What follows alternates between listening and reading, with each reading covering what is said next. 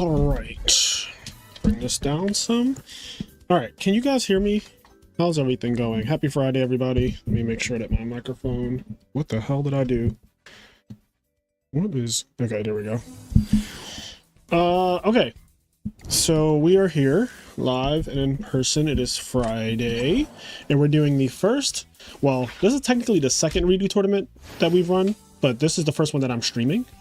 So REDU is September 2012 format.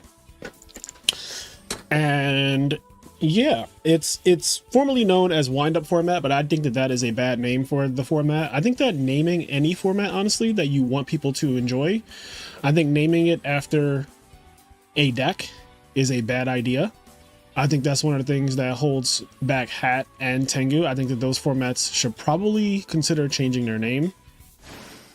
Because I think it's misleading. I think it's misleading to name a format after a deck. For example, GOAT format doesn't actually have... GOATs is not even like a deck really in GOAT format anymore. Right? So calling it GOAT format is kind of silly. It's kind of like calling... If we were to call Edison, thank God we don't. But imagine if Edison was called Quick Draw format, right? Like, that'd be pretty stupid, right? Because like, it's definitely not Quick Draw format. So yeah, but how's everybody feeling tonight? We have $100 prize. We have $100 prize tonight. First, second, and third, we'll split that up. So first we'll get $50, second we'll get 30, third we'll get 20. And this tournament is free to play for everyone in our Discord server. So I think we have like, I think it's 15 people playing tonight. Let me just refresh. 16 people playing tonight. 16 people playing tonight, and it is double elimination. So 16 of your finest duelists. But yeah, I want to help out Pudding and Marcus with launching REDU format and popularizing it a little bit. If I can use my platform to help, I obviously don't mind. And also if my community wants to do these types of tournaments, I don't mind. We've played a lot of Edison in these last couple years, and I think that there's always room to, you know, try out other formats. So I'm not that familiar with this format, which means that I am not the best at commentating it, although I'm sure I played it because I was playing in 2012. And I wouldn't even be surprised if I topped an event during this time. I just don't remember. But Windups is a deck, and Dark World's a deck, and Insectors, and Chaos Dragons, and Hero Beat, and Bubble Beat, and Karakuri Gear Gia, and all these other things. There's a lot of different decks. Marcus, what's up? Thanks for the entertainment this morning. You and the True Hero are always a nice little show. I love when you two put on the show. Y'all like Tom and Jerry. Marcus and the True Hero are like Tom and Jerry. Any idea when the next REDU will be? Is it weekly or regular? It's honestly at my own discretion. Like it's not a schedule, like a set schedule.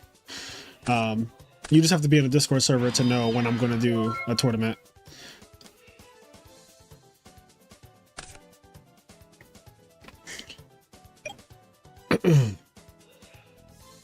What does Wind Up Rabbit say? Someone's asking when it returns to the field, is it a special summon? I don't think it is, because it would say it. It's not. It's not a special summon. Like Drill Warrior says it. Ooh, Max C on the tour guide effect. Oh, this is a wind-up mirror match.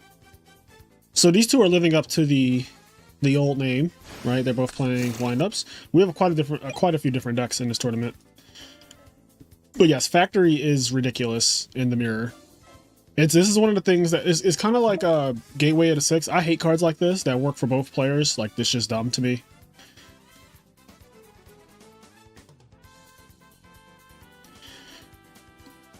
If only Wind Up Rabbit said special summon.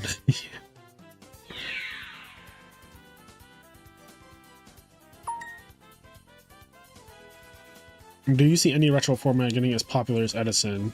I don't know. That's not really for me to answer. Like that's not like a question that a person can ever answer. I don't know. You're asking me, do I know the future? And like I don't.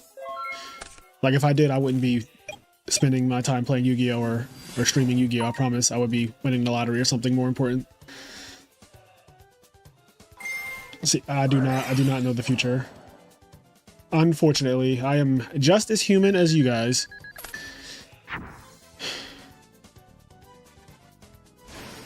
Okay, so tries to compulse. He has Solemn. Solemn's at 1, I think. But like MST is at 3. Yeah.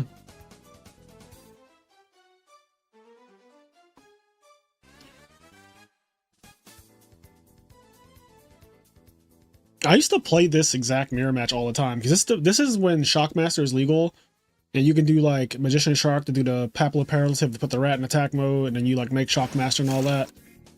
I vaguely remember this combo.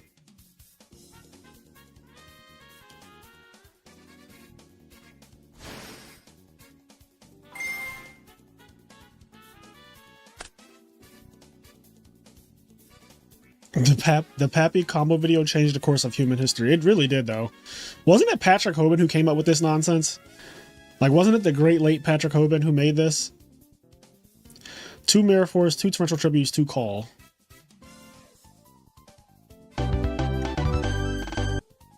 I will say, I also love the way... Oh, okay, Dom. I'm assuming Dom is having internet issues. Or whatever. He's always doing something. Okay, Ronak is playing Frogs. And he has the Dark World Monster Field. Did he steal this? It looks like he stole it with Econ, maybe. People are just dropping, like, what's happening? People are just losing. Yeah, I think Patrick knew the combo and told everyone. Also, is Ronak playing Frogs? Did I just see a Treeborn Frog in redo format? Like, what's happening? Let me check the bracket. Who else is playing? We got OG in this tournament. We got Luke Feeney. Luke Feeney making a rare appearance. We got Hydro Pump. We got Ricky. This is Ricky's first IMNerd tournament. Yeah, there's Tom Watabiki, GYBU. Some of these people I don't know, so.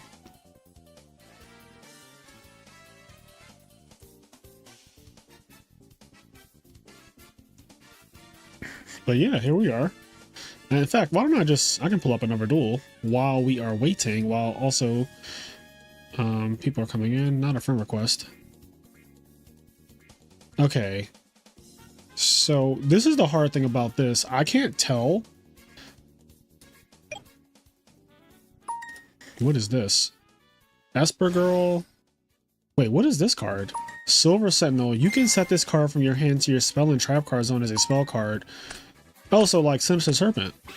During the end phase of the turn, this card, set card in your spell trap card zone was destroyed by an opponent's card effect since the grave. Target one card your opponent controls. Special summon this card from the grave. Oh, wow. So it's like the original Moral Tech. That's interesting. Yeah, this is the OG artifact. This is like the basis for all artifacts that came out years later. Okay, wait, they started again. Hold on. I'm going to mute this one. I'm going to go back to Ronak's duel because I want to see if Ronak cooked up frogs. I do want to see, like, what he cooked.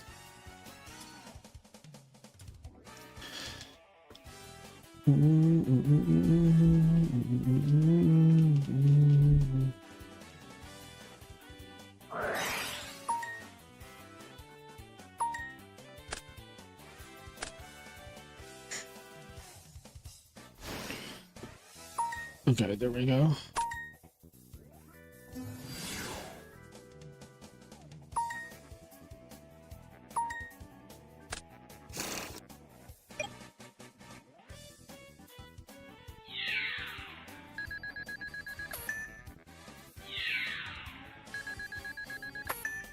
Okay, I'm here with you now. So Ronak is somehow playing Hero Frogs in redo format. I love this guy. Always innovating. Dark World Dealings. Also, Rodent Toad in this card is broken. I don't know if it's broken in this format, but I know it's broken in general. Discard Grapha. Oh, bruh. My God. Oh my God. Oh my God. Bruh. Oh no, not Silva. Not Silva's real effect too. Chainlink 1 Grapha, Chainlink 2 Silva. Silva comes out, makes him put back. It says if this card is discarded from your hand to your graveyard by an opponent's card effect, your opponent places exactly 2 cards from their hand on the bottom of their deck in any order. Yeah, Ronak really is. He's the greatest showman. I feel like every time he's in one of my tournaments, I should just feature him because his duels, win or lose, are just the absolute most entertaining you will ever see. Like, he is just the goat of entertaining. So now this guy has to put back 2 cards. So this Dark World Dealings was some number of minuses. I don't know exactly what the math is. Y'all can work it out. But he loses 2 cards. He loses 2 cards.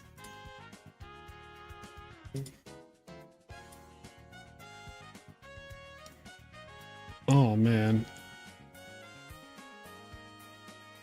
He always has the most unexpected at the most opportune time. Yeah, he really does. Playing against him is no different either. Have you ever played against him? Because I have a couple times. It is not pleasant. It feels like you are under the weight. Oh, this is risky. Yo, what if he compulsed back to Silva? Bro, what if he compulsed back to Silva? What if he compulsed back to Silva?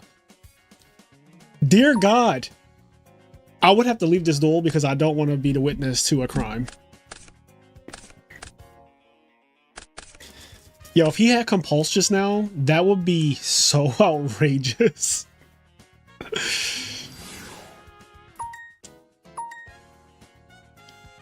It feels like you were part of the act. Yes, Brandon, that's exactly right. When you're playing against Ronak, it feels like you're a part of the act.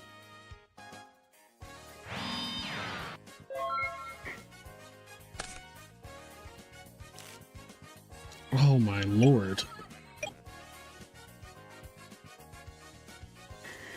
And gold pops 2 cards, right? Like if you summon gold off of your opponent's card, it pops 2.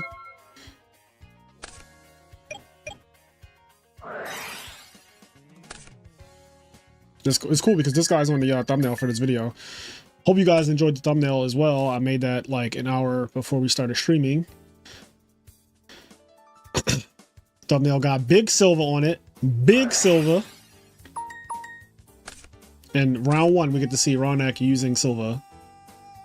He beat me with Magic Cylinder and Frog, so unfortunately, I've just been on the wrong end of this act. Oh, was that you at the RBET where he taught with Burn Frog's Feng Shui? I watched that duel where he beat somebody with Magic Cylinder. I remember. I didn't know it was you that he was playing against, but I do remember that. Trans Archfiend. Once per turn, you can discard 1 Fiend, and if you do, discard against 5% attack. When this card you control is destroyed into the graveyard, you can target one of your banished dark monsters. Oh, wow. Oh, wow. When this card you control is destroyed and sent to the grave, you can target one of your banished dark monsters. This would be pretty decent in Value Turbo.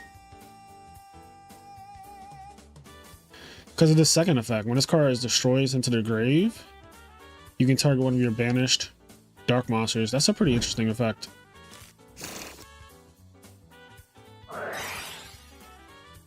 Well, he's got the gates, he's got Grapha. Grapha's big. He added the Disguise attack, but I feel like, you know, this guy's also 3,000 now, but whatever. I also think that editing attack it's honestly not worth it. Because, like, for example, if you have a Tragodia, are you going to edit it up and down every single time it changes? And then it looks shady if you only edit it when a monster's attack goes up, but you don't edit it when it goes down. Like, if your Tragodia is at 1,800, you know, if it goes down to 1,200 and you don't edit it, it's kind of like, it looks a little shady if you keep it at 1,800. Personally, I don't really care for editing attack. Like, I think it's okay for a Gorz token, something that's static and will not change. But like in most cases, I also feel like when you play the real game of Yu-Gi-Oh, like not the simulation, which is DB, when you play the real game, cards don't fucking have stats on them, right? Like Tragodia doesn't come with stats on the card, neither does a Gorz token. You just have to know.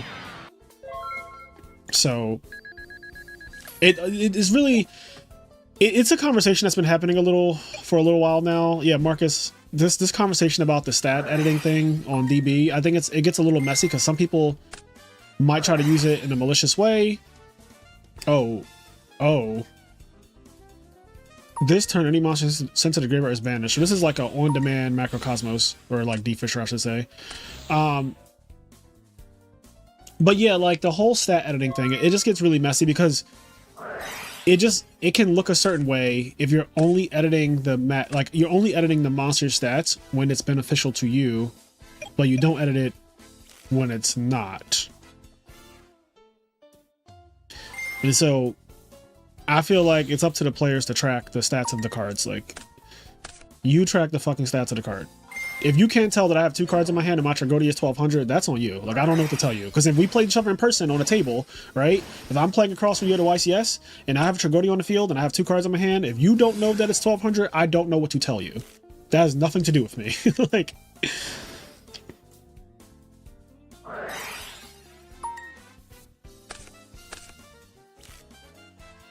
in rant.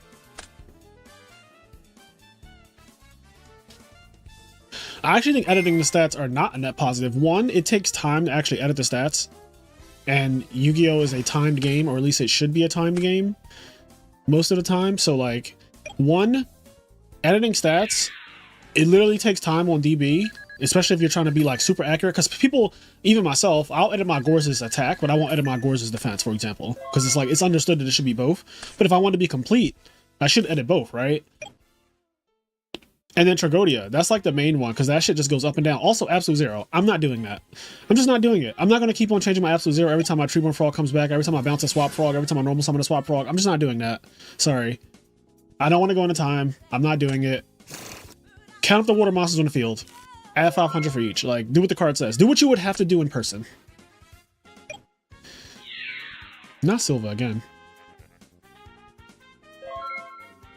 Shit, he has multiple.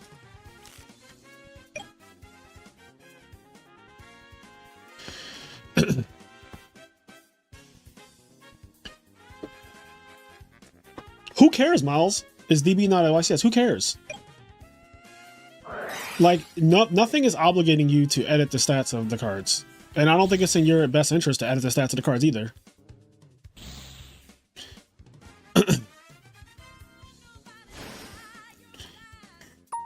Like, you're not obligated to do it. You literally don't have to do it.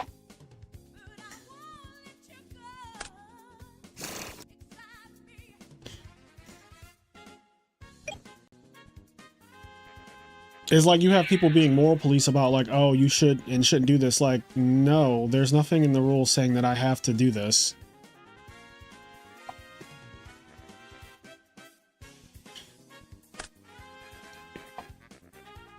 Absolute Zero casually matching graphic stats.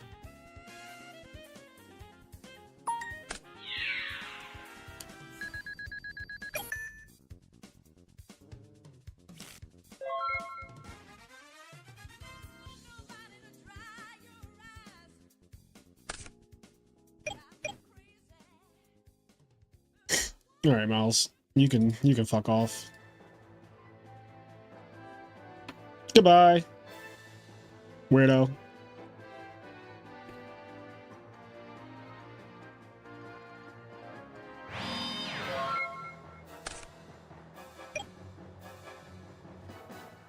Shadow Realm. Goodbye, vanished. Put him in a Yu-Gi-Oh card like Pegasus. I just hate the moral police.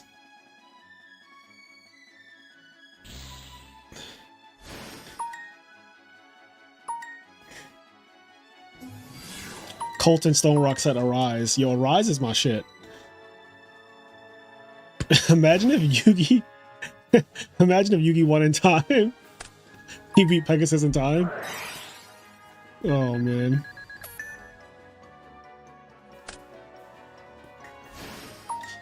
Is this game Nani?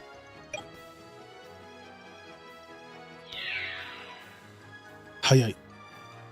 Yep, that looks like his game.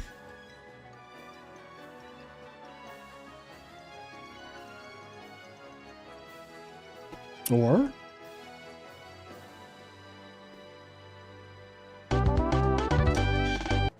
all right, let's see, is this duel still going on, or is dueling book is going to be weird, isn't it?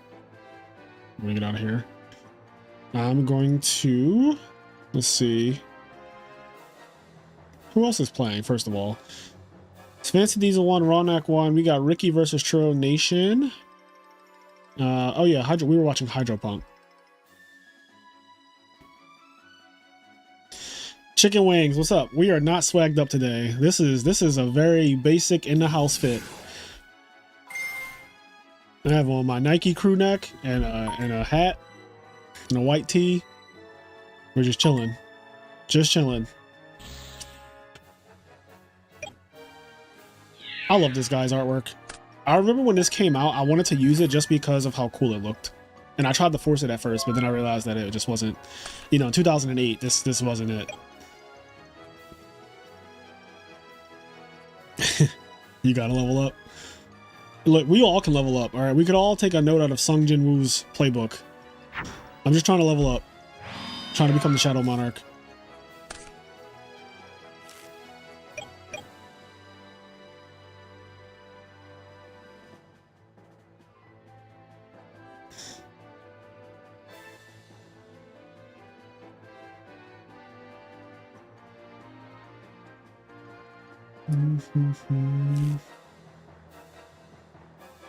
No, that's the wrong thing. Huh.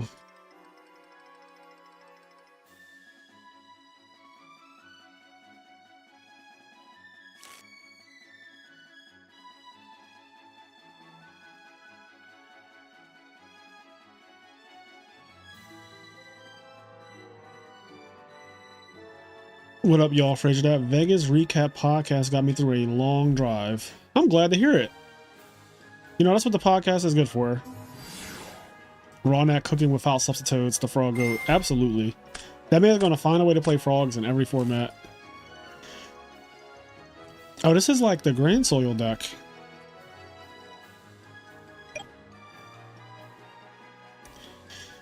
Crazy, right, Silent Bandit? But I think people were voting because that's what they also kind of wanted to watch. Like, you didn't have to vote based on what you wanted to play in. Some people would just enjoy watching a certain format be played, and that could be the reason why they voted that way. Which I totally understand. Because, like, right now, for example, if you said vote on a format and it was like Goat, Tangra, Edison, I would definitely not vote for Goats, even though I wouldn't play neither of them right now. But I would just be like, I'm not voting for... I would vote for anything but Goats because I don't want to watch Goats.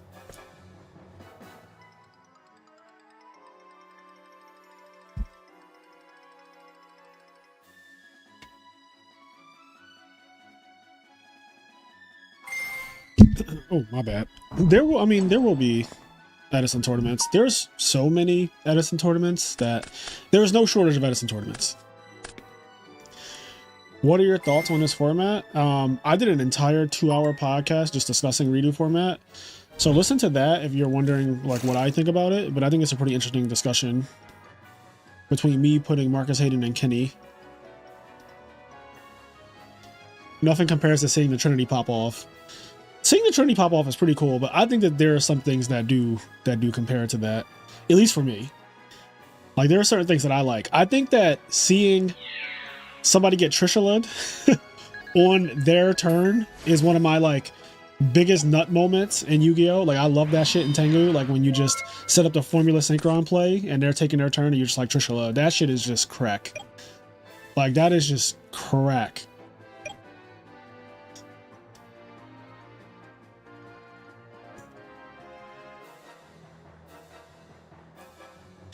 Is Hero Frog still viable this format, or is it Frogs or Bust? You could absolutely still play Hero Frog. You can still play all the Frog decks are still playable. All the Frog decks are still playable. There isn't... No decks became unplayable. Surprise, surprise, surprise. Like, all the decks are still playable. The last couple tournaments that we've had, there have been several different decks in Top Cut. Edison is... If you're worried about diversity, Edison is still just as diverse as ever. So if you don't want to play a deck that's like super OTK glass cannon, and you value having like actual trap cards, you value Absolute Zero and stuff like that, then by all means play Hero Frogs.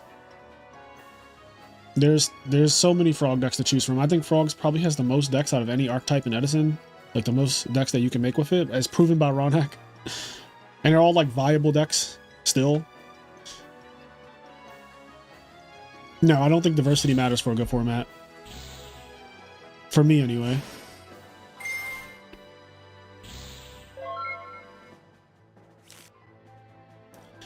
He wasn't talking about REDU Wolf. He was talking about for Edison. Because I don't think you could play Forgs in REDU, so he could not have been talking about this. Yeah, diversity can make a format more fun for a lot of people because just having options. But it can also be a competitive nightmare if you can't actually side for everything, and there's just too many decks, and then you end up in these weird, like, elaborate rock, paper, scissors formats. I do not find those formats pleasant. I agree with what Fancy Diesel said. I think diversity is important for longevity, because if a format only has a few decks, then there's likely that people will not want to play it. But then we say that, and then you have a format like fucking GOAT format that really just has like 3 decks in it.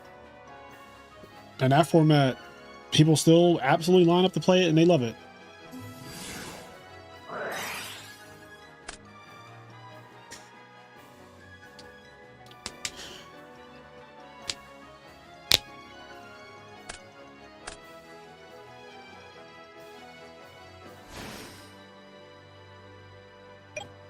But yeah, I don't think you need diversity for a format to be good. And it's probably not even true that you need diversity for a format to last a long time, just basing it on like other games. Because like God knows, Smash Melee has been the fucking... the top tiers have been the top tiers for 20 years. Fox Falco, Marth Sheik, Peach, Puff. It's like, it's been the same thing. And the people who love it, they love it. So I kind of feel like it's akin to GOAT format, where like the people who like playing Chaos Turbo and Warriors and Burn and Stein Gate thing, like those couple decks that they have in GOAT format, they play that format, they love it. Like they just keep playing it. Whereas formats like Edison have like over 20 decks or whatever. Like I think Edison has had, if we just look at 2024 alone, I think that well over 20 decks have topped in 2024.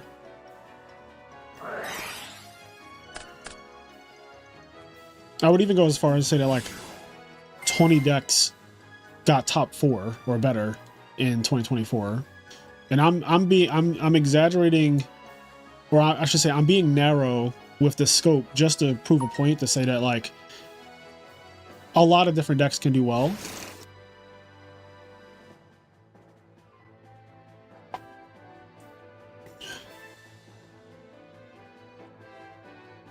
What do you think is the coolest frog deck in Edison? Hero Frogs. Come on, you know what I'm going to say.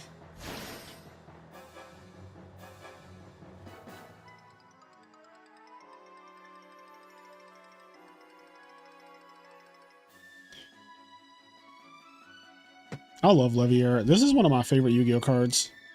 Just because it represents the dawn of the Xyz era. Like, this is the beginning of that era, and this card is so broken, and it stays broken for so goddamn long. Like, Levier, the Sea Dragon, is one of the most OD cards they've ever printed. When you consider the context of, like, when it came out in 2011, and how long it stays a problem. I remember people wanted this card banned. I think I was one of them. They're just too good.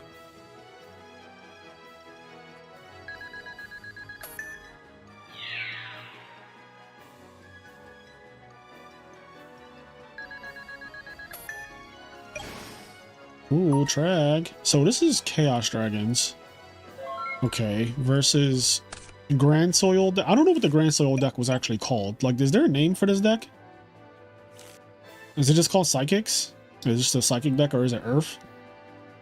Like Earth Control or something? Is there a name for this?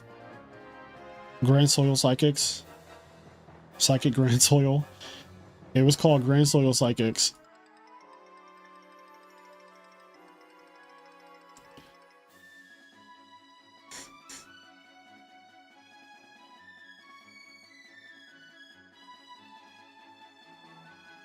I do agree with part of that, Fancy Diesel, that like GOATs being the first retro format, trying to get a new player to try a format where only 1 to 3 decks are viable is a tough sell. Cause like you couldn't get me to play Dragon Ruler format, like with the babies and spell books at full power. You could not get me to play that competitively for like more than 1 tournament. Like I'd be like, all right, that was fun, and I'd be done with that. Like I wouldn't want to be like, let me play this for years. You know what I mean? Like, I'm not about to play baby Dragon Ruler format for years. Nor do I think anyone else would want to. Like a community of people, like a large community of people. There's always a pocket of people who are willing to do anything. No, there's masochists.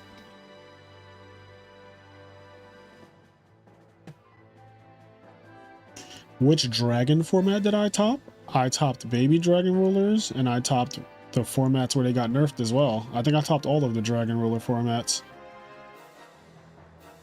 Yeah, how come people aren't talking about Shaddoll BA format? Like, I feel like that was one of the pinnacles of Yu-Gi-Oh! As well.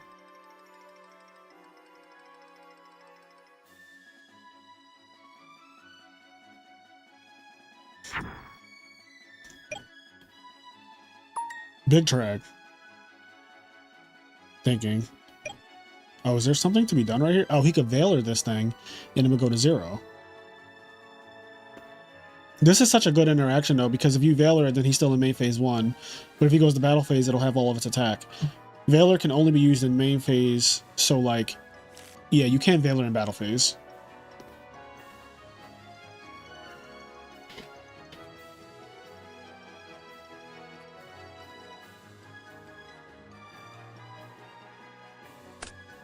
Yep, he has the Veiler. So now they're back in main phase, and now Hydro can do other things if he so chooses. But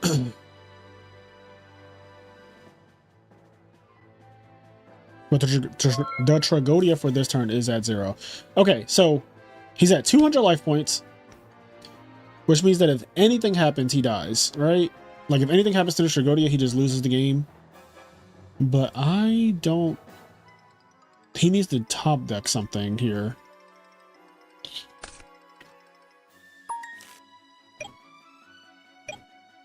I don't know what the cards that he could top deck here to, like, out this 3000 Tragodia. He does have a Leviair effect, but, like, it just brings back this thing. I don't think this thing does anything either. Quick question, if I'm interested in coaching, should I just message you on Discord? Yeah, you can message me on Discord, but I warn you, if I'm coaching, it's expensive. Gaga Cowboy, is that card legal? Yeah, I don't know if Cowboy's legal yet. I don't think it is, though. I feel like Cowboy's like a 2014 card. Yeah, Cowboy is not legal. Yeah. Alright, wall up. Tragodia gets even bigger this turn. Now, this is a card that he didn't put on the field. He didn't set it. He didn't do anything with it. So this could be another Veiler, but, like, you know, the last one didn't do anything, so... He said it's all good. I just got my tax return. Cowboy is an Abyss Rising. Next set after this. Oh, so Cowboy is literally the set right after this. So Cowboy is technically also 2012. It's just not redo format. Because redo format does not include Abyss Rising, where Megalo and the Mermails and stuff come out. What deck would you play in this format? I would probably play all of them until I figure out what deck I like. I'll recommend that to everyone. That's how I started Edison. Like, when I first started playing Edison, I played every deck. I played Norlaris. I played Fairies, like pure Fairies. I played Diva Hero. Diva Hero was my first deck ever. I played Flamvel. I played Quick Draw. I played Blackwing. I don't think like, for years, I don't think I played Value Turbo. Or at least a year. I didn't play Value Turbo until, like, late. But pretty much every other deck I played. And then eventually, I landed on Frogs after being inspired by Rawnak. And I never looked back. Because I realized the amount of skill expression that I could have with that deck fit my personality, my playstyle of just how I've played Yu-Gi-Oh! Throughout the years. And yeah, Frogs has felt the most like home to me when it comes to Edison format, but I've played everything. Like, if you name a deck, I've probably played it at some point, especially in the beginning, just because I didn't know what I wanted to play. And I went through this weird period of thinking that every deck was the best deck, because back then in Edison format, every deck was winning. There was a time where, like, a zombie deck, you know, zombies would win, and I'd be like, oh my god, zombie must be the best deck. Like, it's so broken. You OTK your opponent on turn 2, you have a goblin zombie and a diva, and, like, you know, the deck was just really, really strong. Yeah, Edison just kept changing. It just kept changing. And then the Blackwing shit happened, and, like, Blackwing just dominated so hard for a while. And I thought that the format was officially, like, Bird-mageddon. But thank God that proved not to be true. Because then Hero Beat and Hero Frogs both just started, like, absolutely shitting on Blackwings for a while, because Absolute Zero is just a pain in the ass for Blackwings to deal with. And so there was, like, a bit of a correction to the format when Hero Beat happened. And then Hero Beat being good also made Frogs even better. So it's like, we went through a nice cyclical period, and Oppression became worse, this format has seen a lot of changes, and a lot of different decks contributed to all the changes.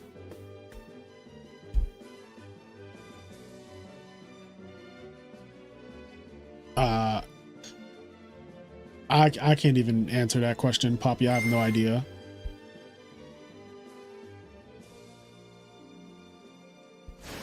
Ooh, Strike Bouncer. This is a card I haven't seen in a while. This card used to be $100 when it came out.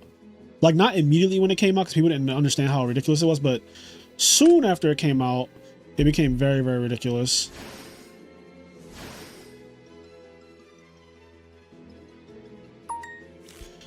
Okay, so he is now using Maxi before he Exceed summons, which, honestly, now he doesn't have to Exceed summon anymore.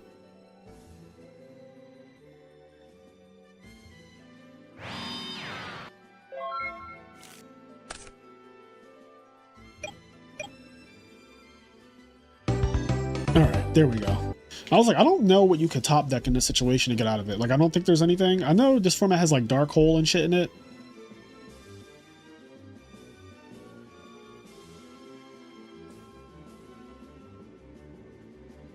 Not Man is iced up. I'm not sure if you said, but what deck did you play during this time? I feel like I played windups. I don't know for sure because it's been so long. But I either played Rabbit or windups, I feel like. I feel like I loved the Popular Paralative combo, so I imagine I just played windups. What deck were you off the quickest when you went through them all? Probably Fairies. As soon as I tried Fairies, and I tested it for a while, I was like, this deck is not good. Like, it's just so many normal summons.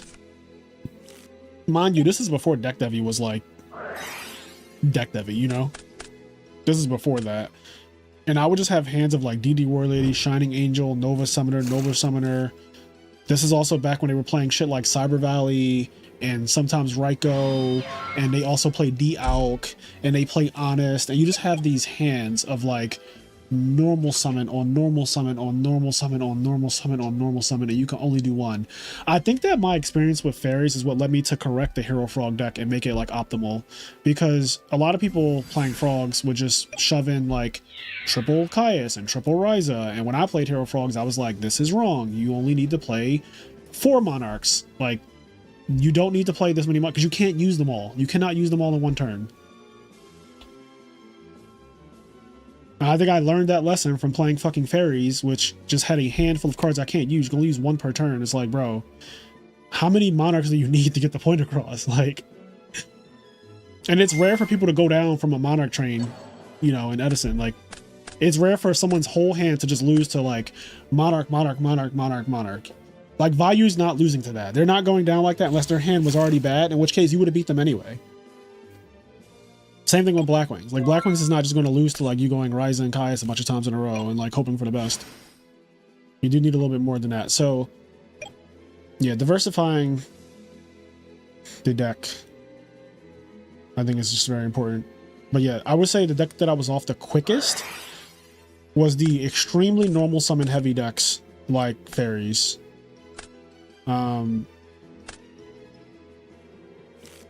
I think I did a very brief stint with Quick Draw as well. Like, I think I got oppressed or something one time, and I was like, absolutely not. Like, fuck this.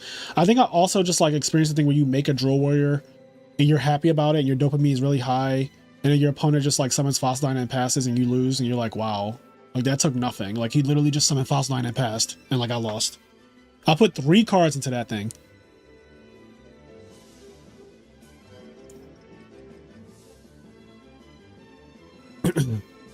Fairies his ass.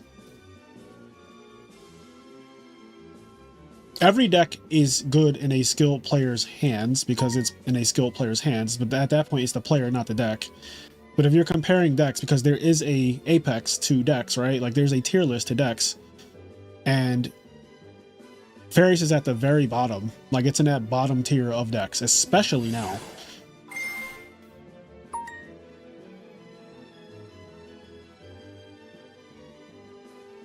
Well, I'm not talking about Pudding Fairies. Pudding Fairies is a different deck. I'm talking about pure Fairies. Putting fairies is a modernized fairy deck. It's the correct way you should be playing fairies, which is just speed. Like, if any deck that can summon Christia turn 1, which is what his deck does, like, it has the propensity to summon Christia very early in the game, turn 1 and turn 2, like, pretty, decently, that is the type of, like, fairy deck that I respect. We're talking about pure fairies, the normal summon heavy fairies. Like, pay attention, you know?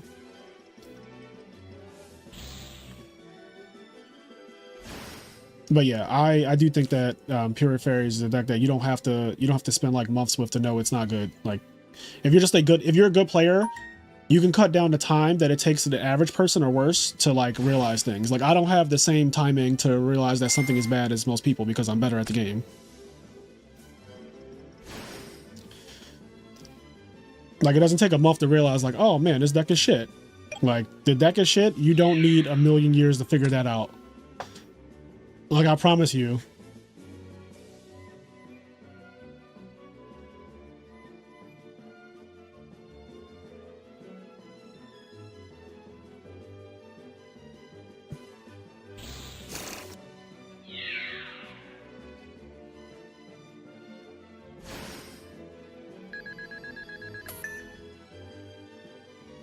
When did the consensus on fairies change? I think that the better players have known that fairies were asked for a while, because if you look at all the good players in the format, none of them play it. Like, look at any of the top players in Edison format, because now we have an established like who the top players are. We have plenty of tournaments to decide who are the top people, who's topped a lot, who's won. Like, it's very clear like who the top players are at this point. And if you notice, they don't fucking play fairies. They just don't.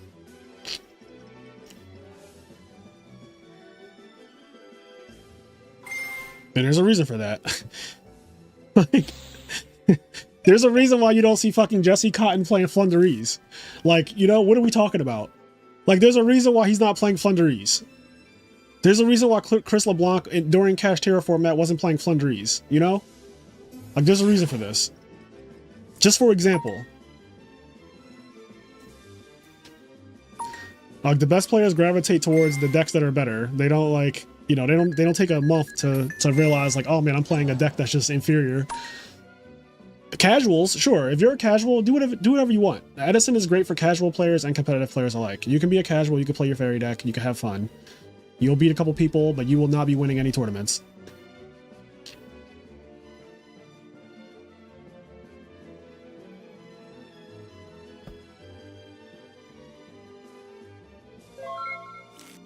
It's like, I like gadgets in Edison. I like it. I know it's bad. It's fucking terrible. Like, gadgets are awful. I like the deck though. Like, I think it's fun to play. Like, if you just want to play like on a Friday night with your friends or something like that, or you have a local that's free to play, like, sure, I'll load up gadgets. Now, would I fly to a YCS and play gadgets? Absolutely fucking not. Absolutely not. No, I would not. Would I book a hotel and book a flight to play gadgets at a YCS? Absolutely not. Absolutely not.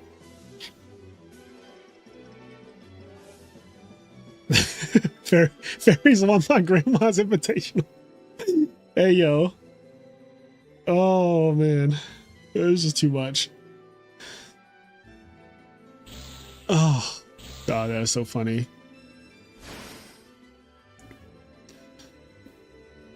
Gadgets actually new best deck with new tech Horn of Heaven. What does Horn of Heaven do to value effect? What does Horn of Heaven do when they go activate value effect?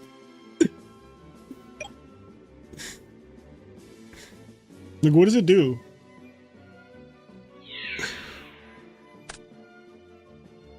Do you remember your whole experience playing SJC Edison? Yeah, I got 34th or 35th place, and I was playing Mocking the Gadgets, and I was playing 45 cards, because back then there was like the idea of, like, it was called Ninth, I think the deck was called like Ninth Gadget or something, because you play non-gadgets, you play 45 cards, 9 times 5 is 45, so the idea is that you'll have roughly one gadget in your hand, right? Fifth gadget, there you go. I knew it was something like that. It's been 15 years. But yeah, the idea is that you have like roughly one gadget in your opening hand, and then obviously if you have one gadget, that leads to all your other gadgets. So, you know. But I got 35th or 34th, and I guess I was 10-2, something like that. So I did pretty good with the deck. It just, my tiebreaker sucked. That was also my first ever feature match. All right, Rawneck is playing GYBU. Let's check on that one. Maybe not. Oh. Saddam is here. Okay, we're gonna watch OG. Ooh. Yeah, deck building obviously was not as good 15 years ago as it is now. I mean, that's just common sense at this point. I would love a podcast recalling your tournament run. I just told it to you. I just gave you my tournament run just now. It was 12 rounds. I played gadgets and I fucking got 35th place. Oh no, I don't know if I would know my list, but I could, for the sake of Master Disaster, I could just make a 45 card gadget deck. Like, that's not a problem. You know what I mean? Like, I could just do that. I don't know my exact list back then because I would not remember a 15-year-old deck, but you know. Well, this is redo format. I don't know how fairies are in redo format. What are the decks to beat this format? I put a bunch of them in the thumbnail. So like Windups, Inzektor, Dark World, Agirgia.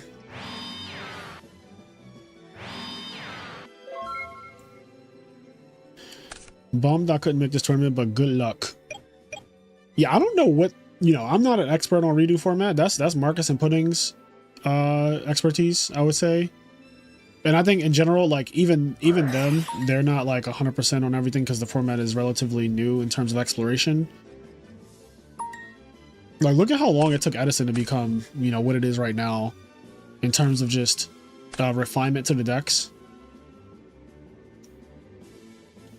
Like, when I came into Edison format, frogs were not considered one of the top decks yet, which is so crazy to think about. And then when they became like known as a deck, it was only really one guy who was carrying frogs for a while. And then look at Edison right now, and like, you can't go to a tournament without getting dupe blocked at some point. You know what I mean? You might get worse than that, but like at the bare minimum, you can't play in a tournament without getting dupe blocked now. It's just come a long way. I say that to say, I think that redo format and all other formats, the longer a large group of people play them, they will change and they will evolve and they will get refined.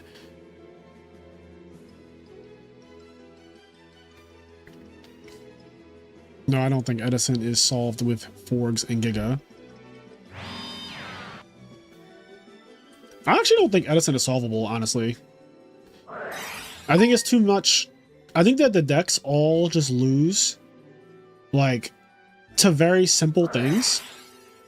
Like, every single deck, they all can just, like, lose fairly easily. So that it makes it hard for one deck to just be like, I'm the king of all decks, and there's no other deck that can defy me. You know what I mean? Like, every deck just has, like, these common bad matchups or bad scenarios that like, they're common. Like, this, if this happens to your broken deck, like, your deck is now fucking destroyed, you know?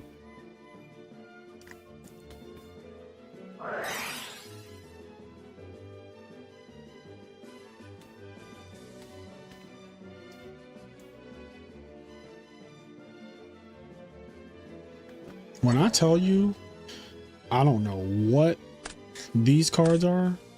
Like, it's funny because I think this is the prize card, or one of the 3 prize cards that I won from winning a YCS, and I don't know what this thing does. So I'm going to read it now. Cannot be special summoned from the deck or grave. Okay. Once per turn, you can send 1 fairy monster from your deck to the grave. Okay. If this card you control is destroyed and sent to your graveyard, so it needs to be destroyed and sent to the grave, so Darken wouldn't trigger it. Special summon 1 Asmo token with stats and 1 Diaz token or Diaz token with stats. The Asmo token cannot be destroyed by card effects. The Diaz token cannot be destroyed by battle. This is entirely too much. This is too much. This is too much. This is like a fucking modern card at this point. You gotta remember what the tokens do. Like, why do the tokens have effects? Fuck all that. Does he die to a D-prison? Can I D-prison this, chat? I guess I can't because he knows. Whoever this player is, Echo Frost, he knows because he fucking has Imperial Iron Wall up. He knows that people like me want to deprison this because they don't want to read it. Putting this and this together is annoying because now I have to read this and I don't want to read it.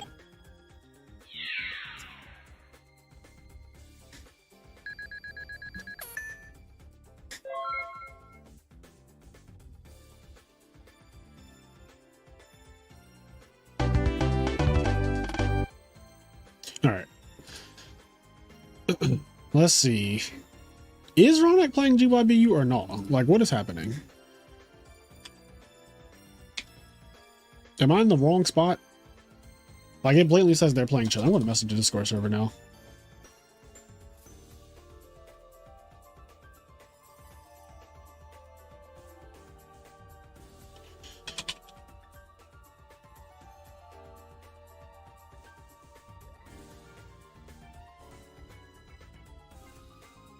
Ah, okay. I can report.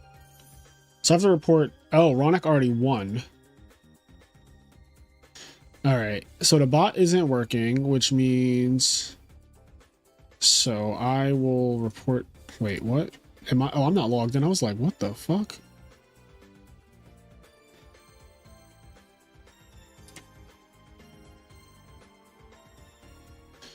Okay. So I know OG just lost this one. They're saying Ronak won this one, or yeah, Ronak won this one, right?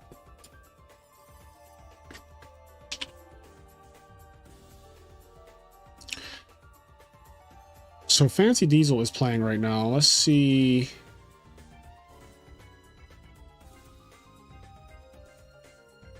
Yep, I got that one. Thanks, Gary. Oh, Luke Feeney's playing. Is Luke Feeney still in winners? He is. And it's a wind-up mirror match, and it's game 0.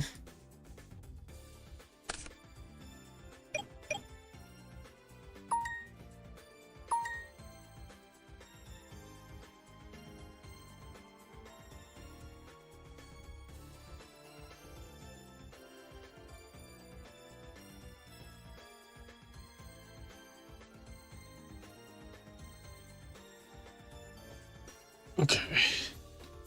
This format makes the field makes the format a hard pass for me. Tim Tempo is crazy important in this format. Which Konami would reprint him?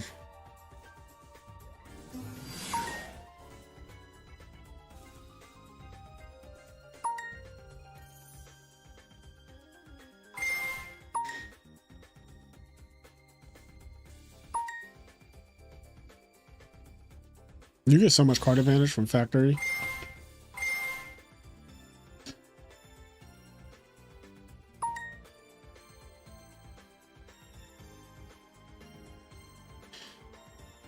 Just so I can play Noble Rabbit again. What the hell is Noble Rabbit? What is that? What is Noble Rabbit? Is that threat?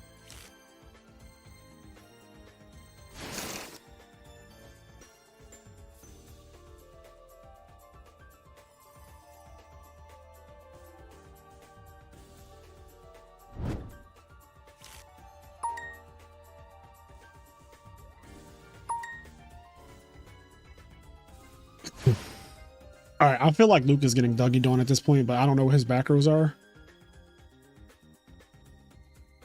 This shit looks chaotic as hell. These situations look extremely hard to navigate. All right, Dad for game 1. I'm gonna move this over here so that way I can just like, I can do this without interrupting you guys. So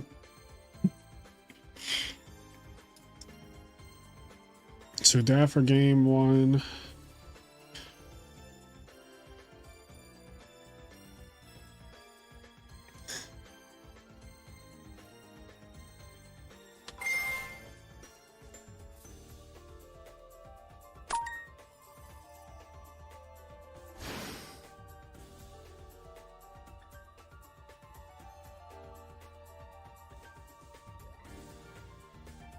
How about I turn the question on y'all? What deck did y'all play during this time? Because like Rescue Rabbit is in this format, Dark Worlds are in this format, and Zectors, Chaos Dragons, Gear Gia, Hero Bee, Bubble Bee. There's a bunch of decks. What did y'all play?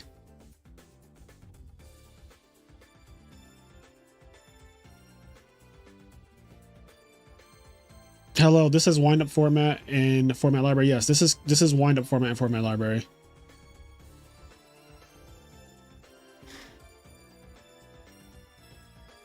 Oh, 6 Sams are in this format too. I forgot about that.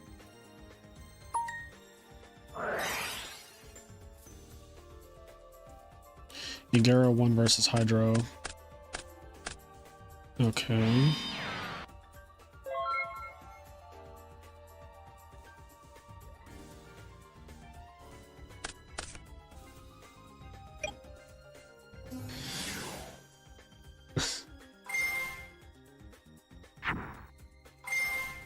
Oy vey. Oy vey. The bot is working again. Whatever. All right. I heard Rabbit is Dino Rabbit a legal deck in this format. Yes, Dino Rabbit is a legal deck, and it probably is a really good deck too.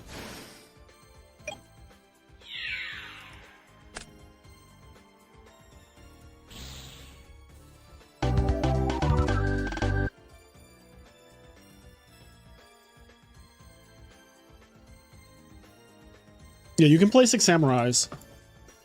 So tonight's tournament does have a $100 prize.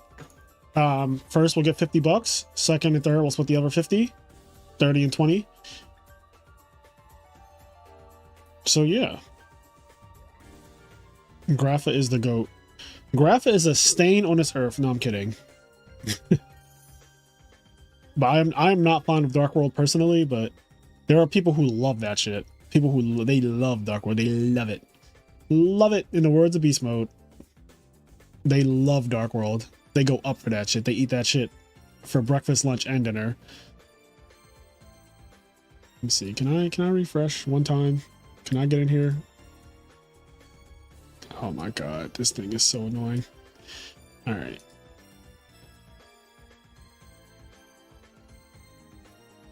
All right, Dueling Book. Let me in. Who can I watch while we wait? Ronak versus Fancy Diesel. I mean, I gotta see what Ronak's cooking. I'm sorry. He's like the protagonist, you know? Even though he's probably about to get Dougie Dome by windups because this opening is broken. Factory plus Rabbit is like a ticking time bomb. You get 2 activations of Factory off of 1 Rabbit, basically. So you can search out Magician Shark, which is so broken. Okay, okay. Caius goes +1. Nice. I cannot believe in 2012 this man is still like, I'm just gonna force my hand. I'm just gonna force these fucking monarchs out here. Oh shit, he's just doing it.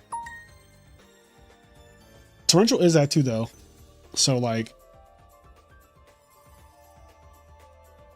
Torrential is at 2. This format does have the Evil Czars, Logi, and Dolka, yes.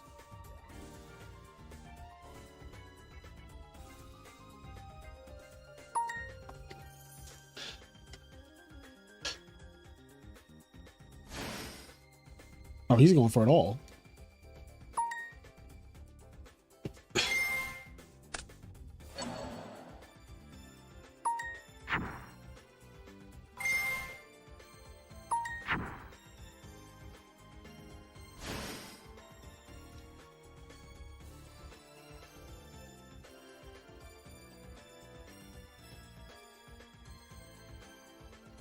He don't got it.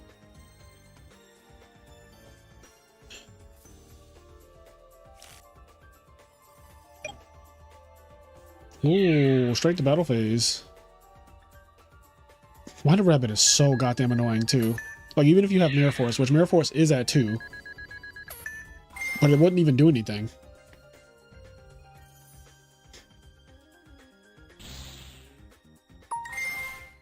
So in battle phase, he's activating Rabbit. This plays around Valor.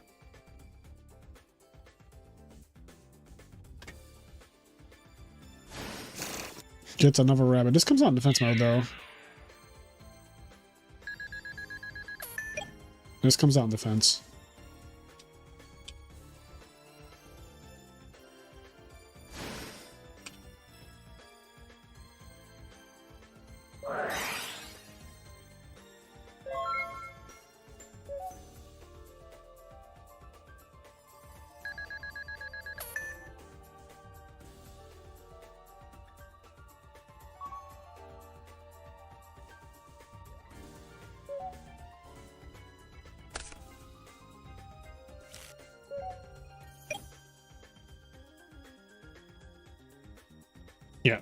I'm just going to give Fancy Diesel a warning for summoning Rabbit and attacking with it. All right.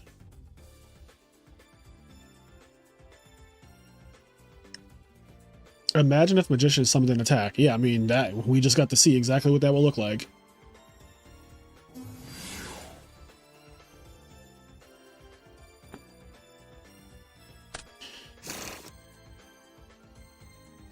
If Magician summoned an attack, Rat would be game. Yes, if Magician summoned an attack, Wind Up Rat would have been banned. Like, on arrival. That shit would have been banned on arrival. Like, what are we doing?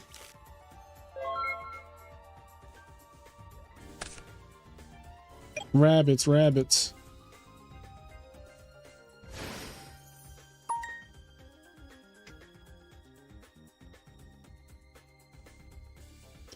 Is this format, is that Rare Earth Psychic stuff? What's Rare Earth? What is that? Is that a card?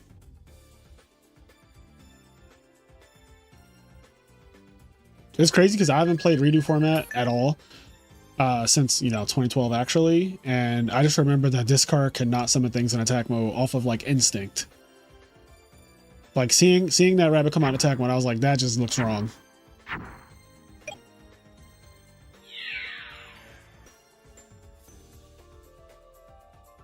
He's doing tricks on it.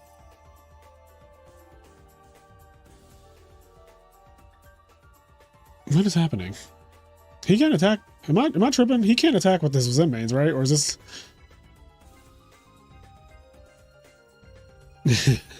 Is this lowered? Is this attack like not 15? All right. Well, this is cool because it like plays in the Mirror Force, but then he gets Rabbit, he gets Zen mains effect, so it kind of works out.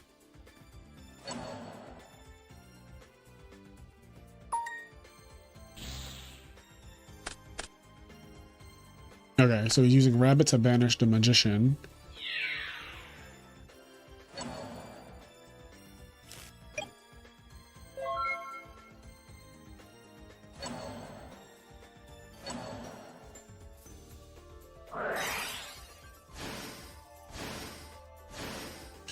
Oh shit, you're a Dupe Frog now, Enraged. I think this is the first one I've seen. How's it going though?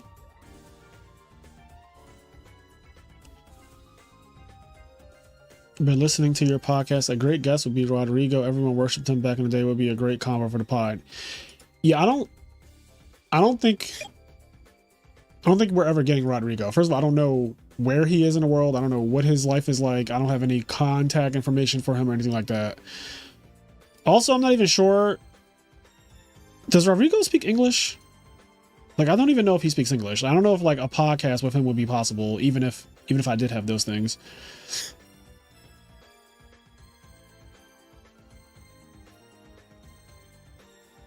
Can you make shark go down or up if you've used it, but it's a new shark?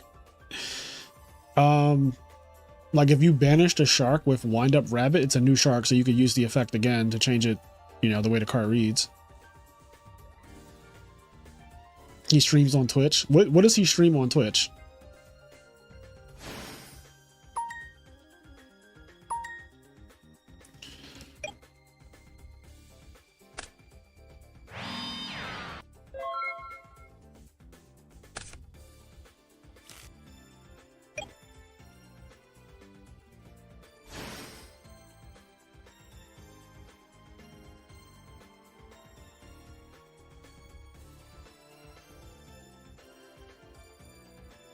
Can this thing put your opponent's cards in attack mode? Once return you attachment material from this card, then target one defensive monster on the field. It can.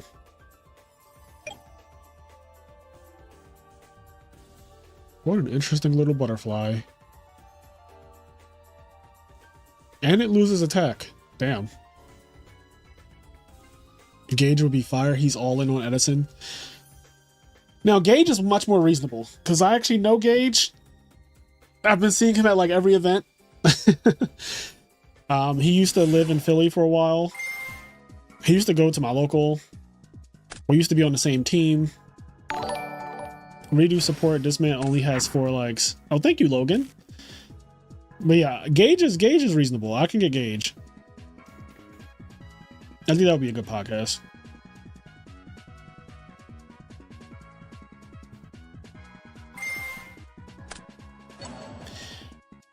I don't know if Rodrigo be a great guess. Like, I don't know if I agree. Because I don't really have, like, in my head, I don't have, like, any specific memories of him or anything interesting to really ask him. Like, he's not on my radar. Like, I've interviewed a lot of people, a lot of the greats, and a lot of the people who I find to be interesting in Yu-Gi-Oh! But, like, no shade. Is nothing about Rodrigo that makes me think, like, oh, I have to interview this guy, or I want to interview this guy. I can't even think of, like, what I would be asking him, honestly. Or talking to him about.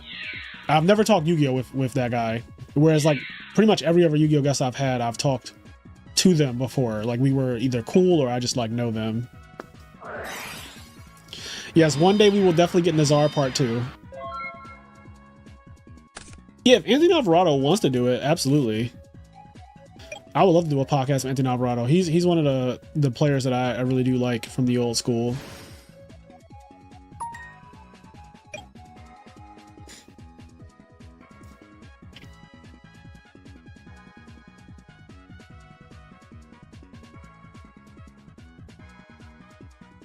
Yeah, so far out of these suggestions though, I like Gage.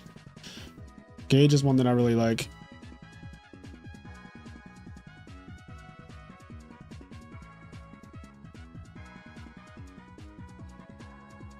No, we haven't started Invincible Season 3. We haven't even started watching it yet.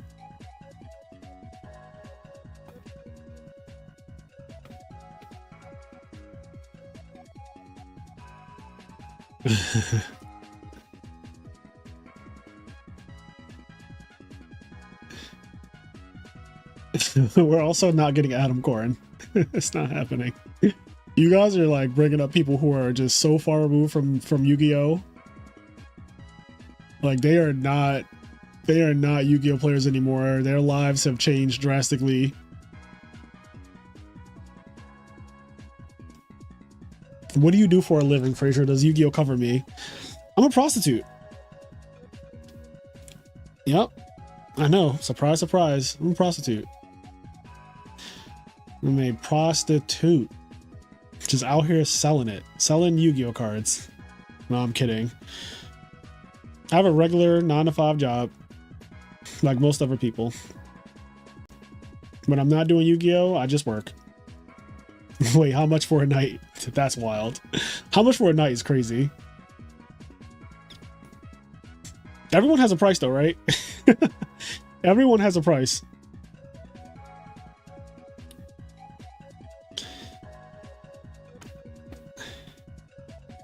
You know, I've been asked about OnlyFans multiple times. I've been asked, like, when am I going to start the OnlyFans? Is that a cassette pendant? It is a cassette pendant, yes. Yeah, you have good eyesight.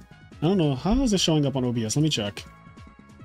You can actually see that from here? From all the way back there? I don't know if this thing is not... Let me put my hand behind it. Isn't it what the content creators do? They put their hand, like, behind it. But yes, it is a cassette player. Or cassette tape, sorry. Cassette tape. This thing is heavy as I'm dropping it on my chest. $50 for the yams and lessons. Not the yams. Who said you getting any yams? Does Yu-Gi-Oh! Cover you? Where do you think we are? Right. There are very few people who Yu-Gi-Oh! Covers, and I am not one of them yet.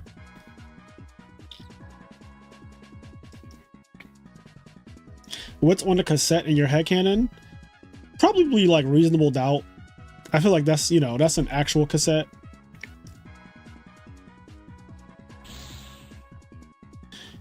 Have you watched 5Ds and Zexal? So, spoiler alert, I have not watched any season of Yu-Gi-Oh! Past GX. And the reason why is because I hated GX and I barely finished that. I don't think I finished it, first of all. I hated GX because I hated Jaden, I hated Heroes. So I never watched anything after that because I was like, all right, Yu-Gi-Oh! The anime is not for me anymore. Like, I like the original seasons. GX just fucking tanked it for me. Like, I hated that kid. I do not like happy-go-lucky protagonists. Like, I fucking hate Naruto. I hate Jaden, Yuki. Any protagonist that's happy-go-lucky, they can fuck off. They can walk off of a cliff and never come back. Like, I hate every protagonist that, like, smiles a lot. I need my protagonist to be like Eren Yeager, Yagami Light, Sung Jinwoo, you know? Like, those are my kind of protagonists. I do not like Jaden Yuki and Naruto and all of those fucking people. I hate them. Jaden is miserable in season 4. I'm not making it to season 4. That's the thing. I'm never making it to season 4. I'm never making it through Get Your Game On fucking happy-go-lucky high school student. I'm never doing that. 3 seasons to get to the part where he's miserable? Fuck that. He needs to come in with trauma immediately.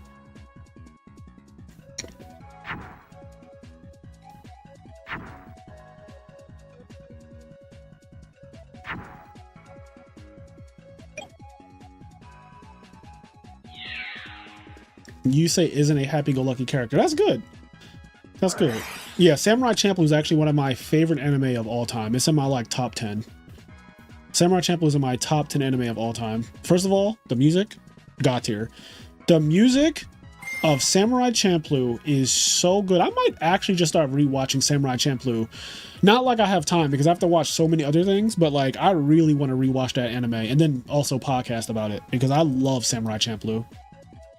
And it's like short and sweet.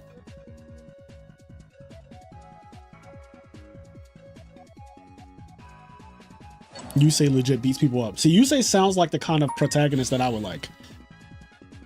Like I said, my favorite anime characters, Sung Jinwoo, Eren Yeager, Yagami Light, Aizen from Bleach. Okay? Those are like my favorites. Those are the kind of characters that I gravitate towards. You know, throwing a little Uchiha Madara, you know? That's what I like. Those are the characters I like. You give me an Eren Yeager, you give me a Yagami Light, you give me a Sung, you know, you give me an Aizen. I'll take a Lelouch v Britannia, you know? Sprinkle on a little Lelouch on the top.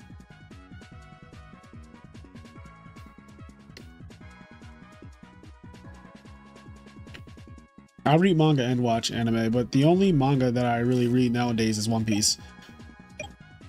I haven't read a manga in a while, besides One Piece. You like the unhinged characters. I don't agree. I don't think that the characters that I like are unhinged at all. I agree with all of them. I think that if I were in their shoes and I had their capabilities, I would be doing the exact same thing that they were doing. That's why I gravitate towards them, because I like what they stand for. I like Eren Yeager, Yagami Light, Sung, like what they stand for, the things that they believe in, their ideals, I agree with them. Maybe you are unhinged. It really depends on what scope you're looking at it from, you know?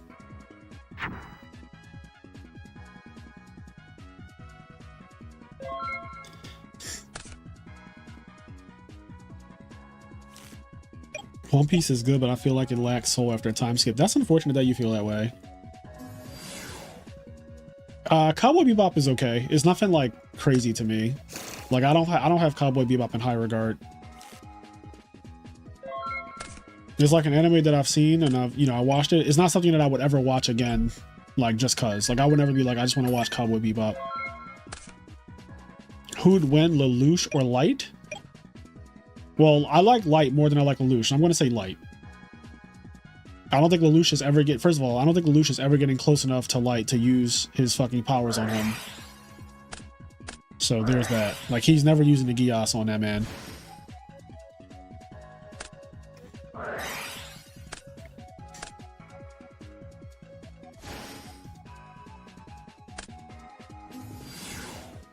Oh shit.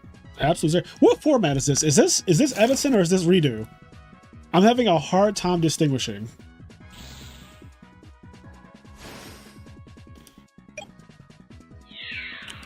Light won't know his name if he doesn't want to know his name, but if Light wants to know his name, he absolutely can get his name. Lest we not forget, Light can just say at any time, I want the eyes, and I now see your name, just like that.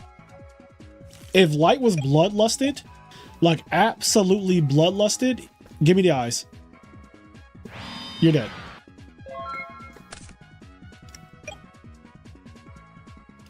Aside from Peter Chang, have you ever been savagely cheated at OICS?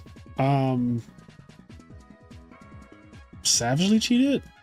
I can't think of a time where I was like Like I was cheated and I knew about it. I assume that most cheating happens covertly, so I wouldn't know. But like savagely makes me think that you mean like the person cheated me and I was fully aware that they cheated me, and then we had like a long argument, and I can't say I remember something like that outside of the Peter Chang incident, which happened at an ARG, not a YCS. So Lelouch is infinitely smarter than Light. I don't agree. Do you have to share the replay? I don't know how to do all that. No, you don't have to share a replay, Dennis. You can ignore that.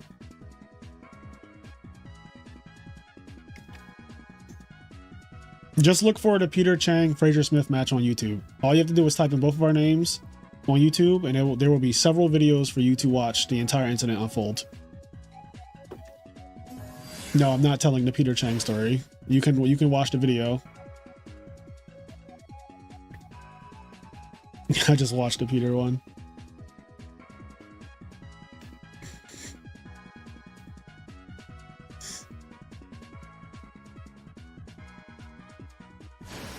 Ooh, Acid Golem of Destruction.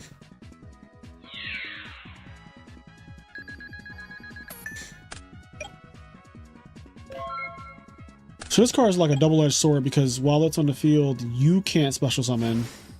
And then when it has no materials, it can't even attack, and you start getting burned for 2,000 every turn. Is that a Monarch? Oh my god, Ronak is him. Ronak is still him. When are we getting a True Hero versus Marcus LOL grudge match? Honestly, that shit needs to happen. I tried to set it up for y'all like months ago, because those two, I feel like those two will never stop until they like duel it out, you know, duel it out for stakes. That would be like a fire YCS finale or something, you know, like the finals of a YCS. If they both made it there, that'd be great.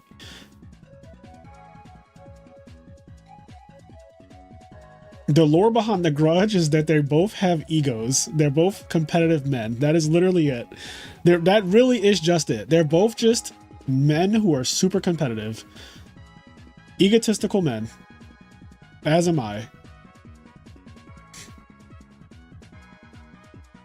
In a competitive space, it really doesn't need to be any more than that, honestly.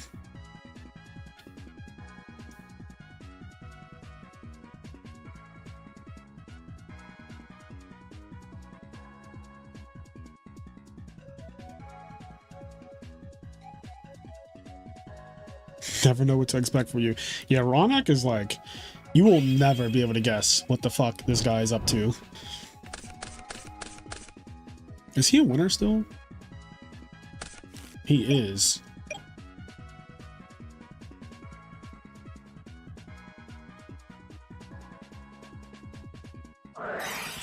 That's not just an Edison thing. That's just a Yu-Gi-Oh thing. Like TCG Master, you can just remove Edison from that sentence and it applies across the game. Like every pro Yu-Gi-Oh player has an ego. I promise you, every single one of us. Every single one of us.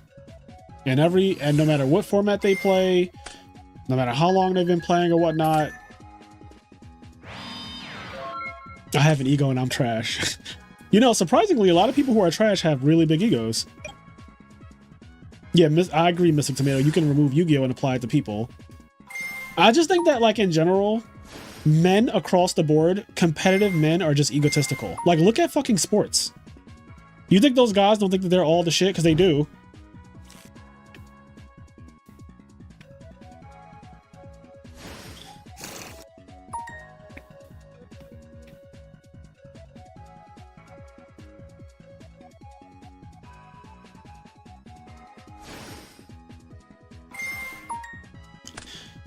Yeah, I truly do believe that people like Kobe Bryant, the reason why they were so great is because of their ego.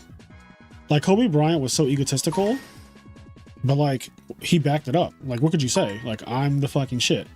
Michael Jordan was also extremely egotistical. And again, what could you say? Like, he's the shit. Like, obviously others, you know, some people can conceal their ego a bit better than, you know, than others, but is there? You just got to know how to find it. But there's an ego in every competitive person. Ego is a good driving force.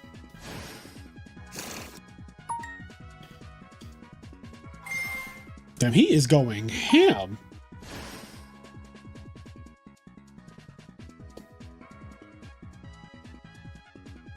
Yeah, I don't think ego is inherently bad either. I don't think it's a bad thing. It doesn't have to be. It can be, but it doesn't have to be.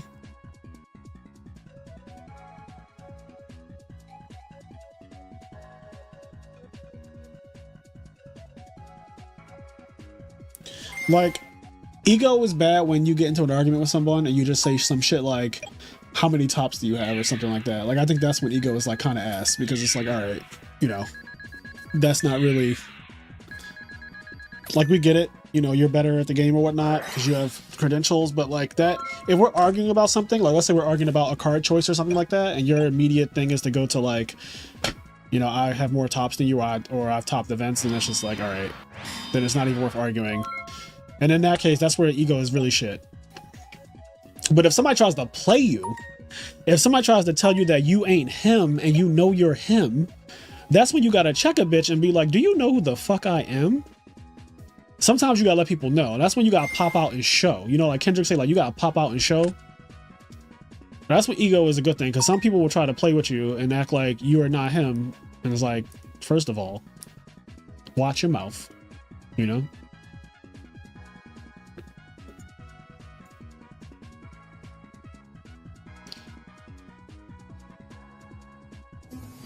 Do you have any plans to interview McCabe? I'm sure you have some crazy stories. Yeah, we do have amazing stories. One day.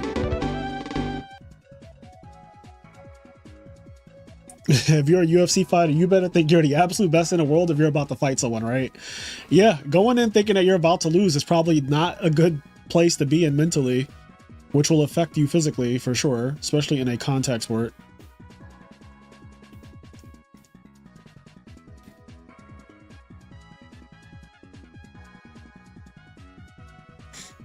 Say Drake.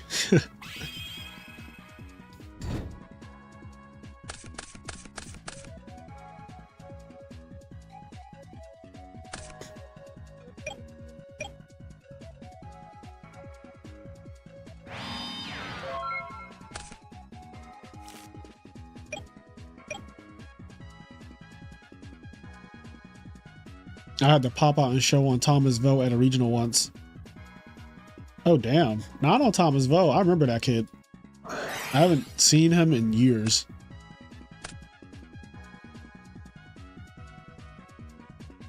Set Mirror Force Pass. That cannot be a good opening, right? Summon Tour Guide. Effect Maxi.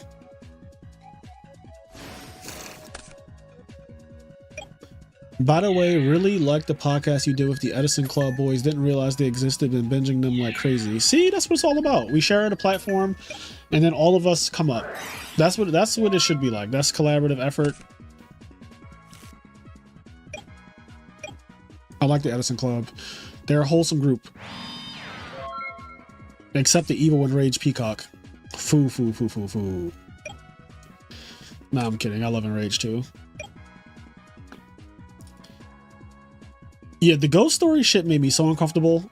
Like, I love creepypastas. I don't know why, but like around Halloween time for the podcast, me and Kenny usually like will look up some creepypastas and just read them and discuss them.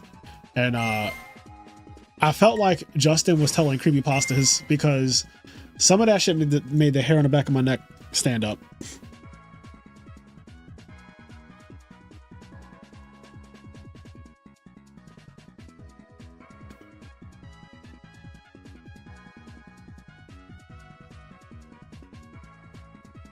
This hand has to be awful for raw neck.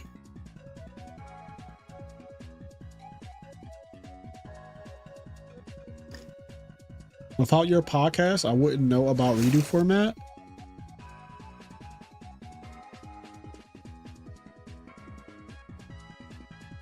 You know, I'm just spreading the word for people who want to try it.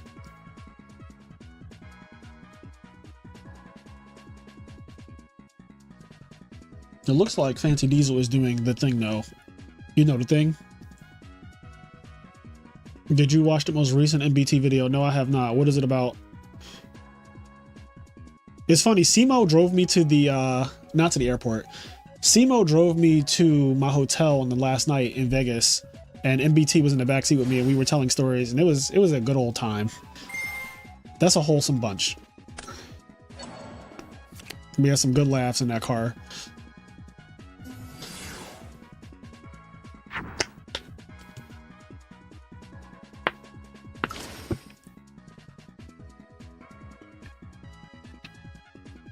He discusses what makes or breaks a potential retro format. I think it'd make a good reaction video. Okay, that's something I can do. I ain't gonna lie, I can't name a single car on the field right now. Damn, beast mode. I know the windups. I actually know all of these cards because I played in this format, and these are the like this deck is popular or was popular or whatever. Ronex cards I know because they're just Edison cards. Ronek is just playing Edison format in every format he plays. Is Luke Feeney really still playing though? Wow, they're really still playing. And it's game 3. And Nippy is overlaying for a guy.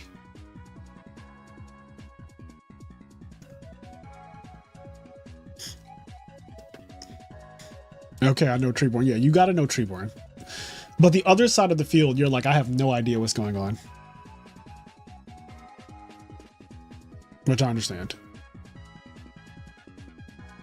Beastmo, when did you stop playing Yu-Gi-Oh?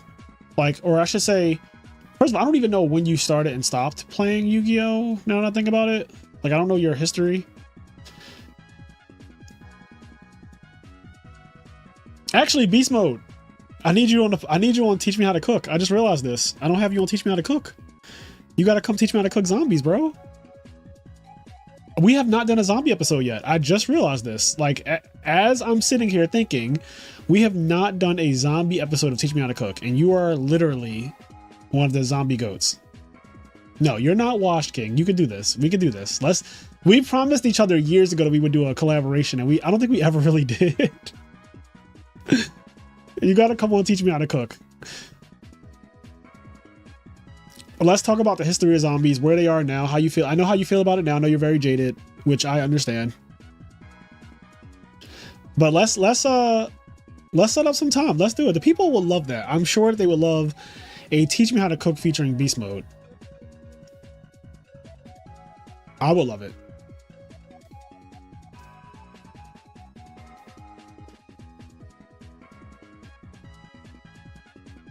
Yeah, Shockmaster is legal in this format.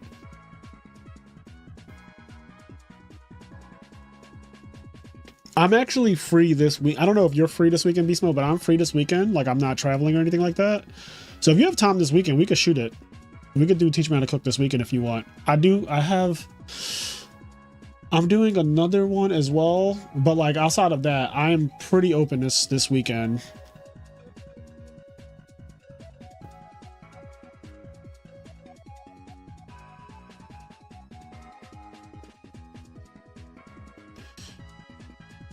But I stopped playing like Tengu and then played one regional with BA, topped of course, then was done. I'll DM you on Discord. Yeah, there we go. Being added.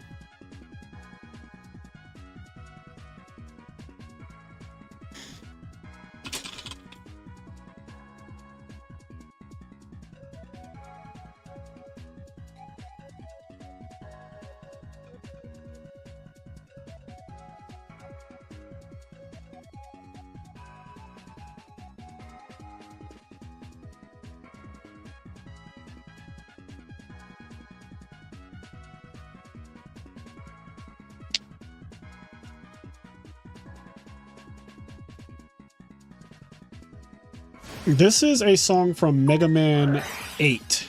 I believe it is, let me check. It's Frostman's theme. I'm actually going to change the song though because it's been on for far too long.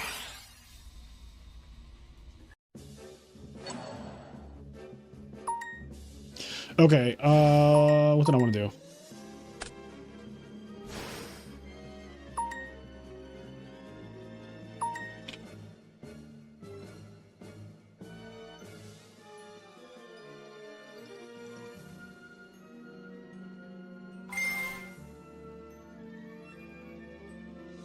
What the fuck?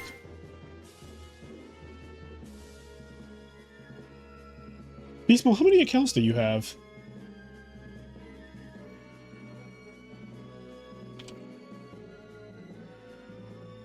Oh, okay, never mind. One is the server. Never mind. Okay. I was about to say, I know. Yeah, that was confusing. It looked like you had 2 accounts, but one is your server and one is you.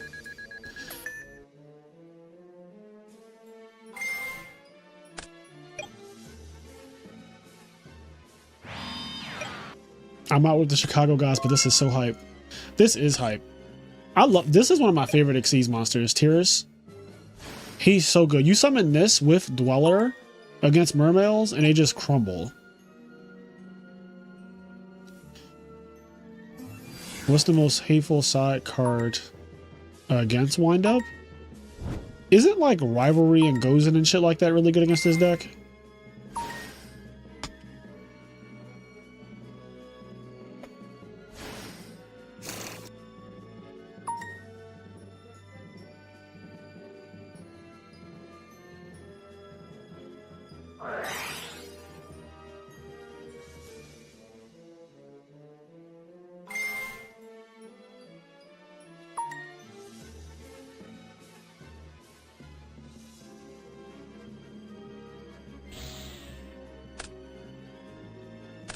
Any Gergia? I'm not sure. There might be some Gergia.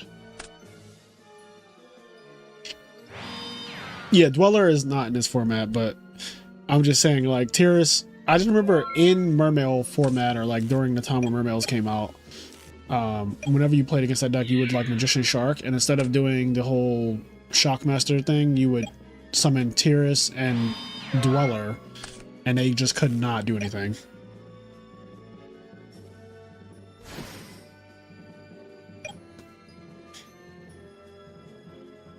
How's gameplay been today? I mean, it's Yu-Gi-Oh! What deck did you play this format? I played Windup, and I then played Mermail after this format, but I played Windups, I'm pretty sure, during this time.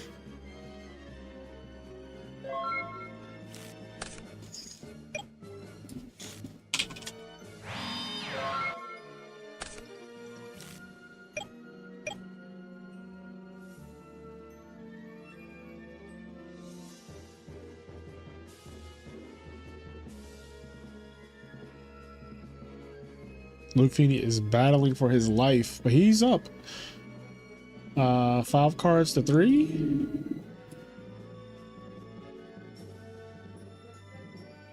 Yeah, I played Mermail when it first came out. Well, kinda. Like, I had the deck, and then I ended up not playing it for the first YCS that I could. But I had the deck like day one. Like, there's a picture on Facebook of me posting like 3 Megalos, 3 Lindies, 3 Sphere, and all that shit, like at the sneak preview. I remember posting that in 2012. Billy baited me with that awful Insector Tomato deck.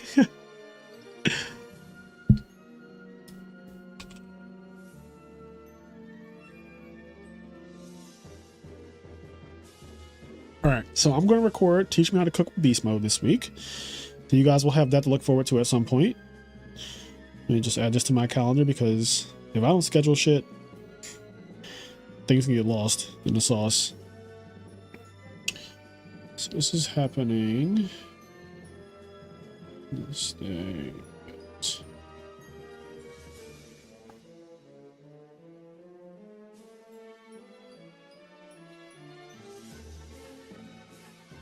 Okay.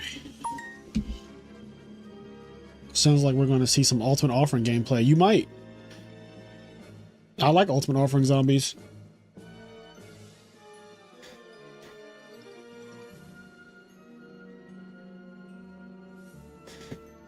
Oh, is he messaging me on here? Whoops.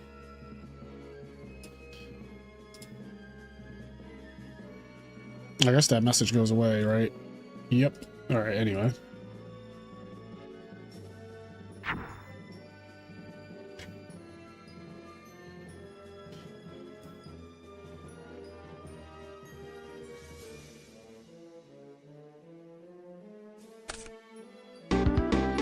So what do you say if that Mirror Force wasn't MST? Dang. Oh, I guess he's talking about failure, GG's. Yeah, just too much advantage. When the wind-up deck gets going, the advantage that it generates, even in a mirror, especially in a mirror, is just too much. All right, well, I know that Fiend is playing wind-ups. Fancy Diesel's playing wind-ups. I don't know what Ricky's playing, but Ricky and Fiend are about to play each other. So, you know, do with that what you will.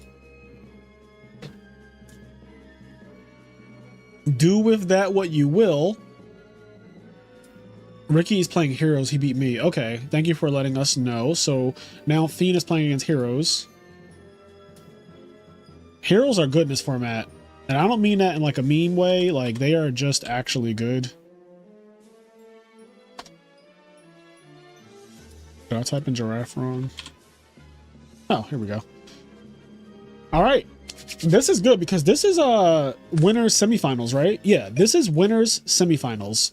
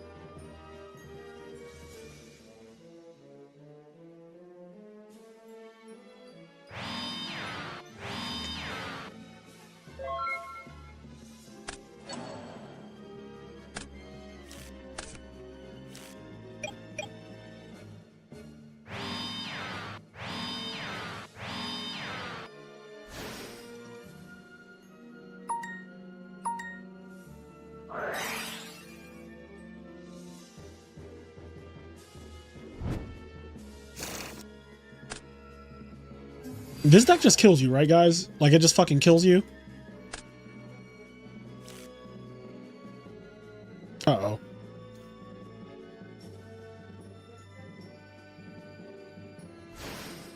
Okay, yeah, it just kills you. I don't remember this deck that fondly, but I remember that part.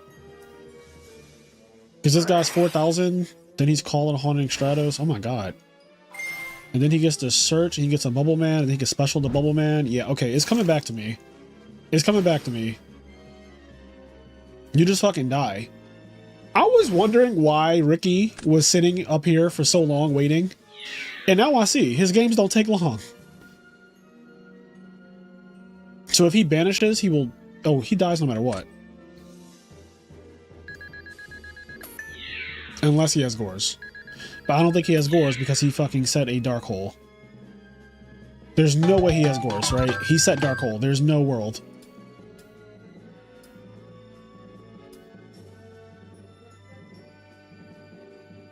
Because if he did have Gores there, I would have to then admit that he's really bad. And Luke is my friend, and I didn't want to have to admit that he's really bad. So I'm glad that he did not have Gores there, because it wouldn't have made any fucking sense.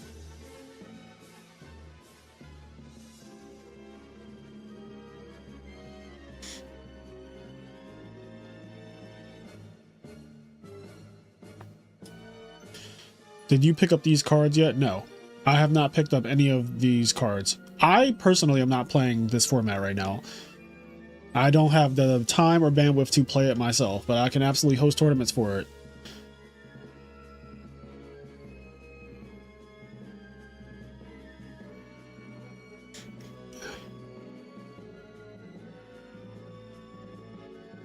Do windups play Gores usually? Seems like it would conflict a lot with Factory. I mean, I wouldn't put it past them. Black Wings play Gores and they play Oppression and Whirlwind, so it's like... Some of these motherfuckers built like Windup Factory. What's up, Dallas? Oh, God.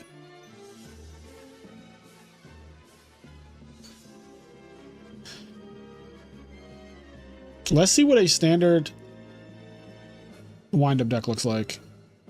Okay. What the fuck is this? Alright, hold on. Let me... Not this thing kicking me out. I was just in here earlier.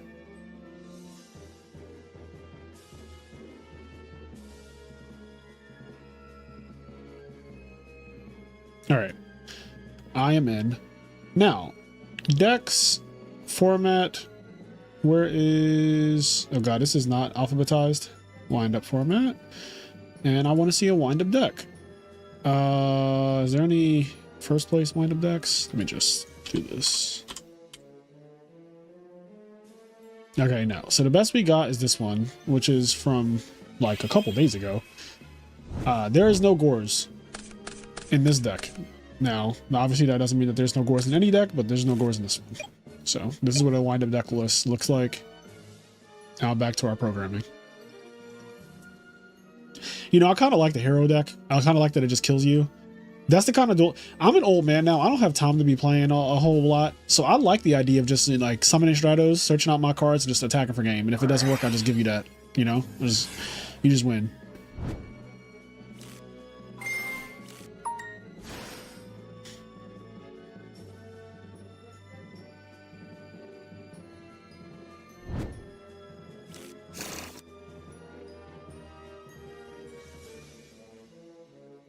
You're forever 21 like me. What's up? What's up, Cordero?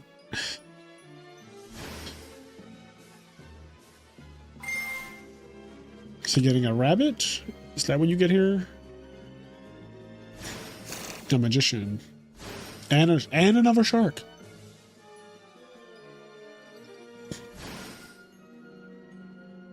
This is a lot.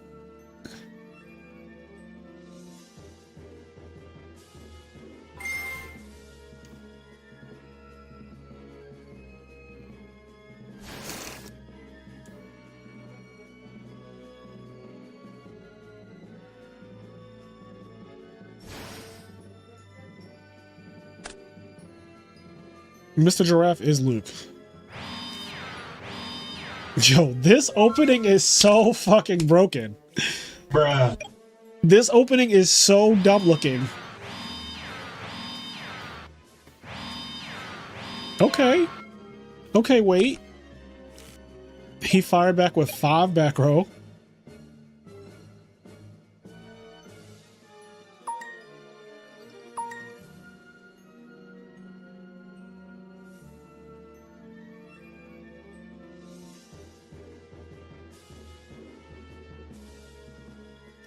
I'm like so tense right now to see where this is going.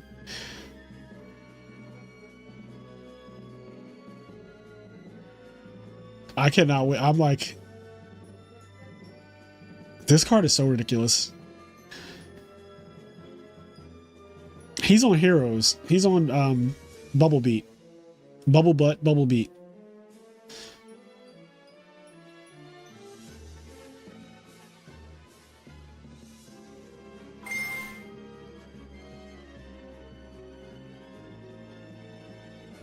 So he's activating effect the shark. Shark to 3. Then factory effect.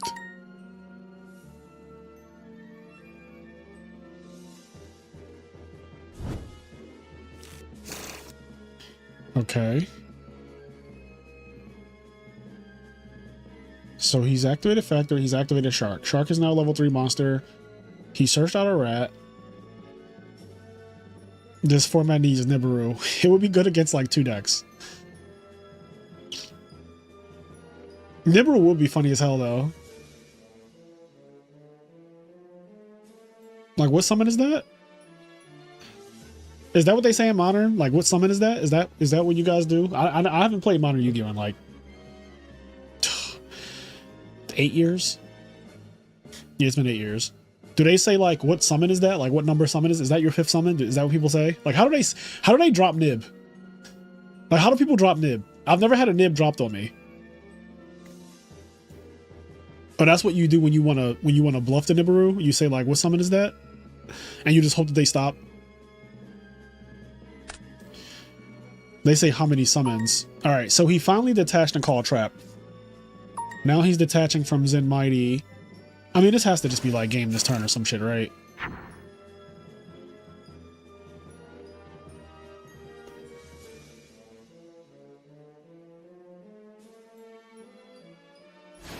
You can't count summons and bluff Nib.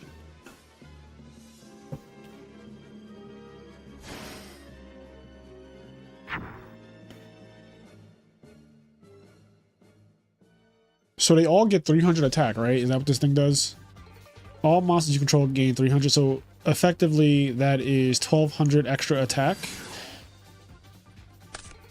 Okay, all right. So that game just now ended on turn 1.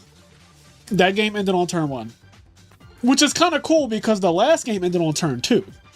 He OTK'd Luke. Luke only went summon rabbit, set dark hole, and he died. So they're just OTKing each other back and forth, which I'm here for it. This is winners semifinals, by the way. The winner of this will play Fancy Diesel, who's on windups. Yeah. So it's either windups versus windups or hero beat or bubble beat, whatever the fuck it's called, against windups. So it's either a mirror match, a wind-up mirror match next in the winners finals, or it's a bubble beat versus wind-up match.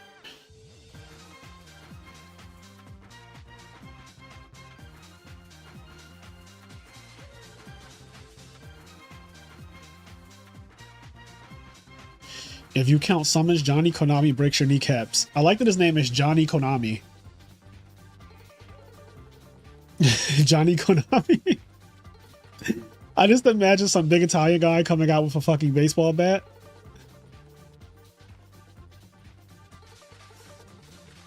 Johnny Konami. I feel like it's just classified on this website as a hero beat. Like this is basically like what these deck lists look like. But I don't think they specify like bubble beat, hero beat. I think it's just all considered like the same thing. But there's a distinction because bubble beat is the deck that's trying to just kill you.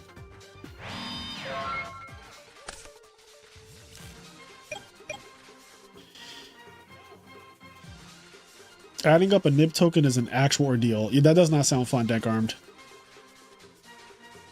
I've seen people get the nib token wrong and they start arguing over the nib token. Like I've seen someone rage quit because they could not agree on the stats of the nib token. Like I literally was watching it happen. And that's when I knew I would never come back to Modern.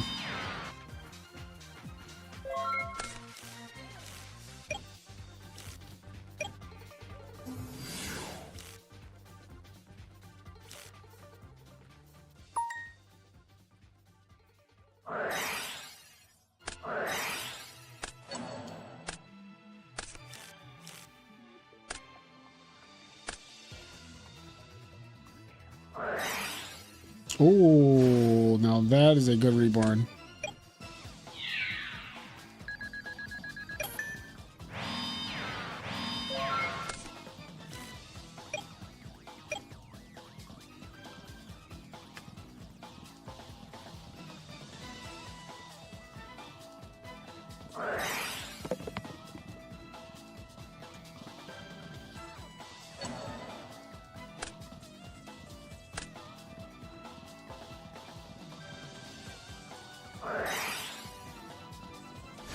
Yo, thank God he hit the fucking Call of the Haunted, right?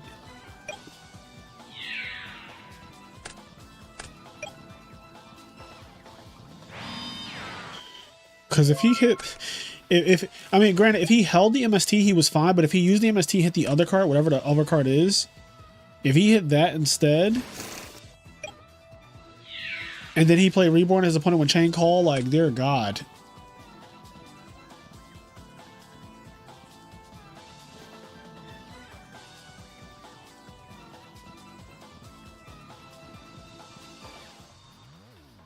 Oh, they played their cards quick. They got to a simplified game state quick. I think Marcus said this too.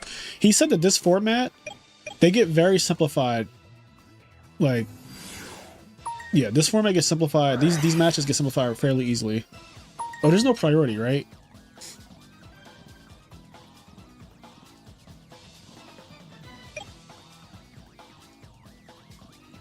So he's gonna banish it?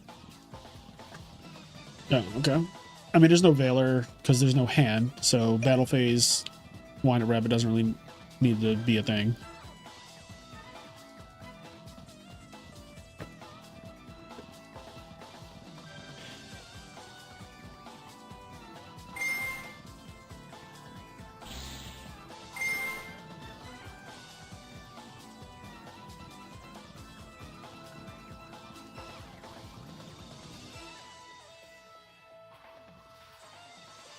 Does he have the spark?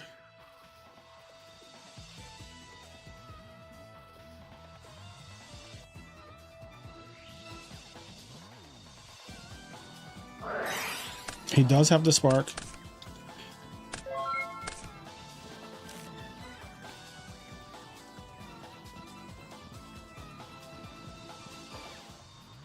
Priority is not in this format.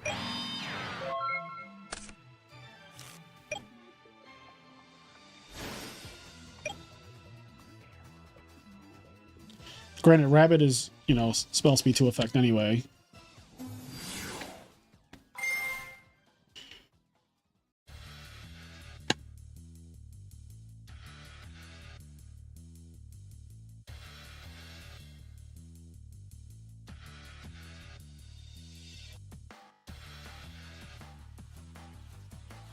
That is one of the cool things about Redo format, is that this is after you have like turn player priority to use ignition effects. So if you summon something like JD, you don't just get to pay 1,000, or you summon Dark Arm, you can't just like start popping shit immediately.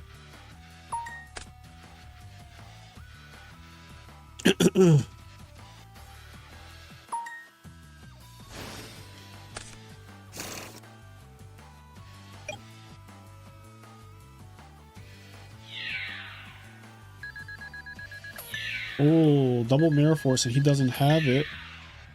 So those back rows are not Mirror Force. They're probably not Torrential. Okay, Dark Hole. Rabbit comes back. So Rabbit is kind of just soloing right now.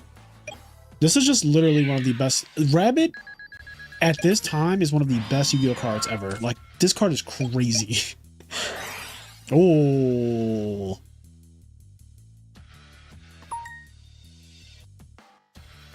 That's a big bubble right there. Now, this is going to be really hard for Luke to come back from. This monster is extremely problematic.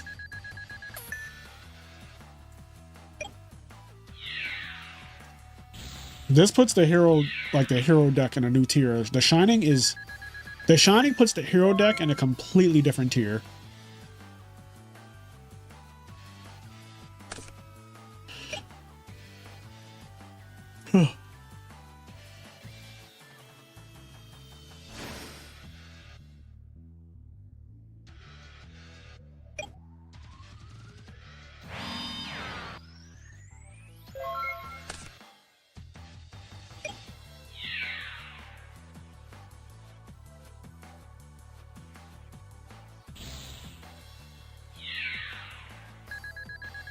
Ouch.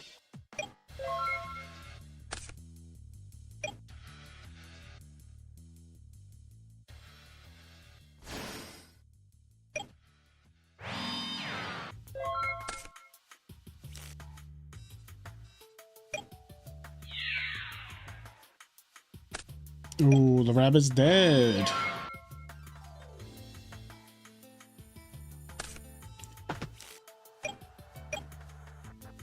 Yeah, this one is looking a little rough for our boy Luke. It's looking a little rough. A little broke down palace.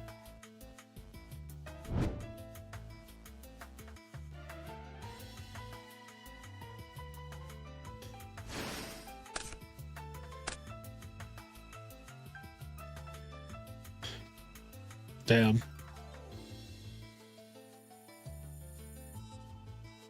This looks like a rough matchup. This is one chain. This is all one chain. This is all connected. Like, if I take this off, it's just one thing. I'll show you. If I can get it off. You see this? Let's see. This is all, it's all one chain. It's literally all one thing. It's like pearls, there's like another thing and another thing, but it's all one piece. I'm not actually wearing 3 chains, it just looks like that. I have no idea what brand this is. I got this off of Essence like years ago, like 5 years ago. And it's just one of my favorite accessories. But I do not know what brand it is. And I think I paid like a couple $100 for it in like 2019 or something. Okay, so we have Bubble Beat versus Windups for winners finals. And thank you, Jay Mendoza. Yeah, so Rip Kid, No Cry. Damn, they're playing already. God damn. God damn. All right. Winners finals. That's just good enough, right? Just winners finals. All right, this is winners finals. Windups versus Bubble Beat. Cave is a miso fly. I'm just chilling, bro. I'm just chilling.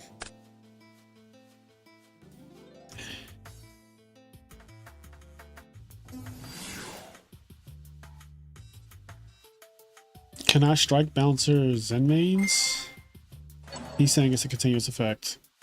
Zenmains has two types of effects though. One of them is continuous, the one where it, you know, doesn't die. What's up, Hansel? And the other effect does activate on the end phase if it lost the material that turn, right? So it has two types of effects.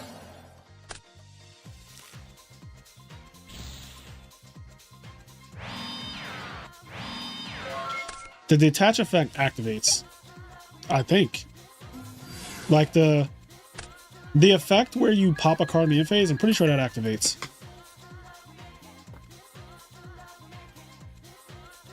What's up, Hershey Bar?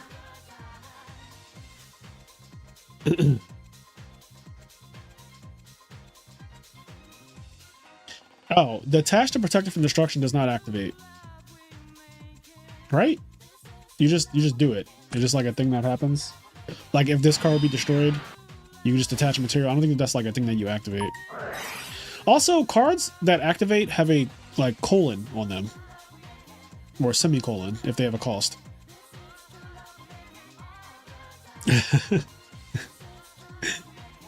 He got the fucking watch out. He got the fucking emojis. Yo, I can't. Oh, is he making this fizzle? Yeah, it is gonna fizzle.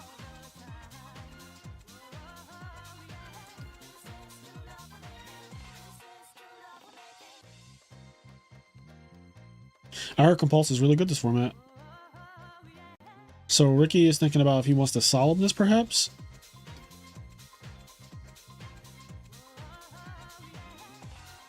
Also, he's making Shining here because it's a hero plus a light monster. Yeah, so this would be Shining. At first I thought he was making like Absolute Zero, but he doesn't have a second water monster.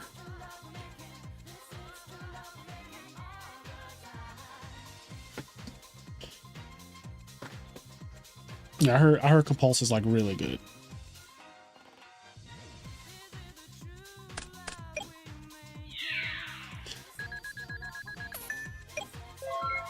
This Bumblebee deck is something serious. Is that a Starlight Road? On the heavy? Damn. Ricky out here about to win his first tournament in the server.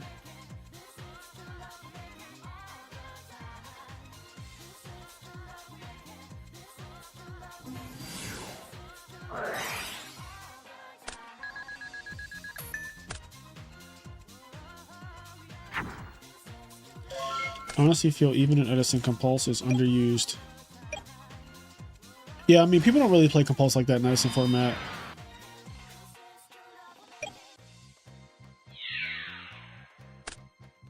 Oh shit, he let it die? He let the rabbit die? Not the rabbit dying.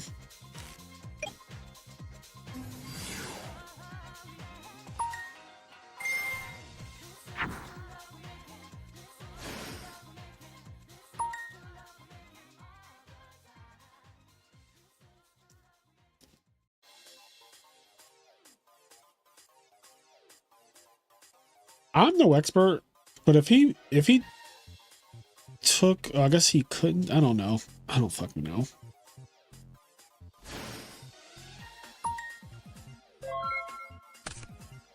All right, let's read Zenmains. If this face-up card in the field will be destroyed, comma, you can detach one material from this card instead. So that does not activate. There is no colon. There's no semicolon for that effect. That is just all continuous stuff right there. Then it says once per turn during the end phase, if this effect was used this turn, colon, means it uses the chain. Target one card in the field, destroy it. And that is a mandatory effect, which means that if you Dark Hole a Zen mains that has 2 materials, it has to pop itself.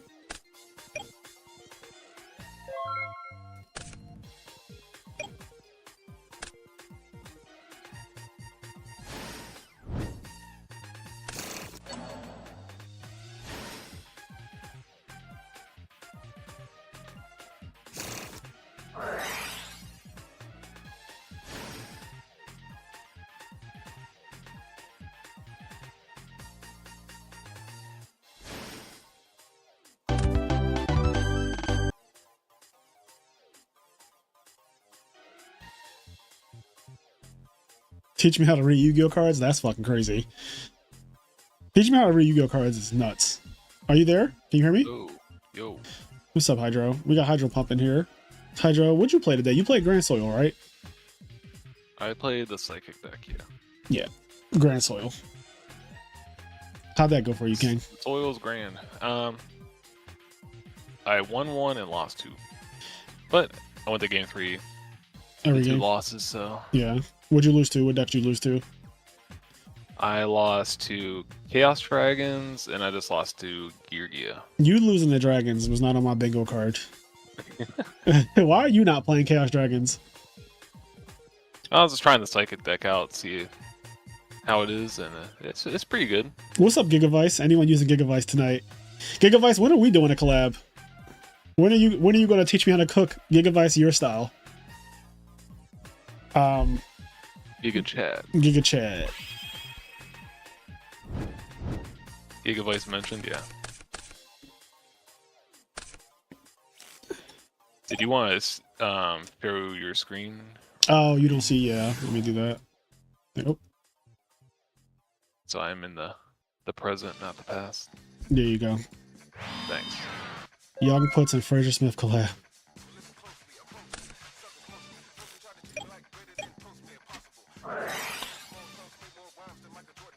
We had Marcus teach us how to play Gigavice, I feel like a couple months ago now. Maybe it was only 1 month ago, but time is just, 66 rounds up to 100%. See, yo, my boy Steven knows. The fact that Steven knows 66 rounds up to 100, that shit is iconic. That shit is iconic. It isn't for you. It isn't for you. No, it's not for me. I can never hit. Yo, that 33% be fucking on me. Every time we miss every time, which is crazy. The math ain't mathin'. Can we do hat Gigavice? What the hell does that mean? Is that deck in hat format too? You can force it into hat. I don't know if it's good. I mean, we can do hat Gigavice. I'm totally down to do that because then that'll be different from the one that I did with Marcus anyway. So yeah, let's do that. Let's do hat Gigavice. That sounds like a full-on rant. Just finished you and Marcus video Hydro Pump. Was a good watch. Thanks. What'd y'all do? I just posted a we're gonna do like a little redo series where it's called REDUO. And we're gonna be like kind of playing different decks. Oh wait, is that he's doing that with Pudding, right? Is it all three of y'all? So Pudding and Marcus are playing against each other, but on my channel, Marcus and I are gonna be like on the same team playing against someone else. Okay, so, okay, I got you. Kind of like how you do, like teach me how to cook or right. Master and Disaster and whatnot. Gotcha. Fair enough. I feel like Sylvan's is just a more evolved form of Gigavice. I mean, I feel like they're just very different, though. Is that because they're plants? So yeah, the only thing they share in common is that they're plants. But like the way they play, I think is very different. First of all, you need to be a brain surgeon to play Sylvans correctly. Maybe we'll say that for Giga too. True. Maybe in that format more so or not. I think that Sylvans definitely requires more thought than like Gigavice. Yeah, though. You're like stacking stuff on top of your deck. You're like legally stacking your deck constantly and all this other nonsense. It's like, all right. Teach me how to stack. What's Nova? What's that guy's full name? You can overlay 2 power tool, sync the tokens into a Karakuri engine. What the fuck is Karakuri engine? Is that a Xyz monster? I don't know. Oh, sync the tokens into it. Okay, yeah, I see what he's saying. I follow now. Like overlay now. Yeah.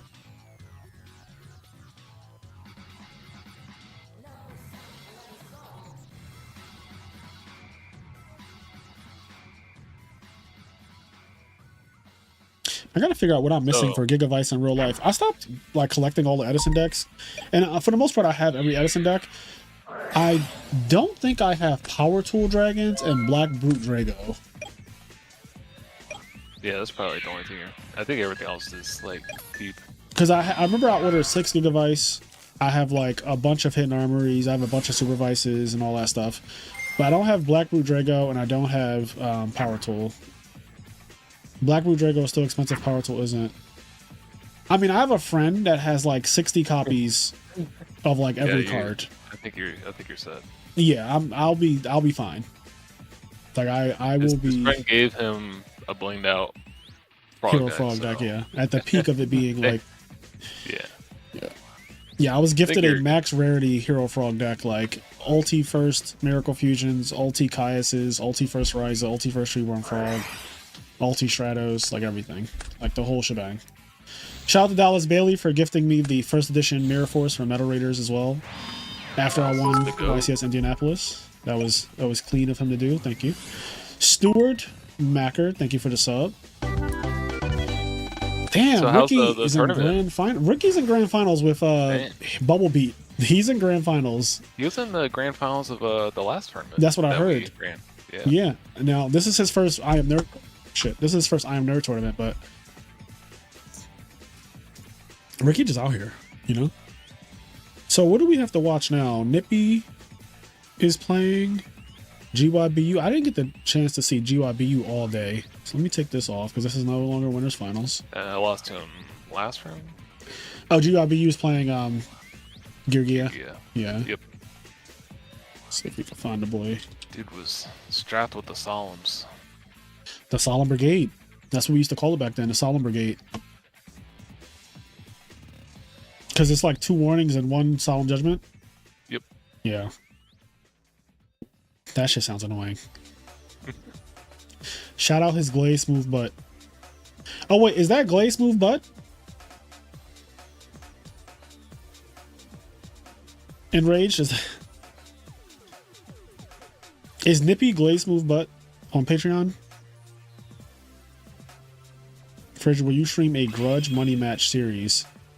I absolutely would stream that. First of all, I already did it once. Ricky had a grudge match against some guy like a year and a half ago, and I streamed that on this channel, and it was like an epic fail.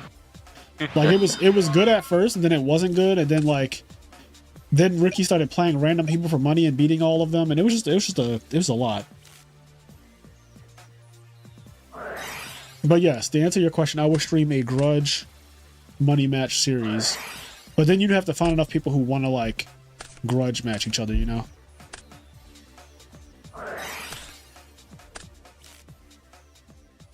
Damn, if only we had 2 talented duelists with a disagreement. Dang. I already said, whenever Marcus and Cairo, a true hero, whenever they want to play, I am so down to stream that. I tried to stream it literally like 7 months ago when they first got into a fight. What is this beef about? Fill me in. There's not really anything to say. Like they just hate each other. Yeah, like they just hate each other. that's straight up. They just hate each other. There really isn't anything else to say. These 2 individuals do not like each other. I wouldn't go as far as say like they hate each other. I don't think it's that serious, but like for the fun of it, like they hate each other. And I don't exactly know like who threw the first stone, but it's been Tom and Jerry ever since. Like it's on site for both of them. They both like they can't even be in the same Discord thread talking at the same time without them. Somehow, even if they're like today, this morning, they agreed on something and that caused a fight.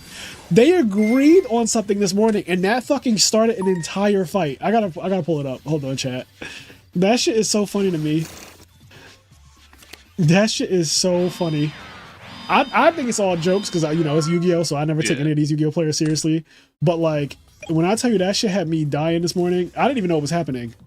Where is it? It would be funny if it was like a Yu-Gi-Oh channel that kept track of like made videos based on like just like the arguments and just like feuds online. So it started when Sunny said, "This might sound troll, but I feel like Black Whirlwind should be sided out versus GB," which was already a crazy take to start the day off with. But ignoring that, Marcus is like, "Please don't do this." And then Cairo says, "One of the rare times I agree with Marcus."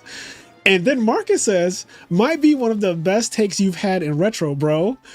And Cairo goes, "Well, I have 3 Ultimate Time Wizard tops. You have 1, which you tied for. So it's safe to say you should be agreeing more with me, champ." And then it just goes and goes and goes and goes and goes, and they just don't stop because these two literally fucking hate each other, and it is so funny to me. So I would be so glad to stream a mirror match or money match. I'm sorry, a money match between those two. I think it would be great. I tried to do it 7 months ago. It didn't work because scheduling conflicts. They have something in common though. What do they have in common? No wins. Oh Jesus! All right, well, okay, all right. Oh man, that shit is so funny. That is in the Edison format Discord server. When I tell you, I woke up today and I was laughing. It's crazy. It started over, like Sunny unintentionally, inadvertently started that. Sunny was like, "I think that Blackwing should start signing out Black Whirlwind." You just have to throw out like some like crazy take. Yeah, just like somebody throws a chair and Marcus and a true hero will find a way to fight. Like literally that comment from Sunny had nothing to do with them at all. And somehow it ended up those two just like going at it. Oh, that shit was great. Yeah, that honestly also Brogan is fucking stomping right now. Just by the way, like we are witnessing an absolute Dougieing. Like, why does he have so many cards? Did he double Reckless? Check the grave. Okay, maybe he might have solo Reckless. All right. Stango, I'm already commentating with Hydro. But yeah, that shit. Oh my god, that took me out. I need to start keeping track of the online banter some more. Yeah, it's actually pretty good. I try to pay attention to War League, and it just goes on and on and on and on. Like I try to like go back and look for something like maybe like happen in a couple hours. It's just like a wall of text. I'm like, Marcus said, "I'll be back in 14 hours." Oh no. Stego, I was looking for you when I started. You were supposed to be here for commentary when the tournament started at 7:30. You fucking disappeared. When the world needed him most. Yeah, he fucking think he's the Avatar. Uh-oh, Monster Reborn. That's my graphic now. I'll be back in 14 hours is crazy.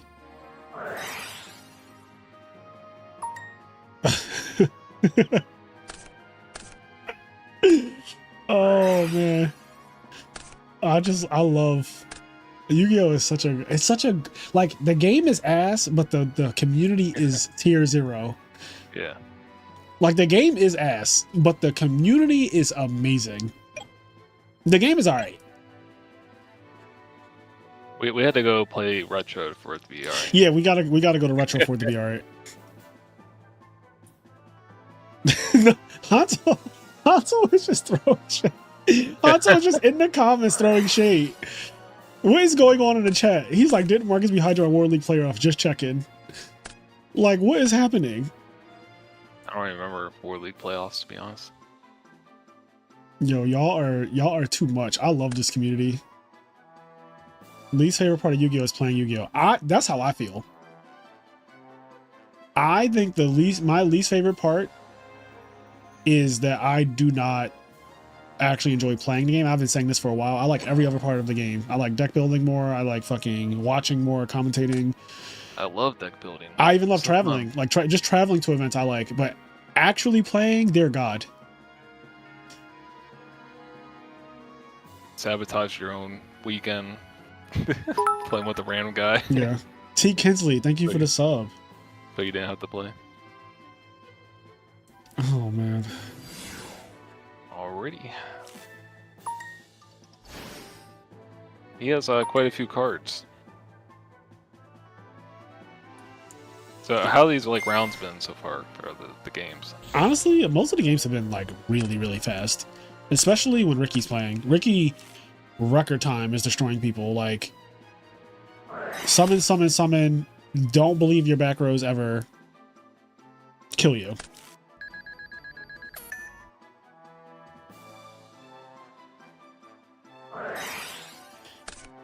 The people you meet along the way is the best part of Yu-Gi-Oh!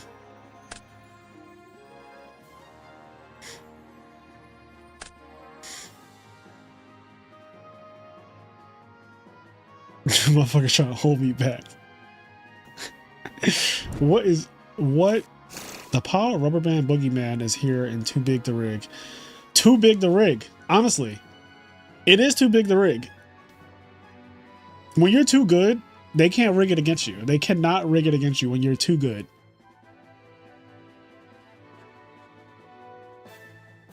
Also, no shade, but like GYBU has 3 cards and his opponent has literally like literally has like I think there's a time and I think he has +7 on him, and I'm not exaggerating. Like, I think the field spell, the Grapha, and the leftmost card, right? Those cover those cover GYBU's cards. And then everything after that, the other 7 cards are all just +7.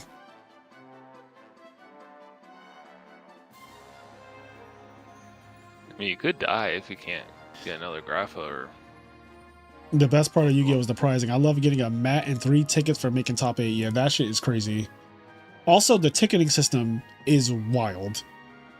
Like, it's has wild. anyone actually gotten a giant card off the ticket it's yet? not. I don't think it's possible yet. Oh. Okay. They give you like no tickets. You have to grind the weird side events to get a lot of tickets. Like not attack a giant card. Rivalry of the Warlords. Yeah. Yeah, you get air fryer. Yep. Who gave out an air fryer, by the way? Like, where did that happen? They're asking for better prizes. Here's an air fryer. This is what we got. Crazy. This is what we can do. Hansel, you got 2 tickets for nationals? Like the nationals that you won? Is that what you're saying? Well, excuse me, the second nationals that you won. You got 2 tickets?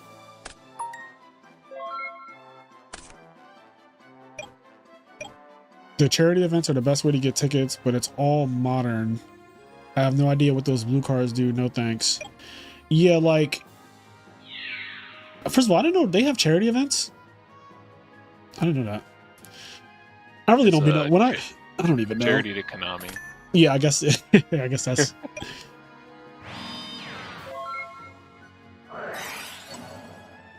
That's every event, though. Is somebody dead yet? He's working on it.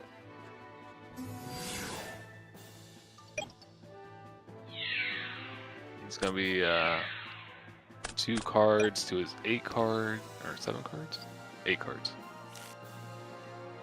Oh god, Grapha is so ridiculous. I just realized what happened. I was like, what? I mean, he's at 2600, so like, you know, there's a chance. GYBU's not giving up. Brain control's not in this format, right? No. No brain control, no trap dust shoot. No brain, no dust shoot, honestly. I'm sure that they replaced it with other shit, but like that's pretty solid. So honestly, the one-ups aren't like horrendous in this format.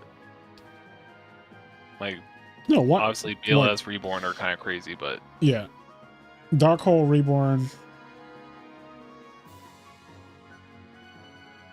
I mean, Dark Hole is kind of fair as far as, I guess, crazy one-ups go. Every format has Saki cards because they have the game has to be exciting. You can't just have a format with like no sack. There's like a format. It's a Vegas format, which is that people like. Is this spicy? I've never seen this card be boring. played before in this deck. Dark Creator. There was a build. I think the Benedict Junk guy won a YCS or something with Dark Creator, Dark Worlds. But that was like the only time. I mean, I get the idea. It seems broken. His opponent just happened to have Valor.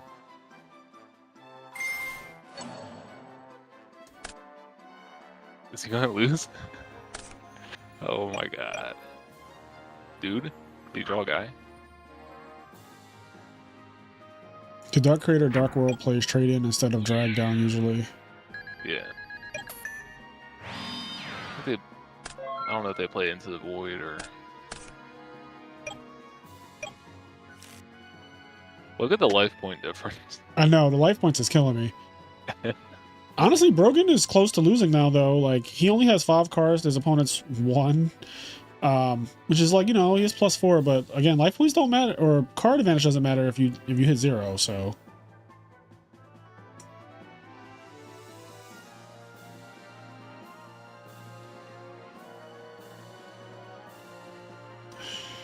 It's like $3 to manufacture a giant card. yeah, it's literally just cardboard. Slap a sticker on this thing and send it out. But it's cardboard that you can only get if you're willing to open your wallet or win a tournament.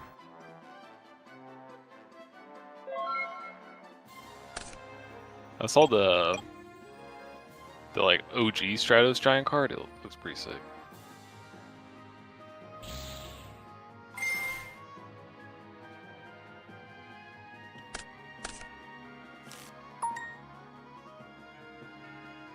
Is there gonna be like a deck out? Is that gonna happen? He's gonna deck himself out. Oh, and then he plays Tragodia too.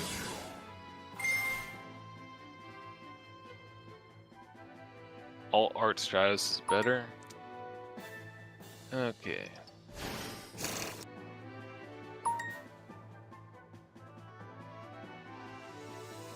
I don't know about that one.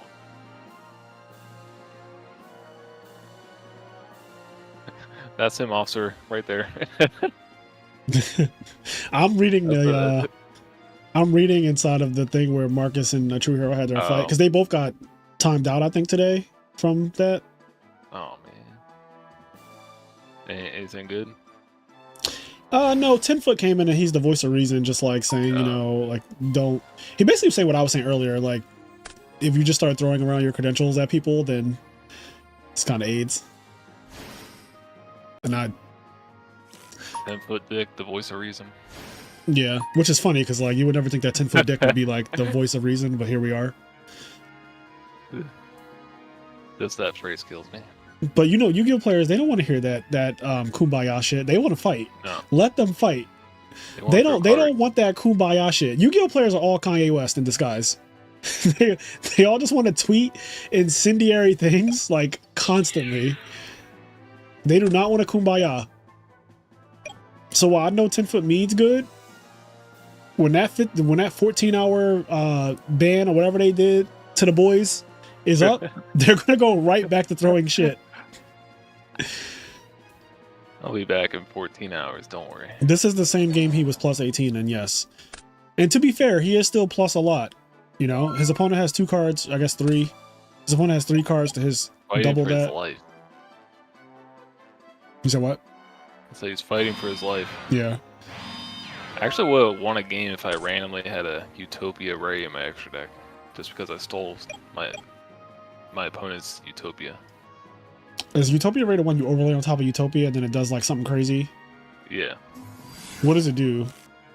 I think if you have like 1,000 life or less, you can like make your Utopia gain 1,000 and like have your opponent's monsters attack or something like that. I remember Utopia to Lightning. That card is crazy. Is that the one that goes like 4,000 or? I think it becomes really like 5. I think it becomes 5,000, and then it negates any effects of the monster it battles with or some shit. It's like a crazy card. And we're the the Utopia? Is it Ray? The one that like, or there's one that there's Utopia 0. Like, Bernie Biz. Yeah, Utopia 0. Too many utopias. 5,000, and it has built-in Armades effect. Then yeah, I can pop a card. I think that's Ricky.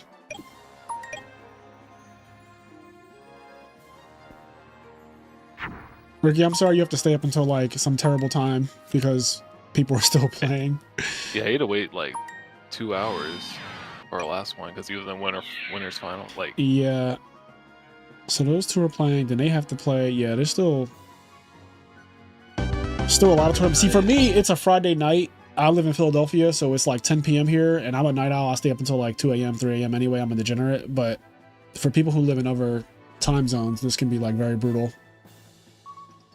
yeah, I don't know how like Ludo or Ronak, because they're like EU. Well, Ludo is also a degenerate. Oh, he lost. He fucking lost the What? Yeah, he lost after all of that. After all of those pluses, he ended up losing. Oh my god. That's what I said though. If you can have all the pluses in the world, but if your life points at 0, that shit does not matter. And GYBU, honestly, never giving up during that entire grueling match where your opponent just has like literally +7 cards. I mean, look at his haircut right there. Oh, you mean like the Cloud? I was like, oh, wait, you talking about, oh, on the stream they see. So I see Cloud. Y'all see fucking Ronaldo. Yeah, Ronaldo. He's got that Ronaldo in him. He got that. That sounds crazy. He got that Ronaldo in him. That sounds so crazy. What are we talking about? He got that Ronaldo in him. I'm in the mood to do another giveaway, by the way, chat. I haven't done a giveaway, I feel like, in like 2 months. Also, by the way, the guy who won the last giveaway never claimed it. Just by the way. So I'm going to do another giveaway, and I'm going to include that in the next giveaway, since that guy never fucking responded. Which is really crazy to me because he won a what was that mat? I still have it. It's Appaloosa. That mat is like $100. He just never. I call PC. Honestly, giveaways are ways for me to get rid of shit that's sitting around in my house. So I have a lot of Yu-Gi-Oh shit.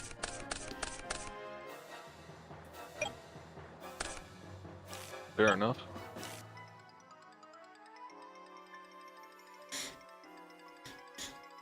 Also, this is a good time to say this, but when we get to 200 paid members on Patreon, we're doing a 1K, like $1,000 cash tournament, Edison format, just regular Edison format. And right now we're at 167 paid members on Patreon. So we only need 33 more people, which will happen soon. So yeah, that's something to look forward to as well. Kenny and I are throwing a 1K when we hit 200 paid members on Patreon. And we're at 167 right now. Popping off. Max Rarity Hero Frog giveaway? No, I can't. That was a birthday gift. I literally can't give that away. Give away your old Hero Frog deck.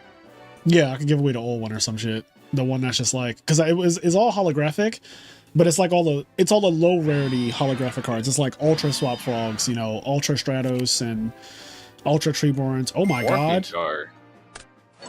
Oh, does that stops that? Yeah. When an effect activates to make you discard. I think it dies too. And it kills it. Damn. Yo, he stopped the. Peace. Honestly, GYBU is turning this all the way around. Like, this went from unwinnable to now he's about to win the set and eliminate the Dark World, the evil Dark Worlds. He's a legend if he comes back from the last game and wins this one too. Yeah. Bottomless. Eradicate. This is crazy. Traps. Alright, maybe I spoke too soon. Might be dead. Shadowmere. Oh shit. Oh shit. Swallowed up. Have you ever been swallowed up? Have you gone through a time of swallowing where everything was overwhelming and you... Damn. Damn. Damn. Damn, he just took him for everything, including his draws.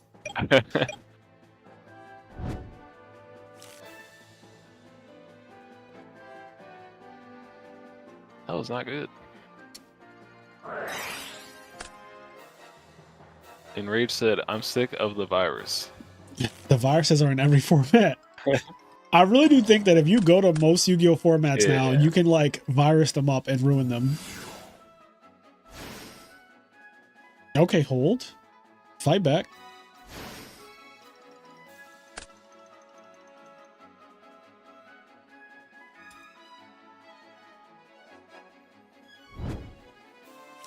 Well, Ice Queen, you assume only one deck can virus.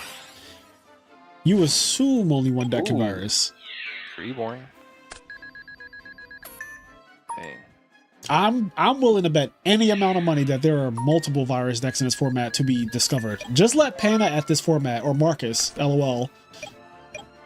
Let them at this format. We'll figure out everything that can virus soon enough. It won't just be Dark World. Studying monsters. Yeah, but Red Med is at 1. Red Med is also kind of searchable. Yeah, you can do a lot with Red Med. You can Wind Up can play Birdman. Black Ray Lantern Extra inside 3 DDV. Look, there you go. That was quick. And Zectors can use DDV, and so can Dragons. Yeah, okay, so all right, so there we go. The answer is that every deck can apparently fucking DDV. He won. Yo, he came back from the depths of hell, from an eradicator for everything, and he still triumphed over the evil Dark Worlds. Look at that. That's a true testament to the perseverance of GYBU right there. All right, so now we got Dad for Game versus Nippy. Let's see what the fuck is going on. Y'all know what the fuck is going on. He survived the virus. He did. He survived COVID.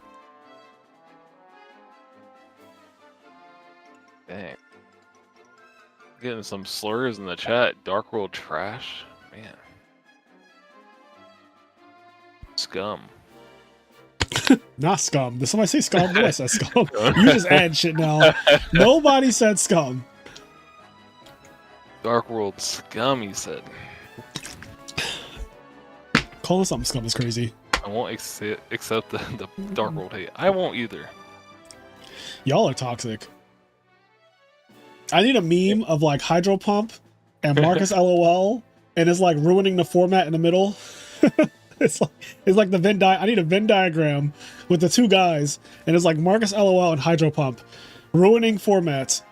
It's like that handshake picture. Yeah, like that's exactly what I'm talking about. Forces. Yeah, but I need something that makes sense for both of the other sides of the Venn diagram, and then in the middle it says ruining formats. What do you mean? I never got cursed at as much as I did at this YCS. Who cursed at you, King? Oh, because you were playing Dark World. Oh man, people do not like Dark Worlds. Thunder King. Think about the bright side of Dark Worlds. What's the bright side? It's fun for one player.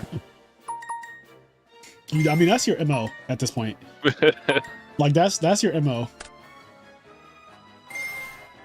I like playing fun decks, man. Ooh, Trance Archfiend. Did you see the old Patrick Hoban Dueling Network screenshots? I did not. Pudding, if you have them. Oh man. Are they insane? They're a little rough. I mean, it was 2012 or whatever. Yeah, so. I mean, I don't even think Hoban's younger than me. I don't know how much younger, because he looks older than me now, but I know he's younger than me. In 2012, so that's 13 years ago. I'm trying to think about how old he was, but either like young 20s or in between our ages, or like 18, 19. It's nothing like crazy. I just thought it was kind of funny. Fuck you, Enraged. Dang. He said everyone's younger than you. He's not wrong. I am a vampire. Sorry, I forgot snow search. I'm tripping. Is it mandatory? Yes. All Dark Worlds are mandatory. Damn, forgetting a search sounds like somebody I know. There's. Hey man, can I get the search, please? I need the search. Is it mandatory?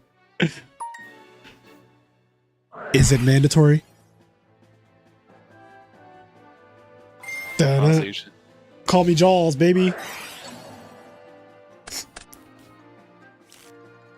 MST. I sent you the posts. Where'd you send them? Pudding, I don't see anything. I idolized Fraser when I was a young lad. Marcus, there is nothing wrong with that. Now I look older than him. Okay, I don't think you look... Well, I think you still look young, Marcus. I think black people just age... We just age differently than the rest of the... Like, Asians and black people, we just age different, you know? We just have that thing where we look really young until, like, one day you snap your finger, then we just look ancient. I recently got my hair cut, so if I like shaved my face, I'd probably look like I'm. Yeah, you could look really young. Yeah, your hair like is fucking down your back. The last I saw you, it's not that long anymore. how much did you cut it? Like, where'd you cut it to? Hello? It's not below my shoulders anymore. So it's not below your shoulder, so it's above shoulder length now. Yeah. Okay. Have you ever had like, not a short cut, but just like hair that doesn't hang down like past your neck? Like, have you ever had just like? Yeah. You have? I used to rock the short haircut before COVID. Okay. Well, see, I feel like you're also really young, so I don't know how old you were before COVID, but that sounds like you would have been in high school or some shit.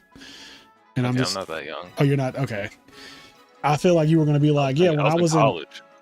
Okay, well, yeah, like people who went through college during COVID is just like so much younger. Like, when was the last time you were?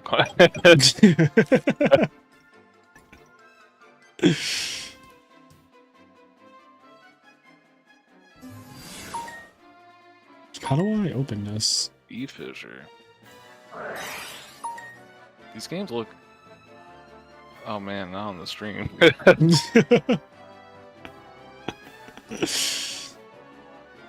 Testing you out if you play Dark World. I like how people like. Oh, I can't post. Oh, I can't. Some of these I just can't put up on the screen. Oh my god. Yo.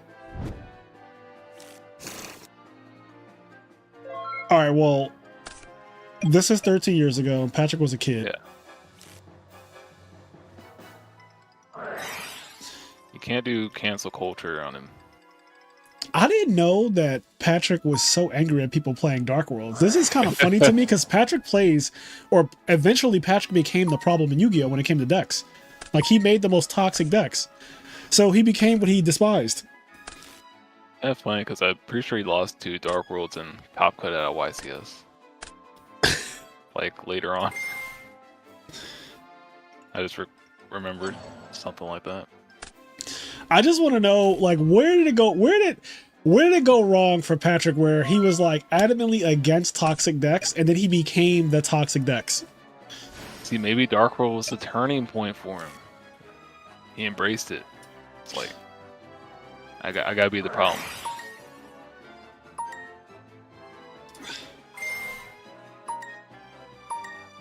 Dark World broke him.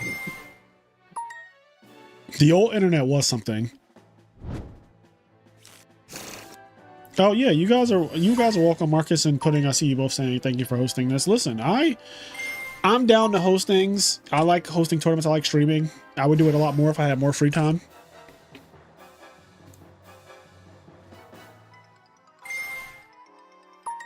Yeah, Hoban.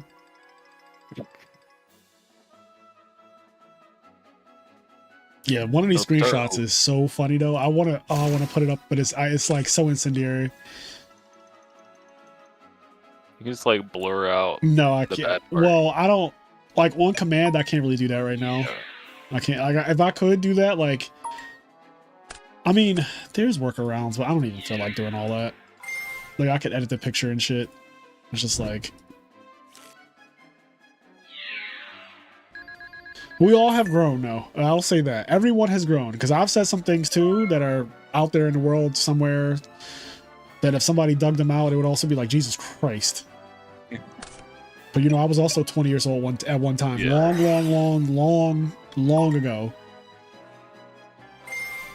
I'm sure everyone said something wild on the internet at some Yes, point. yes. If you haven't lived. It's part of learning the internet.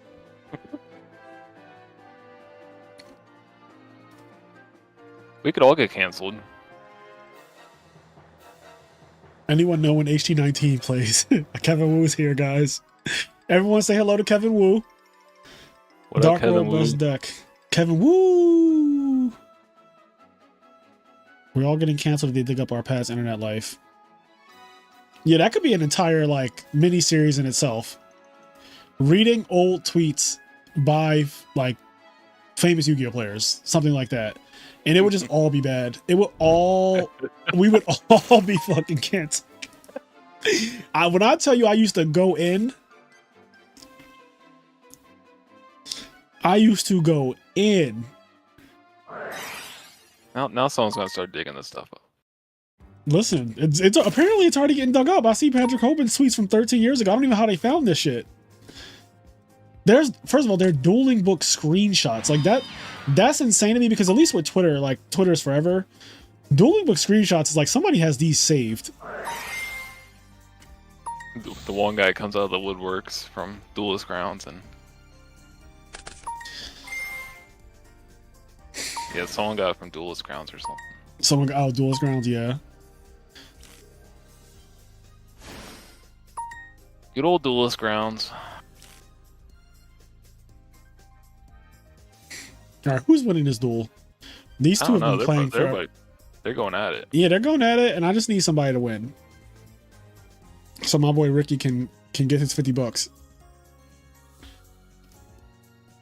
Y'all holding Ricky up. Ricky, take a nap. Warlords. No, that card's toxic. That might be GG. GG no re. He said, I'm considering it. Oh my god. Oh, Damn. all the hate. Damn.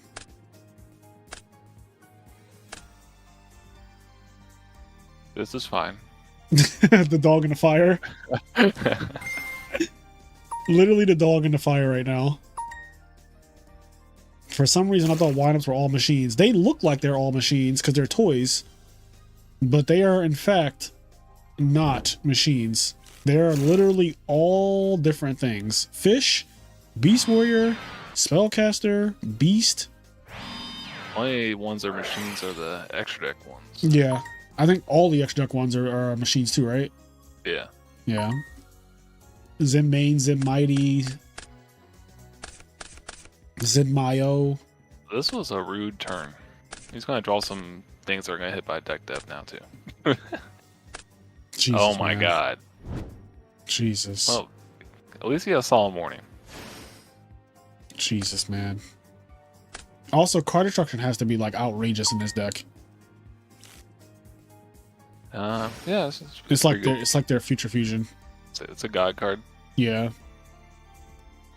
I can see there's a lot to complain about when it comes to Dark Worlds. I could see looking at his opponent's field right now. I could see that there's things to complain about, right? Like this looks like I would not have fun with this right here. What's happening?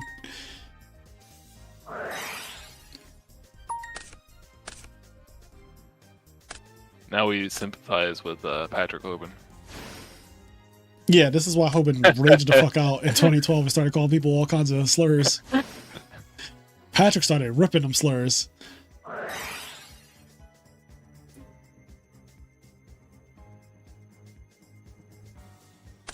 Marcus and a true hero going to money match. What's the lore?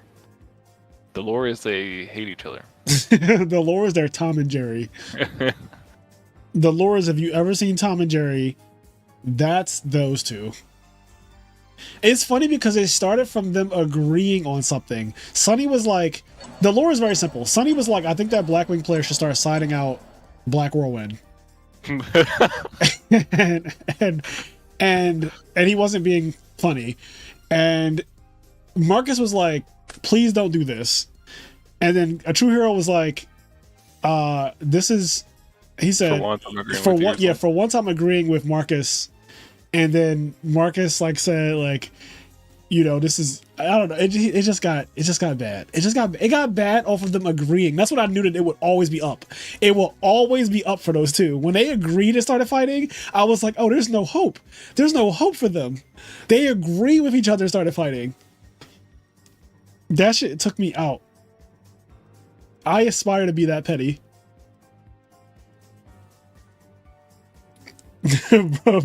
Blackwing channel so dead. They got people talking about siding out Whirlwind. Honestly, facts, Ice Queen. The Blackwing channel has to probably be one of the most boring fucking places on planet Earth. If you think about it, Blackwings is already a boring ass deck, and then you have an entire group of people just discussing like, how many Icarus attacks do I play? How many draw traps do I play? Or Darkreach. Yeah, like how many Deep Prisons do I play? Like, it doesn't fucking matter. As long as you have Whirlwind and Dark Arm in your deck, you're fine. I promise you, you're fine.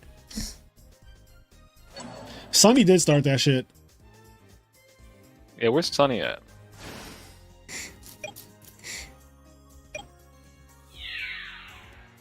Attack detective.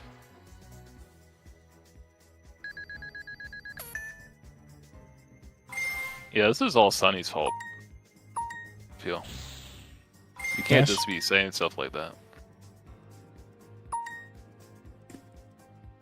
And then, you know, look at the turnout. Yeah, Sonny just said one little line about, I think Blackwing players should side out Black Whirlwind, and that shit, when I tell you that stoked the fire today.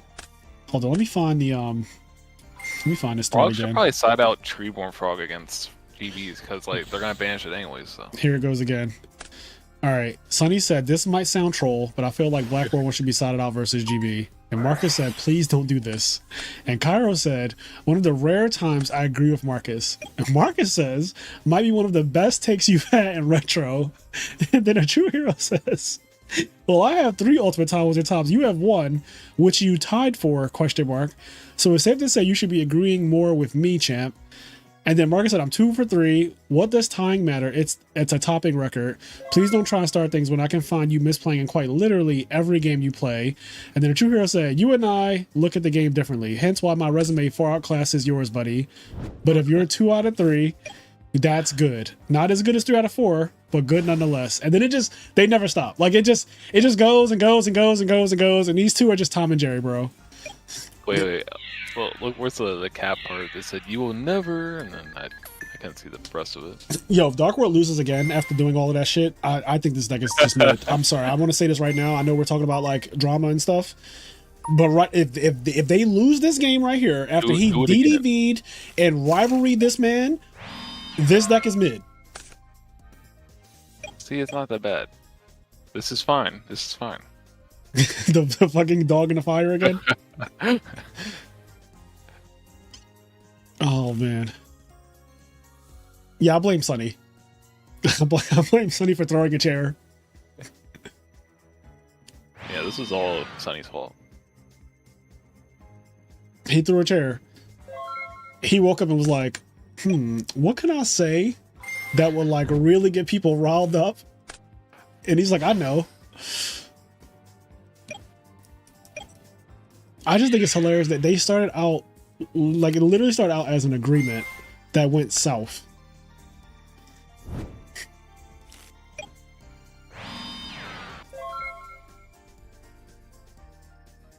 I mean, you were, listen, a Silent Bandit, if you want to side out Whirlwind against GBs going second, you know, do you, okay?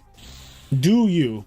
If you feel like siding out Whirlwind to dodge the 2 bottomless trap hole or win the game is the alternative, then by all means, you side out your black Whirlwinds going second.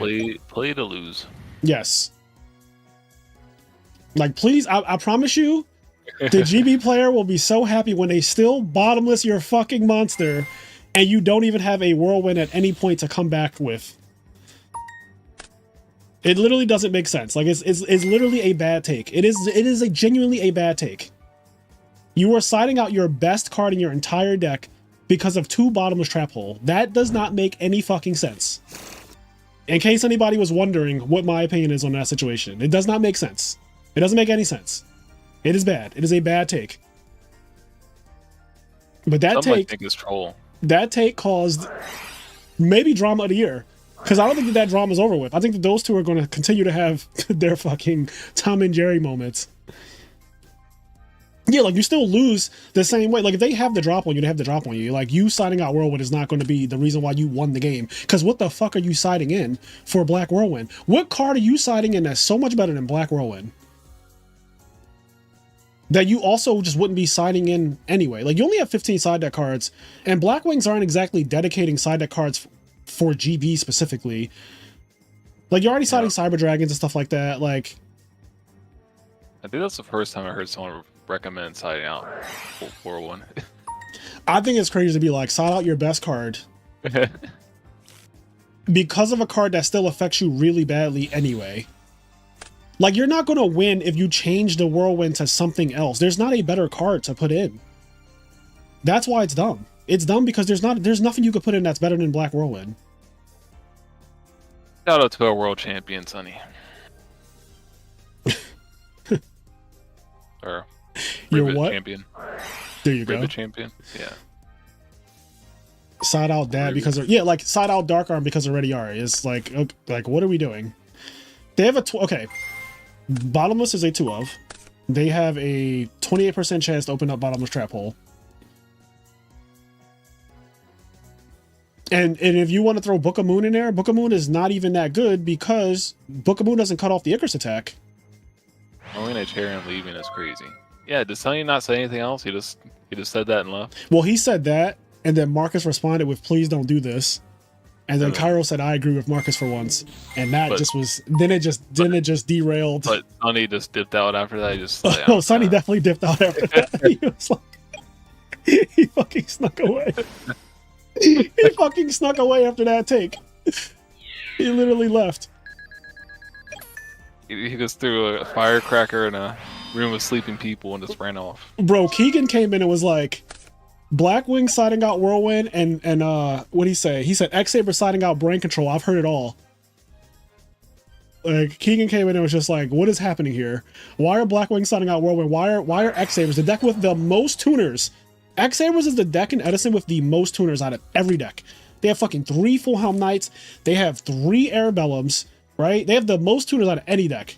And they're siding out Brain Control. I don't even know what that's about. I didn't hear about that, but Keegan came in and said it, and I was just dying because I was like, that also doesn't make any sense.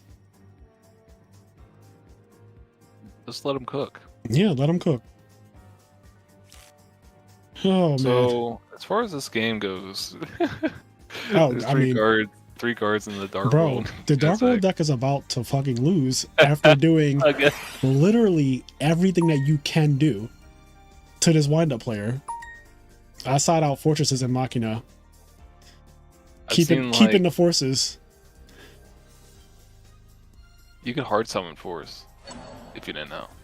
Yeah, you need like Commander Covington and some shit. You need like 3 guys, I'm pretty sure, on the field.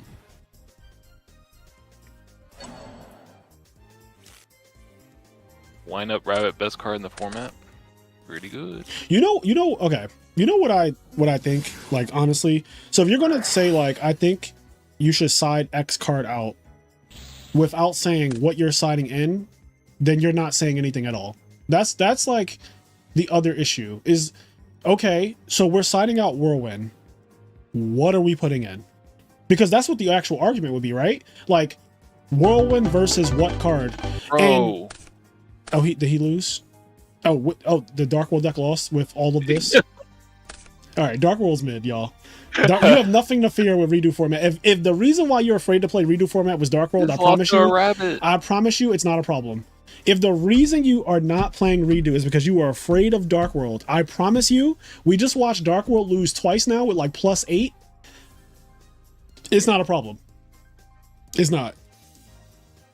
Okay, we just had back-to-back matches. This displaying, Yeah. this displaying Dark World's failing. So. All right. So Fiend versus GYBU is happening, I think. Will, or just watch the VOD. The last 2 matches. I don't know what happened. But like, back to the point about this Black Whirlwind thing, because I really don't even think it's that deep. But like, if you're gonna say I think you should side out this card, then you need to also present what is being sided in for said card, and that card has to stand up to Black Whirlwind. Good luck. I'm just gonna start going to the Discords and saying crazy things like that, and just. Because my other thing is like, are you going to start siding super specific cards for GBs? Like, are you going to side specific cards for GBs that are like unreasonable to have in a Blackwing side deck, just to be like, I would side this against? Like, are you going to be like, I side GB Hunter and Mirror of Oaths? Like, is that where we're going with this? Because then I'm just ignoring the entire thing. Like, it's just crazy. It's kind of funny. It's like as if GB's like a problem matchup for Blackwings. Yeah, like it's really not. Like if I'm playing Blackwings and I see GBs, like sure, I'm not exactly happy to be playing GBs because I never am. Yeah. But it's also a matchup that I know I'm favored in. Like I know for a fact that this is a matchup that they don't want to play either. Like they don't want to play Blackwings. Like they'd rather dodge every Blackwing player in the room if they could. There's like 20 cards I'd side out before Black Whirlwind. Yeah, I mean Marcus is one of the best Blackwing players. Just topping YCS Orlando, getting 3rd place at YCS Orlando actually. Fairy King Alfredage. Guys, goes hard. I actually lost that card earlier. Like I see siding out Icarus Attack and stuff like that, because like Starlight Road and Trap Stun and like, you know, there's like multiple things that I think genuinely are like, sure, you can side this out. I think Whirlwind is one of the reasons why GBs don't want to play against Blackwings, because when that fucking card resolves, and it does resolve against GBs a lot, especially in the hands of a good Blackwing player, and I think that that's the other thing is like, sure, the average Blackwing player will see like Laquari set 3 and go Whirlwind, Shura, and just lose the game. But like, there are better Blackwing players that like wait until they actually have a real opening, and then it just seals the deal. Like it just seals the deal. I think we just saw Matt Kalinda like expertly play on stream at one of the Chicago monthlies, and he like held Whirlwind and won the match because of the way he like executed it, and it was just like flawless. Like Matt Kalinda is one of the best players, obviously, and I don't think he's siding out Whirlwinds. I'm gonna just say that. Yeah, I mean, if you get to the point where you know it's gonna walk, then pretty scary. Like they can't always have bottomless trap hole. Like they can't. Like 28% of the time they will open bottomless trap hole. And yes, it is annoying, but I promise you it's still bottomless is broken against Blackwings no matter what, right? Like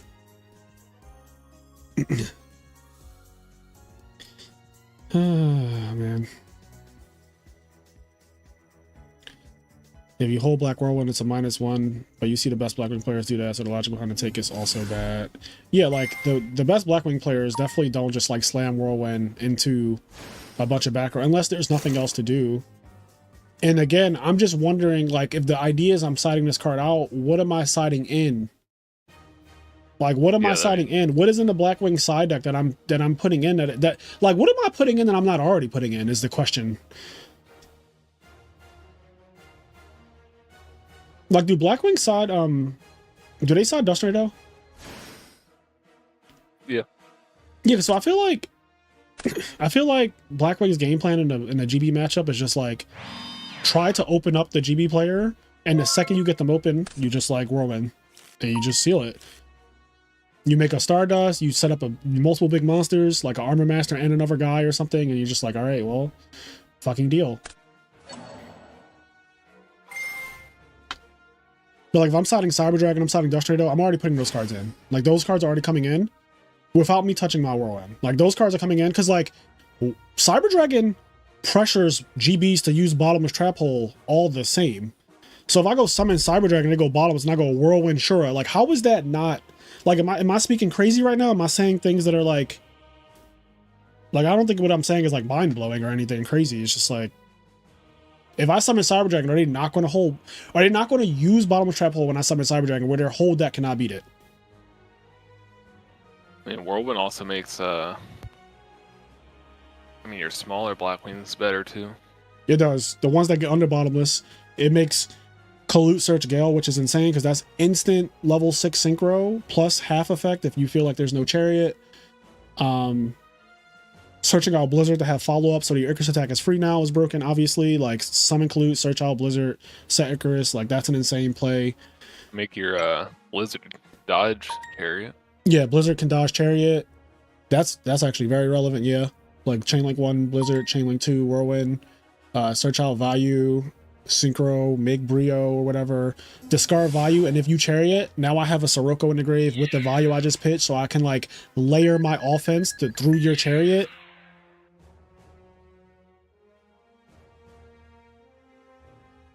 If you side out Whirlwind, your Heavy Storm is live.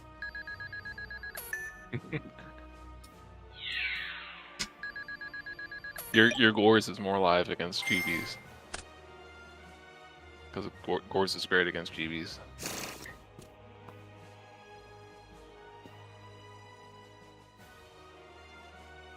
Yeah, Gores is ass. Gores is kind of just bad right now in general. It's not good against Forgs. It's not good against Gigavice. I don't think Gores is particularly good against Blackwings either, if I'm being honest. Gores is good against Value, and is good against like standard Frog decks. But also, and all of that is still subjective depending on the situation. But like the best that it's ever going to be is against those kind of decks. And the other decks that I just named it's just really bad against. Like Forgs, it doesn't do anything. They kill you anyways. Yeah. Like I played against 10-foot I talked about this on the podcast this week, but I played against 10-foot at Vegas and he dropped Gores, but I had a Goyo Guardian, an Android, and a Death Frog that was equipped with 2 Armory Arms. And I went to attack with Goyo Guardian and he went down to 52 and then he said thinking. And I was like, okay. And then he dropped the Gores and I said Death Frog with 2 Armory Arms, attack Gores, and he died. So it's like honestly, Battle Fader in all seriousness would have just been a better card right there. Yeah, Battle Fader is definitely the best of the. Yeah, like right now, Battle Fader. Ones. Yeah, Battle Fader right now is like the best of the like hand battle stopper, whatever you want to call those hand traps, like Gores, Tragodia, Battle Fader. Battle Fader is the best out of all of them right now, just because of like the way the decks are killing you and the way they're attacking. Gores against the Gigavice deck, if they play correctly, as you guys saw the Teach Me How to Cook video with Marcus LOL, Marcus Carice, his opponents, his multiple opponents in that video, they all had Gores, and he played around it every single time. He didn't know that they had Gores, but they actually all ended up having it, and like he just masterfully played around it and beat all of them. Like every single one of them had Gores too, which was crazy. Yeah, you don't have to play into it. Oh, someone said Sunny awoke and commented. Well, it was just too late. It's too late. Yeah, it's 12 hours later. The damage is done. Yeah, I mean, the fight has already happened. The fight. It would be funny if he woke up, commented, and the only thing he said was, I was trolling, LOL. And then, like, they already had their big moment. What is this monster, by the way? I don't know what this is. Fairy King Alberditch. You can detach one of these from this card. All non-earth monsters currently on the field lose 500 attack and defense. Okay. Surprisingly good. It is, so it effectively has like 2,800 attack. Yeah. Like effectively, if crashing was the goal. If you had your Gear Gigants are technically. Oh, it's permanent too. Bigger. Yeah. Okay, that is interesting. I can't tell who's winning. Like the wind-up player looks like they're winning, but I thought that the Dark World player was winning every single game I saw today too, and they lost. So now I'm wondering if this is one of those formats where it's like a gotcha every game.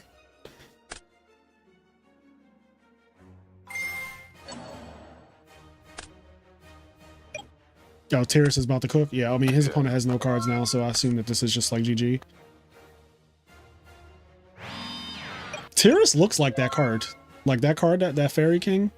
Yeah. Loki looks like Tyrus. Like same hair color, they're both fairies. That's a plan. Yeah, but like he's a fucking fairy. It's a Now, fairy I don't plan. mean that in a derogatory way. I mean he's literally a fairy. He's a shining angel. He is a shining angel. That's right.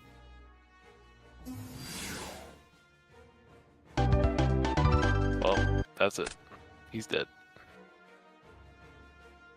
Alrighty, Mr. Giraffe. This card is so good. God damn, this card is good. Can't kill it. Pops a card. 2600, like the attack is so good. It reminds me of Baneslayer Angel from Magic the Gathering. If anyone played Magic way back in the day, there was this epic fairy monster or creature, whatever they call them in Magic, called Baneslayer. And I feel like this, like the effects are not the same at all, but just the feel of when this card hits the field feels like when Baneslayer hit the field back in the day. Like you just knew you were about to get clapped. So what's the bracket looking like? Fiend versus Ronak or Nippy? Yeah, Ronak versus Nippy is happening right now. So let's go and watch that. So that's Darkwold versus Frogs. Oh no, I'm sorry. It's Windup versus Frog. So Ronak has played this matchup multiple times already, and it looks like Ronak won game 1. Huh. Cooking. How The Frogs did are you really cool this format. They are. I mean, Ronak is showing that it's still somewhat playable. How did you feel about Magic when you quit back in the day? So I quit Magic when I got frustrated from getting mana screwed or mana flooded too often. Like, I think I just had like a bad experience where like in a month, I just kept getting mana screwed or mana flooded.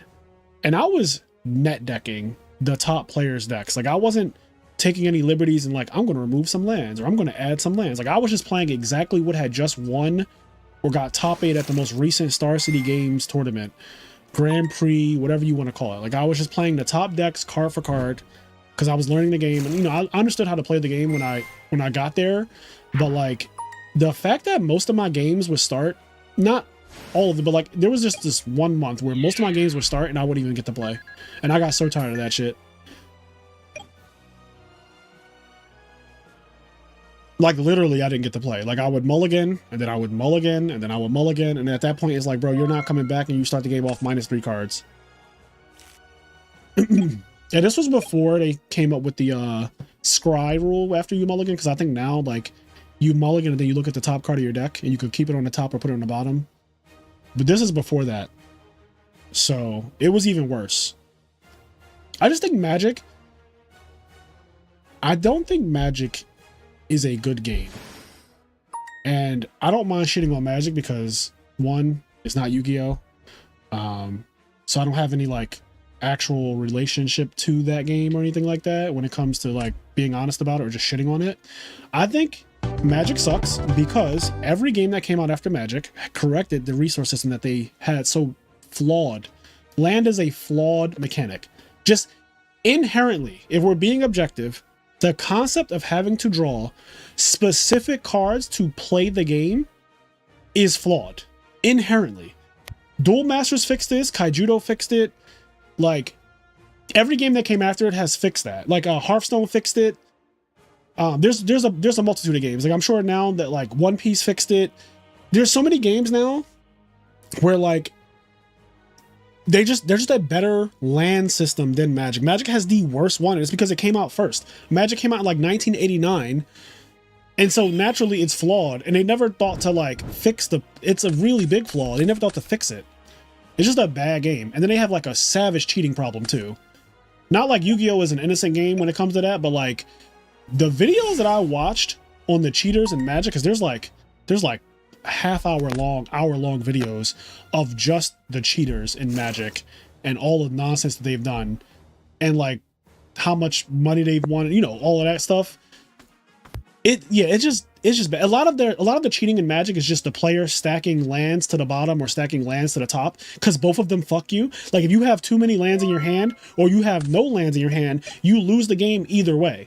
Like no matter what, land like controls, it dictates everything, including how you get cheated in Magic. So it's like, I just had a lot of bad experiences, and I definitely think I played against some of the players who are not so honorable and I would just get like mana flooded, and I'm like, all right, like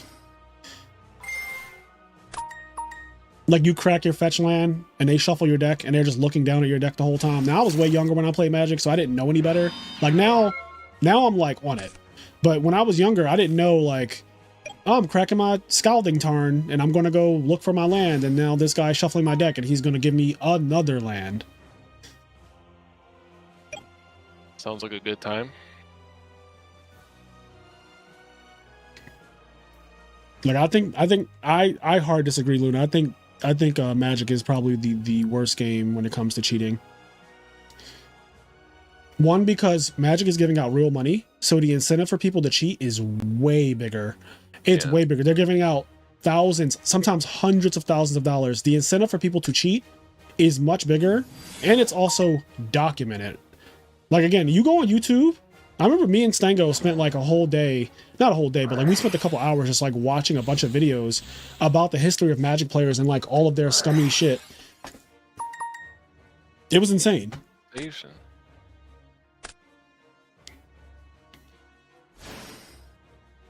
Yeah, they're not getting air fryers for cheating, so.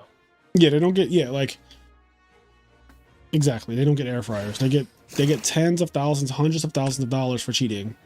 So they are incentivized, unfortunately, because of the money. And I know that's one of the reasons why Konami doesn't want to blatantly have like cash prizing, is because when you do have actual money involved, people become way more savage. Unfortunately.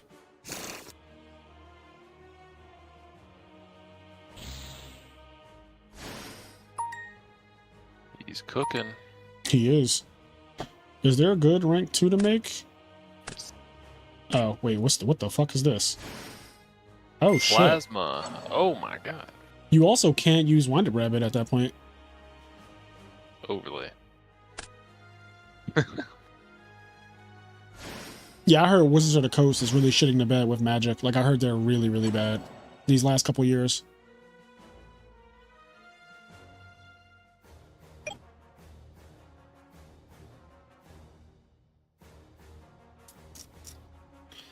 Ooh, loving the support for this format. TCG Rewind. What's up, TCG Rewind? How's it going? Is there a PPG coming up with big money prize? I think there is. There's a lot of events coming up, I think. Like, in general right now.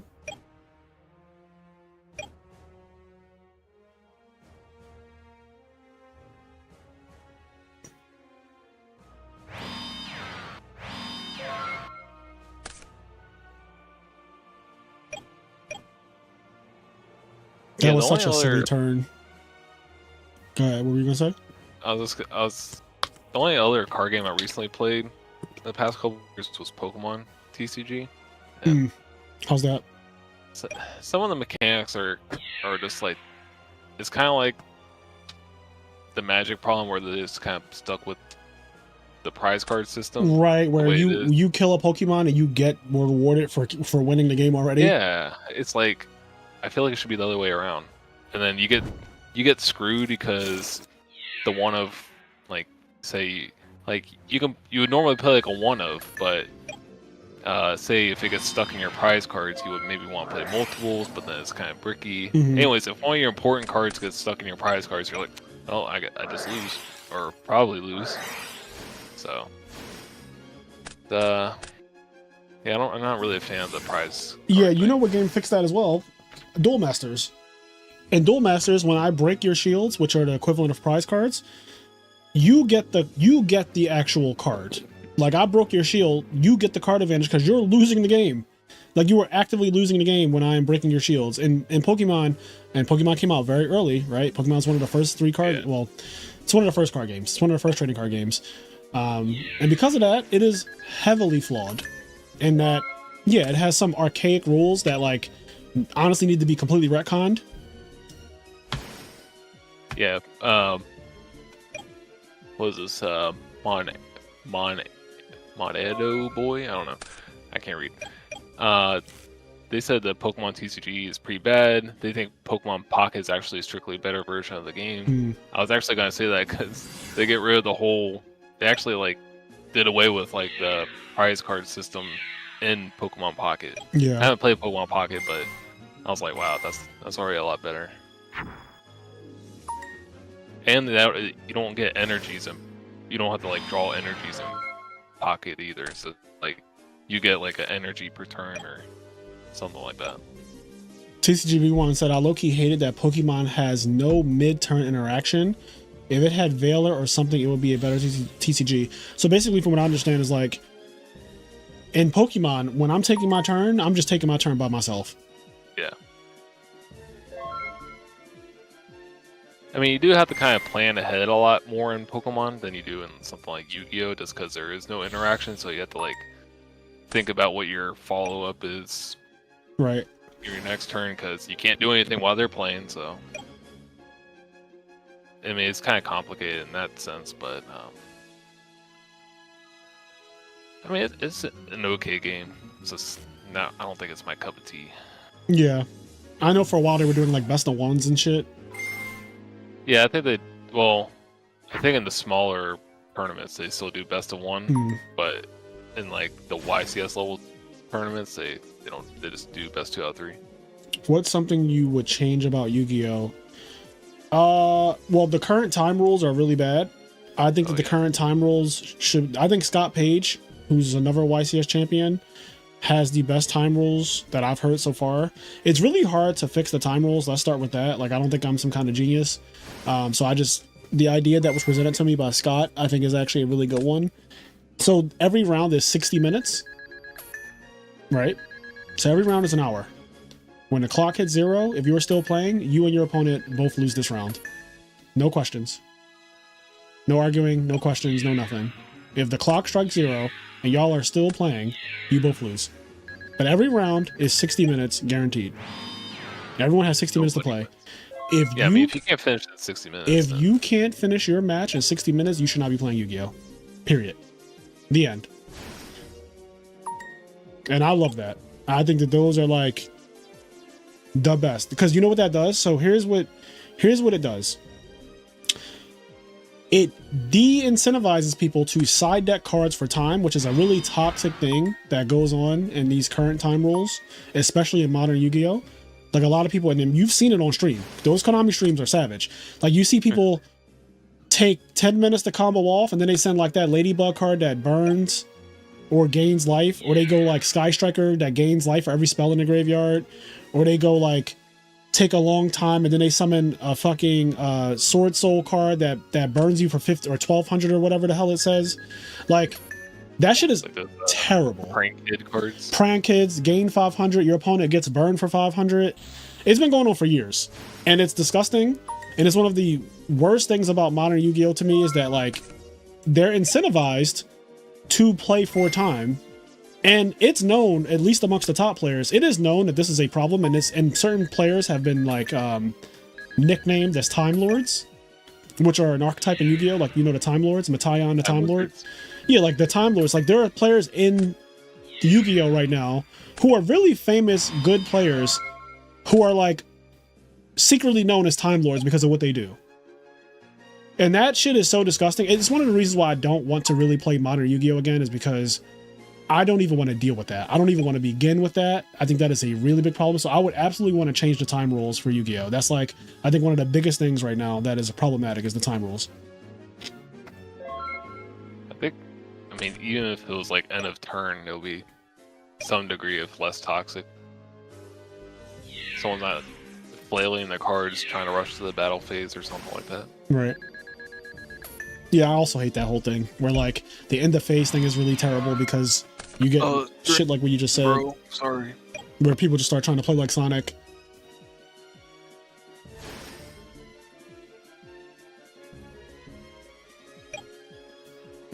Scenario, but yeah, and with 60 minutes, like if you're arguing against a double loss and you guys had a fucking hour to finish a duel, you guys had an hour to finish a match of Yu-Gi-Oh! That is insane.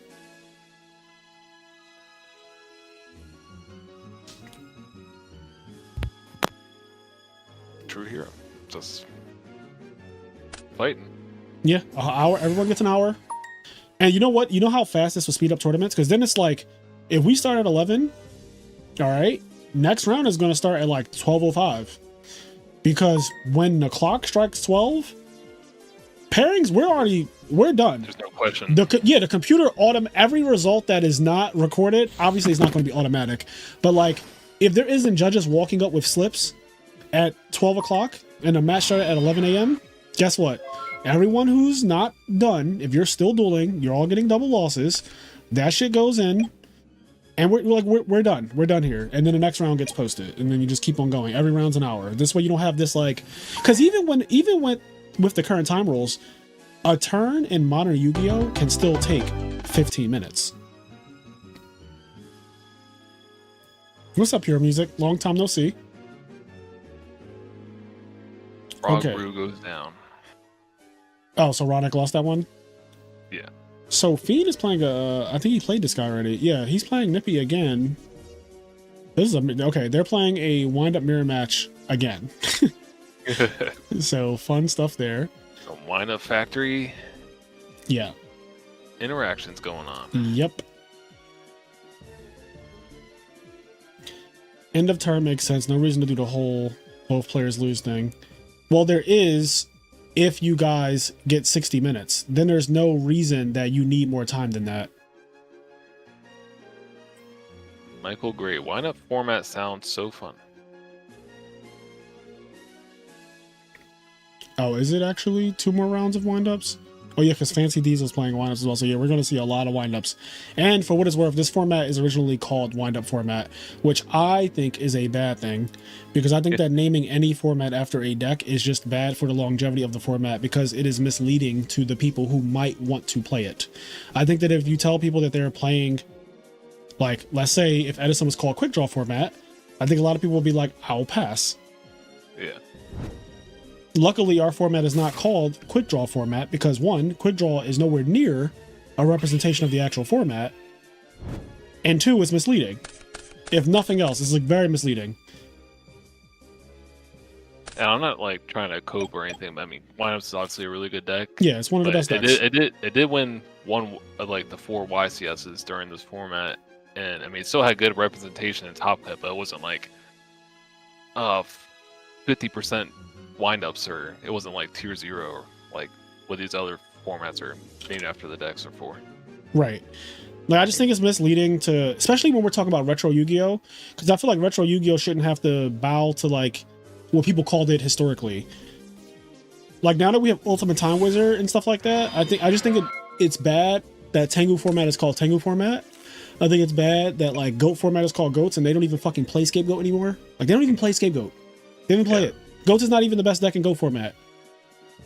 It's not the best deck. It's not the second best deck. It's not the third best deck in Go format.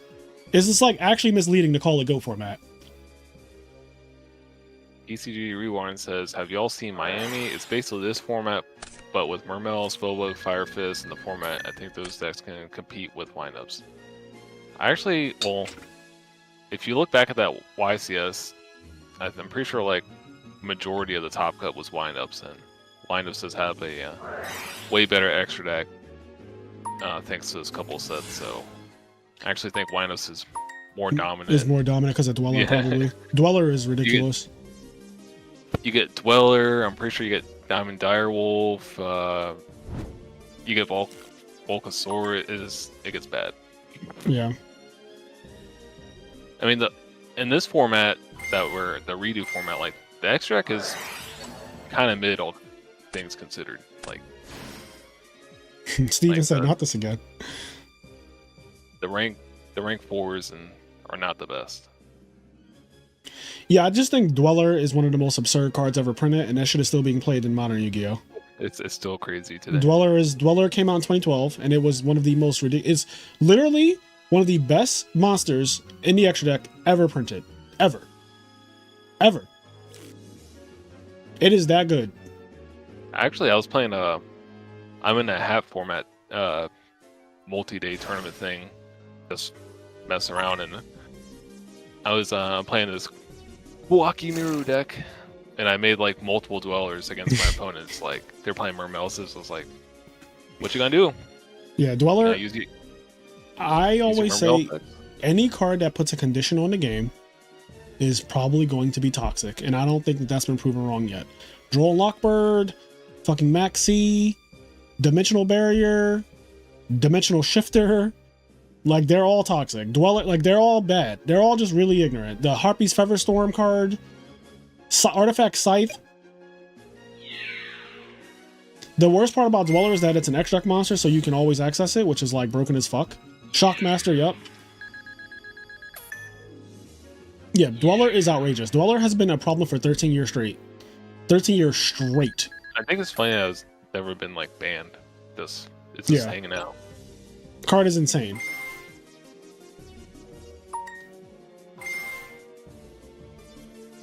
Yeah, Silent Bandit, you are right. Like technically, Yu-Gi-Oh is about not letting your opponent play at its pinnacle. We will go out of our way to not let the opponent play.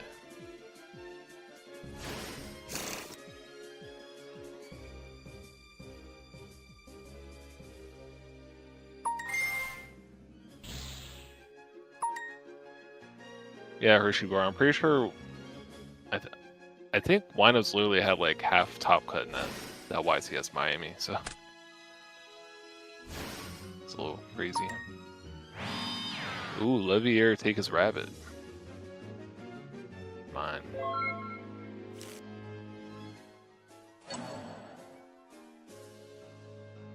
Yeah, Winamps won Miami. I believe it was Travis Smith. Yeah, I don't recall.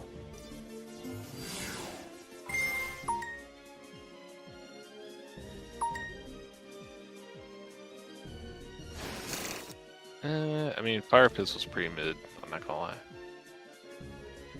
Seems so much more balanced.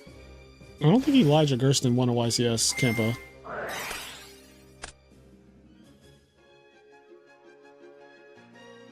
Compulse.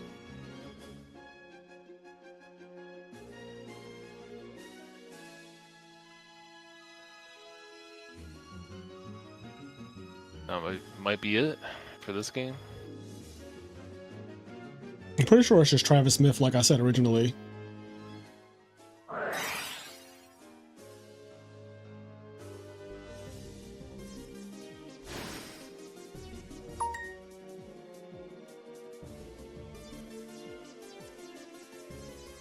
Alright, thank you. Somebody confirmed just Travis Smith. I was like, I know my history. My favorite city to travel for Yu-Gi-Oh! Besides Vegas? California. Love California. Love Orlando. Orlando's a great place to be. Basically, you want to be in a city where if the Yu-Gi-Oh! Part of your trip falls through, you still have things to do. You don't want to be in a place like Ohio or like... Where's it really bad? Oh, Sacramento was pretty bad. Like, Sacramento was really, really bad. Yeah, you said that was like in the middle of nowhere. Yeah, Sacramento was really bad. Yeah, even the winner, Denny Yu, who lives there, he was like, "This city is shit." Like he said that to me when we embraced. Where are you from, Fraser? How do you not know where I'm from, Boontoon? No, I'm kidding. I'm from Philadelphia.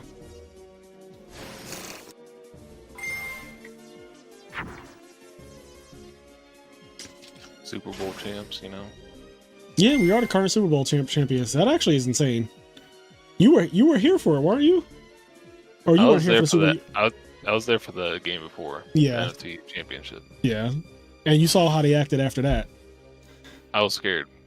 Well, I went with my friend who is a Commanders fan, and they were playing against the Commanders, and he showed up there in Commanders gear, and that was when I tell you that was so ill-advised. People were yelling at me because I was with him. That is so ill-advised that he showed up wearing an opposing team's jersey in Philly. I'm not exaggerating when I say this, you can actually get the shit beat out of you for just wearing an opposing team's attire in Philadelphia during sports season. In the playoffs. Yeah, like Fraser's from the place where people slap comedians for joking about their wives. Crazy place, I hear. Isn't that a joke and it's always sunny? I think it is. Like, genuinely, I'm not memeing. I'm not like saying this to sound tough, but Philadelphia sports teams or Philadelphia sports fans are some of the most aggressive humans I've ever met. Ben Simmons the GOAT. Fuck off.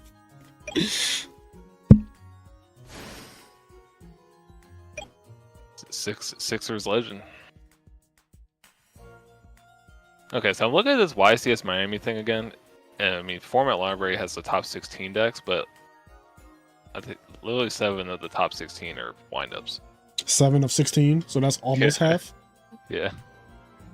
So I don't know how balanced this really is. That was for YCS Miami, so that's the format after this, right? Yeah, that's like Mermel's and Fire Fist. Mm-hmm. Actually, I think Mermel's and Fire Fist kick out the other decks, and then Windups just beats up on Fire Fist and Mermel's. Did Windup lose anything? No, they gained stuff. Let me look at this extra deck. Now TCG1 asking me how did my Vegas run go, and I just did a whole podcast on that shit that came out yesterday. My Vegas went the same as it went last year. And I'm not even joking. It went the same way it went last year. Which was well. It went great. This time I laughed. This time I genuinely laughed. But I keep telling you guys, like, no one tournament matters to me when it comes to not doing well in Yu-Gi-Oh! Because, like, if you play long enough, you're not going to do well at most tournaments that you play in. That's just the reality of the game. But you take your victories where you get them, you take your good days where you get them, and you just got to roll with the punches on the bad days. At least you had a primary plan or backup plan. I booked one of the most expensive, nicest hotels in all of Vegas because I knew going into that event. First of all, I didn't even come with a team. Like, I literally showed up and I did not have a team. On Friday, I did not have a team. But yeah, to me, I'm just like, whatever. Like, as long as I'm in a place where I can have fun regardless of Yu-Gi-Oh, I'm fine. Because the only thing that would suck is if I was in, let's say, Columbus, Ohio or something, and then that happened, and I don't have anything else to do. Like, I don't have anything else to do at that point. Yeah, I've been to a few events in that city, and it's not very fun. Not much going on there.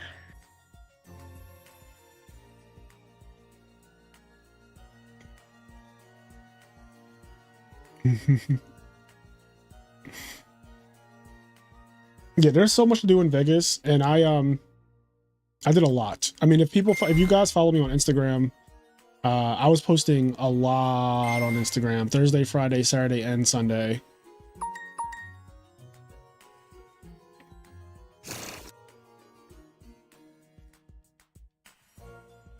Yeah, the numbers. So I don't know about the numbers being low for the main event. I think they got like 1,400 people, I heard. I never verified any of the numbers, but I know for the 3v3 Ultimate Time Wizard, it was half the players it was last year. Last year was like 100 people. Last year was 100 people. This year was just straight up half of that.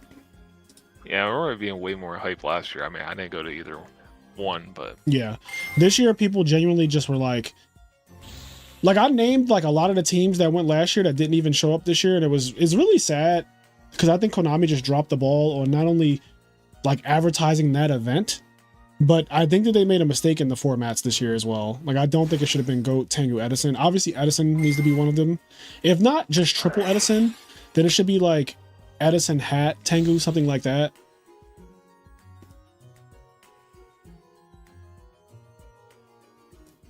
Pure Music, I'll be at more events, God willing. I like how a Gate Turbo deck won the GOAT one. Like, GOAT side. Oh, yeah. 3v3.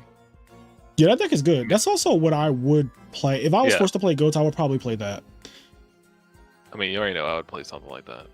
But Vegas only is what it was because they fired the guy who organized the format choices last year. They fired the guy who organized the format choices last year.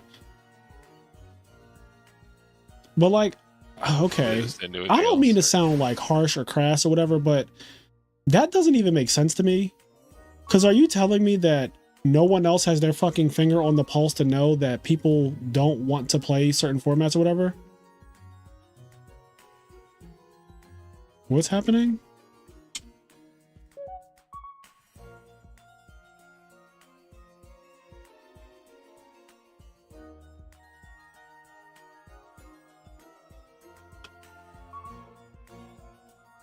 I wasn't paying attention.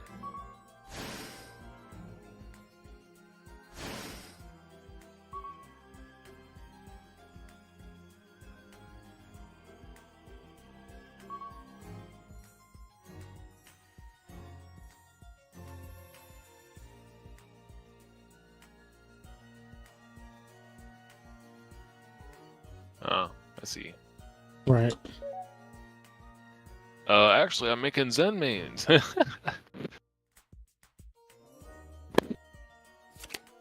There's that thing. Is this a warning for both players? If they start like not maintaining the game state, right? Isn't this like on both of them? It's like if somebody doesn't search Sangan. Yeah, it's a warning to both. Right.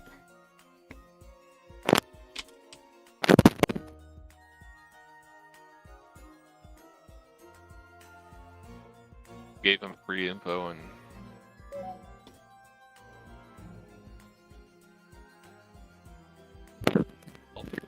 force him to make something else just because it gets bottomless.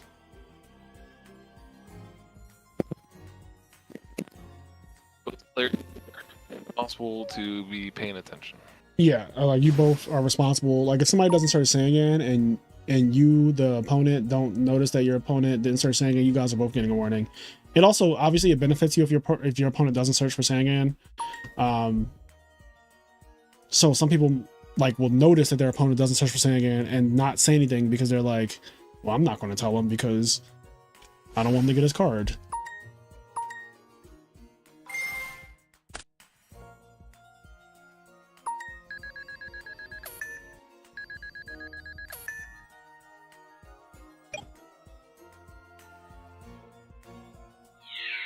Sangan searches in this format. On one of these?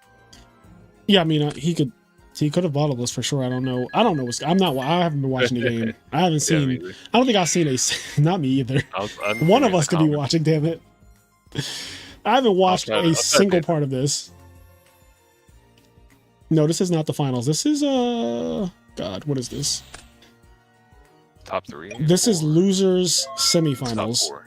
Yeah, so I can put that up on the thing. This loser semifinals.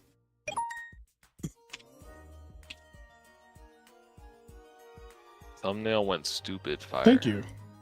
I made that thumbnail with the help of the house. I mean, it's really just me putting shit where I wanted it, but I had the house in the group chat or in a group call while I was making it. They were just kind of watching me do it. And I was saying, what cards, what monsters symbolize redo format? But at the end of the day, I ended up just choosing all the ones that I wanted anyway. Like every monster that you see on that thumbnail is because I decided that I wanted it to be there. You should look at the thumbnail I posted for my recent video. I think I saw it's you and Marcus, right? With the glasses? Yeah. I saw it. Yeah. That's my new haircut. Or, I mean, it looks different with the hat. But... Yeah, I don't think I noticed the hair. Okay, I kind of did notice the hair, but because it's such a goofy thumbnail, I don't think I like really took it in like, yeah, you know, the hair is like the thing. But I did notice it, and I just kind of like, I was like, oh, maybe his hair is just kind of up or something. But okay, you just have like a really curly. Your hair just looks like really curly right there. Just because of like the way it's coming out on the sides. Yeah. We're opening the gates of the Dark World. Yeah. Well, Monado Boy, I purposely did not want to have just one monster for the thumbnail of the first redo tournament because, one, misleading, right? Like if I just had a wind up there, I think that'd be a bad idea. Dark World Silva. Yeah, like if I just had Silva there by itself with me on the thumbnail, I think that'd be a bad. Like the point is that, you know, there's multiple decks that you can play. And I hope the thumbnail kind of shows that. There's Insectors, there's Geargia, there's Wind Up, there's Dark World. I could have also thrown some heroes on there, but I started losing space and time was crunching, so. All 3 decks left are not Wind Ups. Ricky, who's actually the undefeated, is playing heroes. He's playing Hero Beat or Bubble Beat. Also, I have to do a Japanese lesson.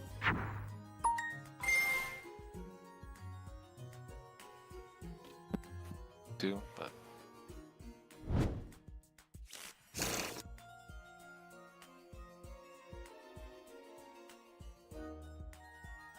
Dom said I had such a good side deck for heroes tonight.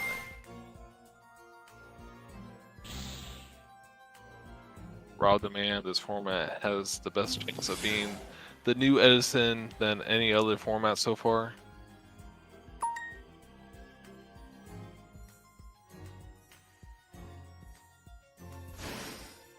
I think it's just like, I mean, it's just the era of all these decks. I mean, these are like popular decks and everyone kind of like identified with one of these decks in the format, and they're all pretty cool archetypes. And it's a non-toxic format, all things considered. So, Hydro, I'm gonna be muted for a second while I do this Japanese lesson. So if you could just do what you're doing. I'm just talking with the chat here.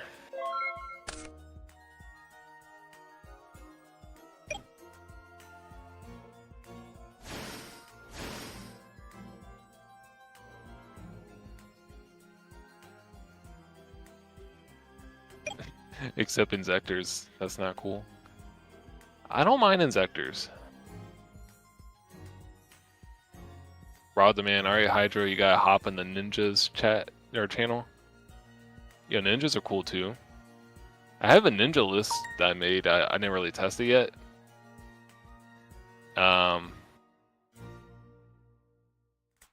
You can do some cool things with that. There's like so many decks I want to mess with. I want to mess with like Goonies or Heretics. I want Hunters. I want to mess with Psychics right now. I think that deck's really cool. I mean, and there's more out there. So.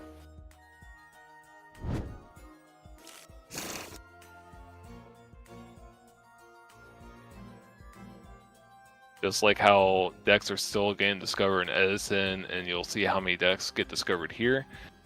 I mean, yeah. I mean, if you think about it, in 2023, people were memeing on X-Sabers and GBs. Those decks topped in 2024, and now at the start of 2025, or I mean, before that we had Forgs to some degree, but they really kicked it up recently. And then we have Gigabytes as like so. Yeah, Edison's been popping off. Let's see if I can stick the landing past this Forgs thing, though. Seems to be going a little crazy.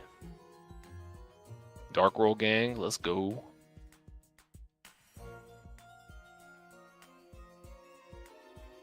Why Not Brat was $10 near mint, now it's 25. Uh-oh. That's not good.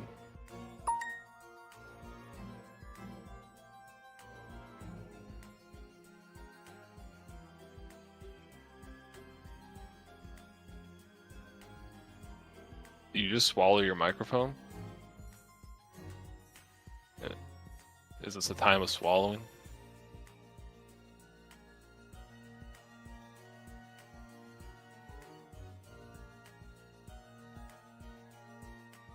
A lot of cool decks to cook up here. Yep.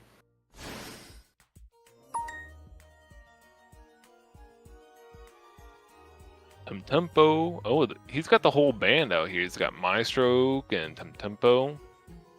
Where's Muserism? There's like another Jin that no one plays either, but I forget what that one's called.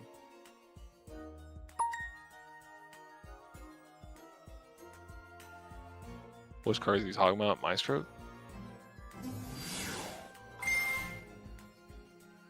Yeah, these Jin Exceed monsters are really cool. Maestro was like your kind of your go-to generic one. Exceed monster go-to. Just has like a built-in Book of Moon. What's happening? Armades. I think that this might be game.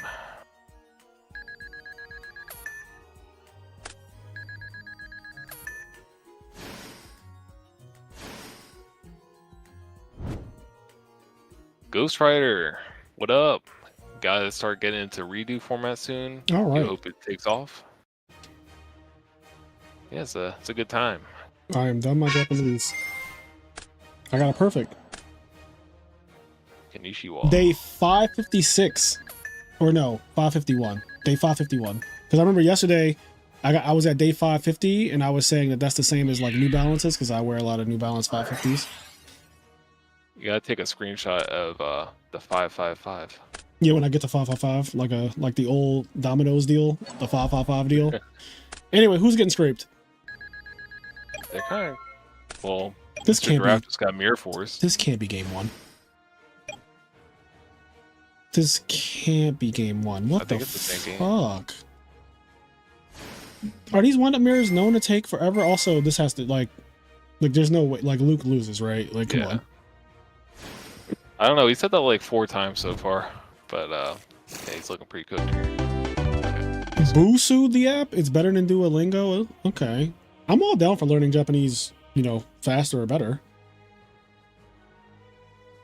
Busu. That sounds like something else, but I'm not even gonna go there. Hey girl, let me get that Busu. Yeah, that was the craziest Mirror Force I've seen so far. Oh, somebody got Mirror Force for it all? Yeah, Luke did. Damn, it'd be like Lose that. it all. These mirrors always get me wound up. Monster Hunter stream when I'm going to stream Monster Hunter tomorrow. I will stream Monster Hunter Saturday. I'll wake up. I'll stream Monster Hunter. I think I just reached Hunter rank 200. And I kind of want to learn how to play the Insect Glaive. I've been playing. So I started out with Longsword. I played a lot of Longsword. I did some light bow gun, some heavy bow gun, just like very minor. Then I went to. I'm now playing Gunlance. I'm trying to figure out if I went somewhere else after. Oh, Charge Blade. I went Longsword, light bow gun, heavy bow gun, Charge Blade. Now I'm on Gunlance, and I've been on Gunlance for like 2 weeks, and I've been loving Gunlance. Like, I love it. I love Charge Blade. I love Gunlance. Oh. And I want to get into the Insect Glaive now, because I used to always play Insect Glaive in every other Monster Hunter game I played. But yeah, I'm casually just making my way around the weapon tree, avoiding Lance, because Lance is ass to me. But yeah, I'll stream Monster Hunter tomorrow. Insector Glaive. Yeah, Insector Glaive, exactly. All right, I see this Busu app. It has a lot of, it does have a lot of people on it.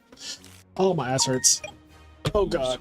Wild is so good. Can't wait for. Yeah, I'm waiting for early April.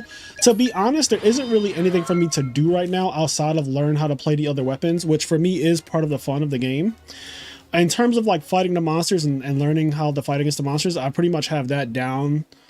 Like I know their patterns, I know, you know, all that good stuff, but like the weapons are so robust now that learning a weapon, I legit feel like takes a week or 2 weeks to just like learn a weapon. He said, I love Arcveld Simulator. Yeah, it definitely, I mean, late game, like if you're just farming for things to meld or melding materials and things like that, then yes, it is an Arcveld Simulator. But I actually fight all the monsters just because I don't want to get so bored fighting Arcveld.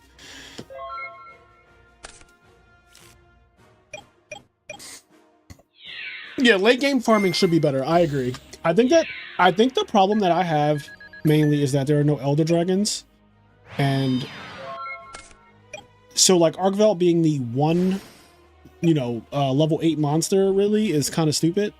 Like I don't like that choice that they made. I'm hoping that gets rectified in April when the expansion thing comes out, or the DLC.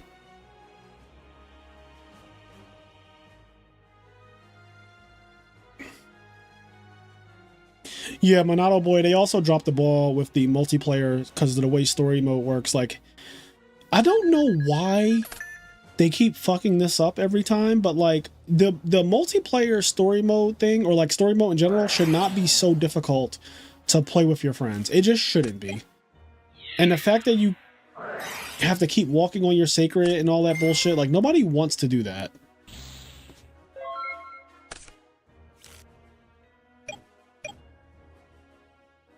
I think we need elders. I think if the apexes were all 8 stars or whatever, that's still not enough. Like, I do think you need elder dragons personally. Elder dragons are a main part of every Monster Hunter game, and they have a certain feel and vibe to them. First of all, you can't cut the fight short by turning them to sleep, like by putting them to sleep. The fact that I can capture Arkveld and everybody else is kind of silly. And how is Jin Dahad not an elder dragon, first of all? But like that, yeah, like, I think the fact that you can just like sleep Gore Magala and Arkveld and all the other guys and cut the fight like several minutes short, that's not, you can't catch a Teostra. You can't catch a Nergigante. You can't catch, you know, Kushala Daora, Chameleos. Like, you can't catch them. You have to kill them. You have to fight them the entire time. I do think that having elders for the end game is like pretty important. So that is something that I think that they could give us. Like, we don't even get to fight the main boss again.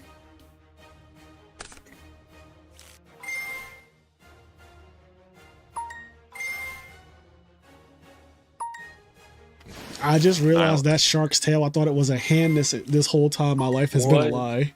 Where, I don't even know. I have never seen a hand. I've never seen a hand either. So I'm trying to like see it from your perspective, but I literally can't. Yeah, the last boss fight was so epic, but because that shit happened literally 3 weeks ago today, I don't really remember it that well anymore because the game came out 3 weeks ago and I only fought it that one time.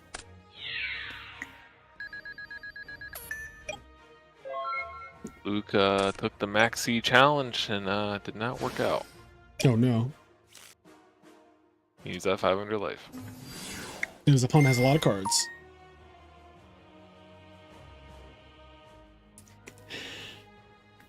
It's kind of funny he said something about the shark tail though, because I mean, there's like so many cards in the past where it's like, oh, that's what that's what the picture is. Like if I look at old cards and like, yeah, actually it's something else. I have seen Eddie Kari. I mean, I noticed it when I was fighting it because I'm a Monster Hunter veteran. I've been playing Monster Hunter for 20 years, like actually. And I saw the meteors, the white lightning, like fucking all, like everything. The Safi Jiva, Celestial Star, or Sapphire Star. Celestial Star. That's from Star Ocean. I have to pee. So I'm going to put up the next match and then I'm going to run to the bathroom. Also, your mic is like doing some scratchy shit, Hydro. I don't know if you're like brushing against it or something. Like you can hear right now? No, it was like just a second ago you were doing something or something happened where it's like this, it's like a staticky sound, but it sounds like somebody like hitting their microphone or like brushing against it or something. I'm not really sure. No, scratching my head, but I don't know if that. Oh, you have one like a headset.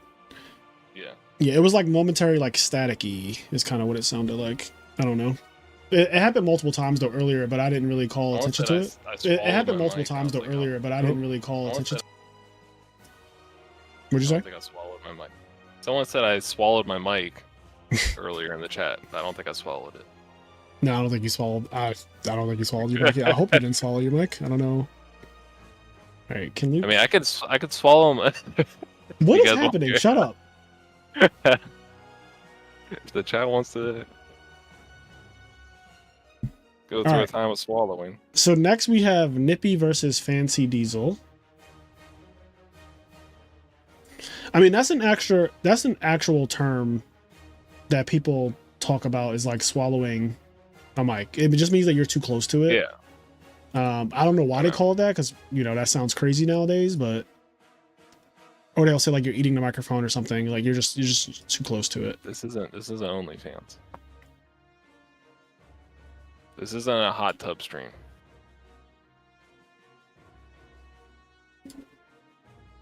You gotta show the other screenshot. No, I can't. This kind of reminds. I think was this when you can only host singles or something? He's hosting single there. Oh, it's singles with side. Who's doing that? That screenshot you had up said singles with side. So I remember there was a thing where people would play singles on Dueling Network, and then they'll just play Dark World because there's like no side deck, obviously. Oh dang, these guys are fighting. All right, I'm going to run to the bathroom real quick. Okay.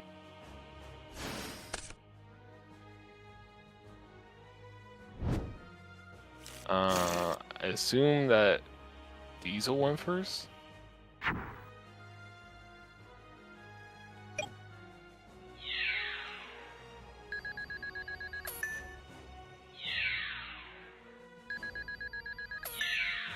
Or maybe Nippy went first and now he's just popping off.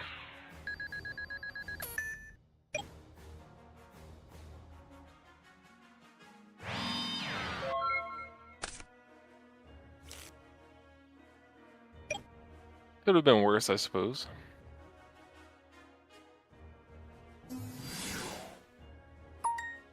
Wind up, Rat.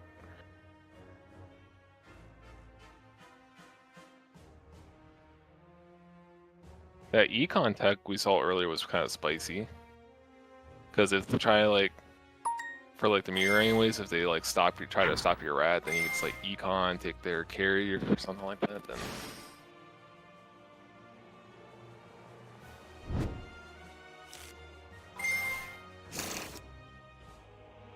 Get Magician Shark here.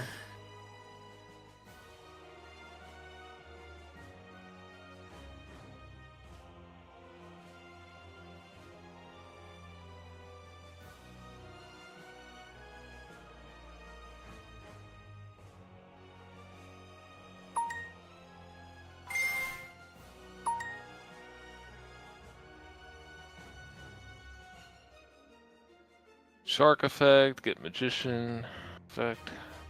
No maxi, so it's all walking so far.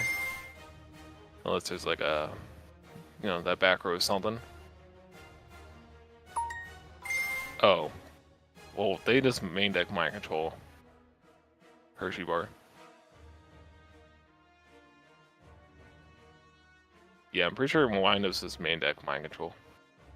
Just because, like, taking a level 3 or 4 is just it's too good.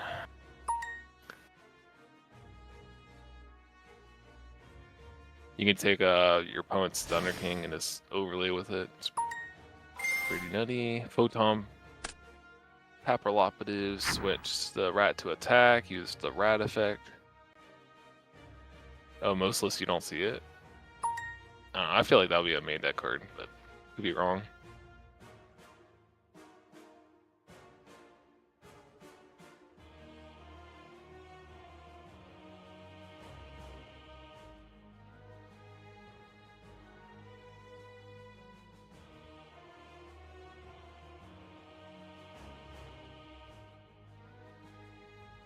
Make it a rank 3 or yeah, make it a rank 3. What you got?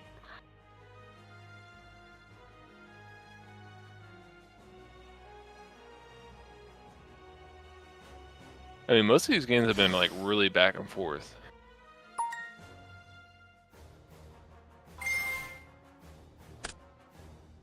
The mirror seems so Z though, like as in boring or sleepy. So, okay, we're seeing a lot of windups because people love them or they're really just the best deck of the format. I mean, it's a really good deck of the format, and it's a really popular deck of the format. I want to say it's like miles better than everything else, though. I mean, other decks are pretty good too. Are they?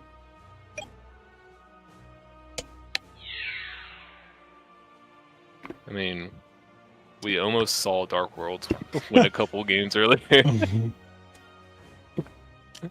This looks obnoxious. But this can't look any more obnoxious than a fucking Forgs mirror match or a Gigavice mirror match. Like this, this just looks so crazy.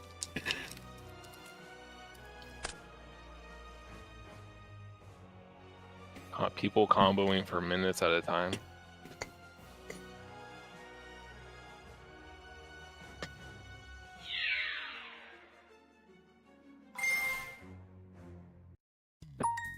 I mean, obviously windups can do a lot.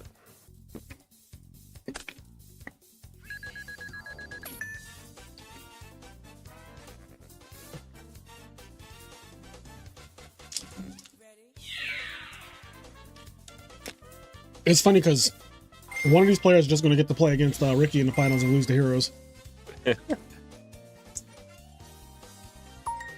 Like, windups are doing all this to get second place.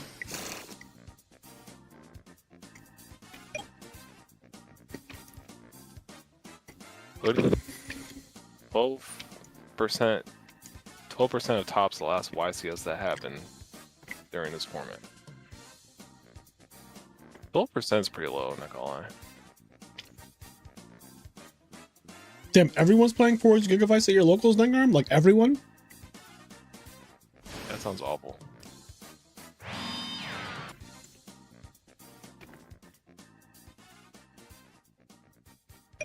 Everyone won. Everyone won.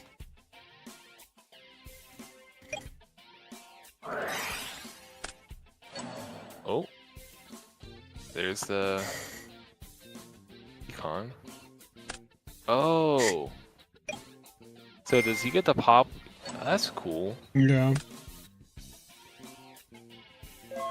It's like your econ was essentially like a MST. Yeah, that's a pretty cool interaction right there. Not double monsters coming back. I mean, you also have to sack your guy off, right? But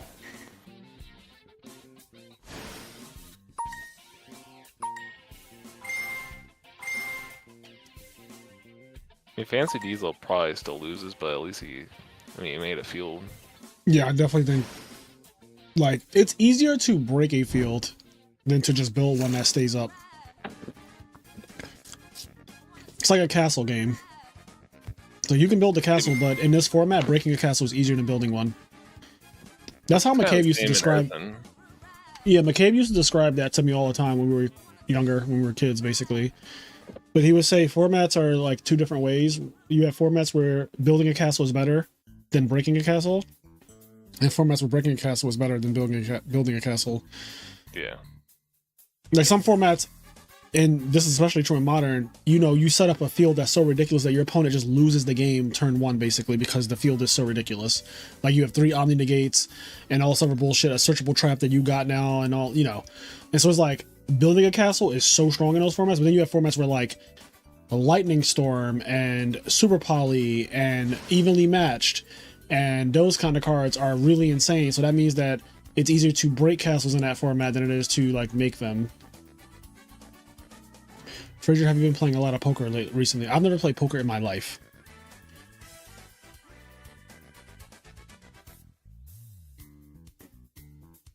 Why do you ask, Morgan? Tempo.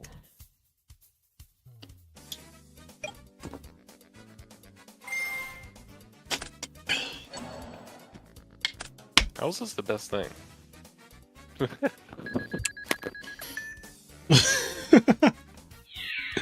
Yo, you were hilarious.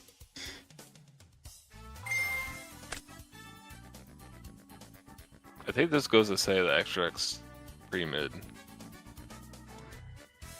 They don't have poker or Monster Hunter. You made a lot of poker references in the Johnny video. I wasn't sure if you had it on the brain. Yeah, I've never played poker in my life. I didn't even know I was making poker references. What did I say? I just be doing shit. It's like you're just throwing out professional poker terms on accident. Yeah, like I don't even know. I'm wondering what Morgan's talking about.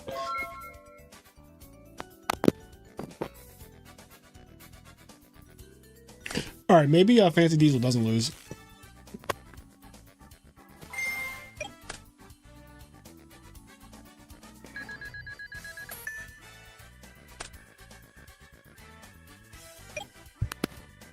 Away from Hydro, what the fuck is going on with your microphone right now? Bro. What is happening? Hydro? What is happening? I don't know. You are fiddling with that microphone. I'm not. Someone is I'll take it. murdering you right now. And apparently me too. Jesus. Oh. Trying to catch my breath. God damn.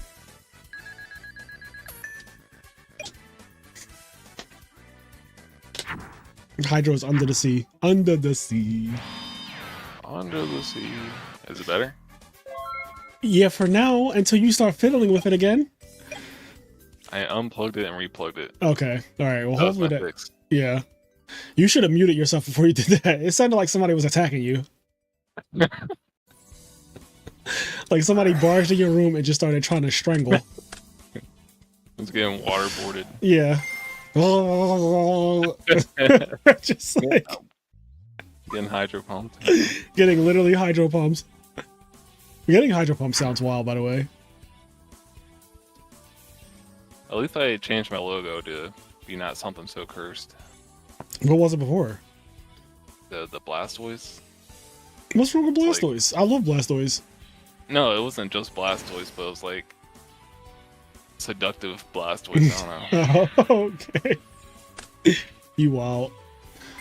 It was Big Man Blastoise. Not seductive Blastoise. I don't. So the only reason I have that picture for my profile is because my friend was like, "Hey, I saw this picture of Blastoise, and it won't make your profile picture though." And then like, sure, why not? Do it. Alright, it's safe to say that Nippy is definitively in the driver's seat now. Yeah, take a turn.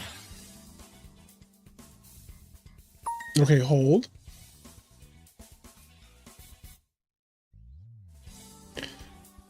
Does Magician activate if your opponent uses a wind-up? Oh my god, it does. That is so toxic. This is fine. Dog in the fire. Luna said, "Hydro, what's your opinion of Dragon Turbo at this current state of Edison?" Yeah, Hydro. What's your opinion? It's alright. I'm not really sure how. I mean, I haven't tested enough to see how it does in against the new decks.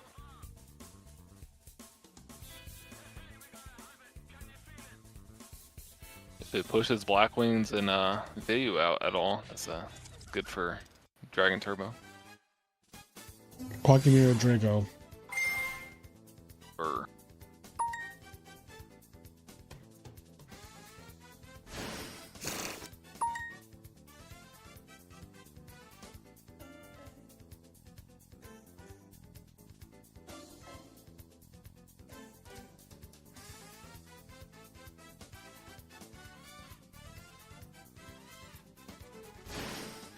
Oh, this is it's pretty good.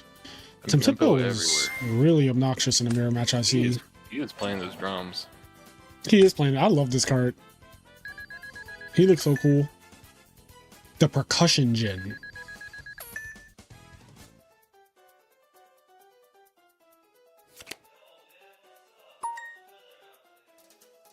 Vincent Zen, estimated time until we see Forgs and Giga taking up half the top 8s and YCSs. I don't. Any deck can take up half of the top 8 spots, though. I think most decks have done that already.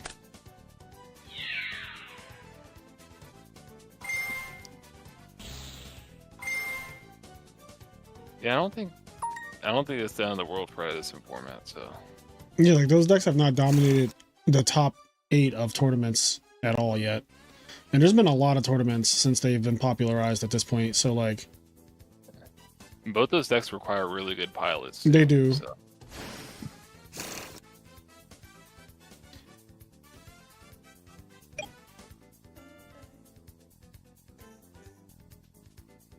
It's not like a walk in the park. Yeah, I'm not gonna say it will never happen, but like it is hard. The same way like Dragon Turbo, you don't see, if you notice, you don't see like random people topping with Dragon Turbo either. It's like the same 3 people: Ghost Rider, Hydro Pump, and what's his name, Raikoko. Yeah, Ryan barely plays the deck too, so I think he played for like 2 tournaments and he's like happens to win one of them. Ryan is kissed by God. Yeah, he wins a lot. Ryan is like, I just realized this is also losers finals. All right, so we're almost done. Okay, this is losers finals. The winner of this will play against Ricky and get bopped, and we will all be able to go home tonight happy.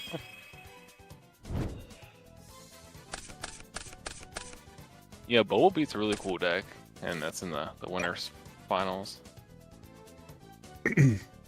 I'm down if I get the Sun Bubbleman. Bubbleman's too cool. Just playing Factory and passing is so funny to me. Like, that's the energy you have to be on. Pudding said, I want to see Utopia Ray one time.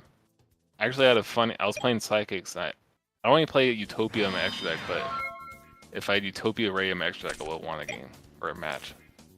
So I took my opponent's Utopia. Is there space for it? Like, is this something that you could reasonably fit, or no, it's just like too tight? Really tight. Okay. What? Yeah, that's the thing. This format, the extra deck is tight, right? Yeah, like, I mean, even windups have a hard time with their extra deck. Like, they could realistically play like a 20 card extra. Psychics, they have a lot of synchros they go into. Jared said the hero extra is really tight because you have like the poly target, poly, yeah. super poly, and then the rank 4s and all that. So I think a lot of decks probably have a hard time with their extra decks in this format, unless you literally don't care about the extra deck. Yeah, that's a good thing though. That means that the extra deck actually requires like thinking. Yeah, it's not like Edison. We're just like, I'm just gonna play all staples. Yeah.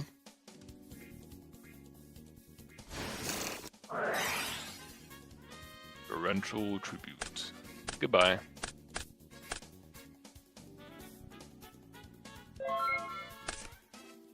How many people were in this tournament? 16. That worked pretty well Mm-hmm. for a bracket. Yeah, 16 exactly. I think. Yeah, 16.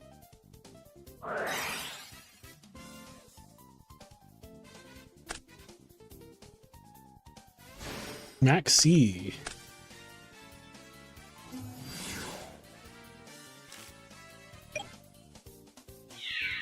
Actually, it's pretty cool in this form. Like if you didn't have it, then Fancy Diesel would just go crazy. But Fancy can also just stop.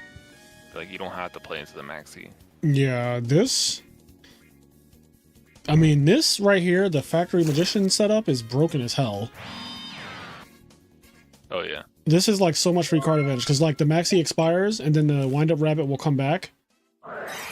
And like, oh, okay. Well, the Magician, yeah, you can only use it one time. But... Right, but he didn't use it yet, right? Because he's playing around Maxi. Yeah, not yet. So now he's using it because apparently it activates off your opponent, which is fucking ridiculous. But yeah, he waited till the Maxi expired and then he uses it, and that's such a broken setup. Also, if his opponent just did not have Heavy, he could not have won this game.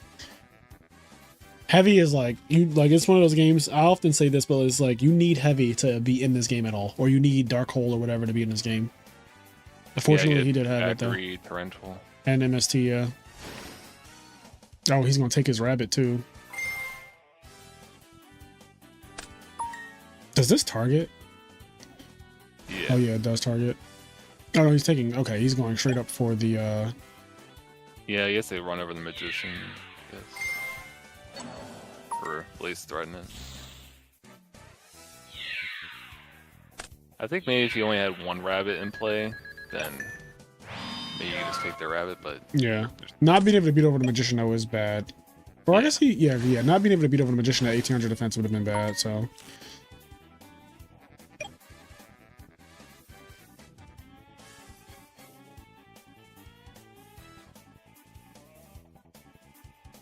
Heavy feels very defining in this format, more so than Edison. Yeah, Heavy is. Well, I feel like Heavy honestly dictates every format of 10. I mean, there's one thing. I mean, like at least Heavy or Starlight Road's like playable this format. Like, there's merit to it.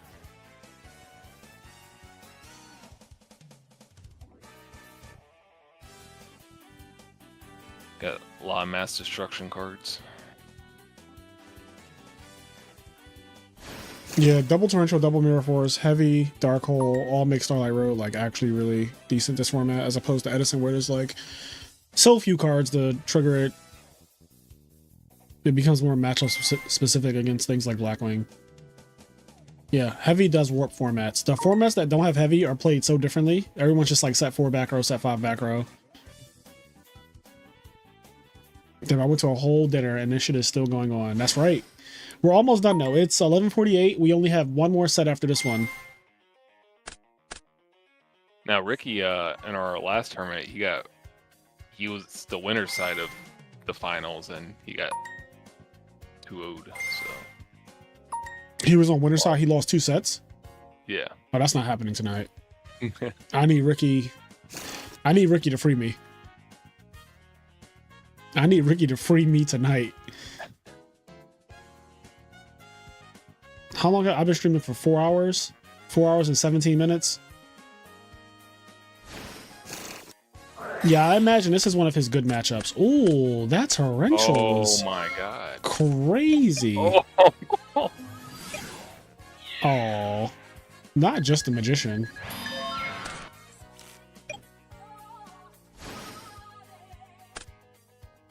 Solemn Judgment on the Cyber Dragon. Oh my god. Summon It's rabbit for walking. game. Saying good enough.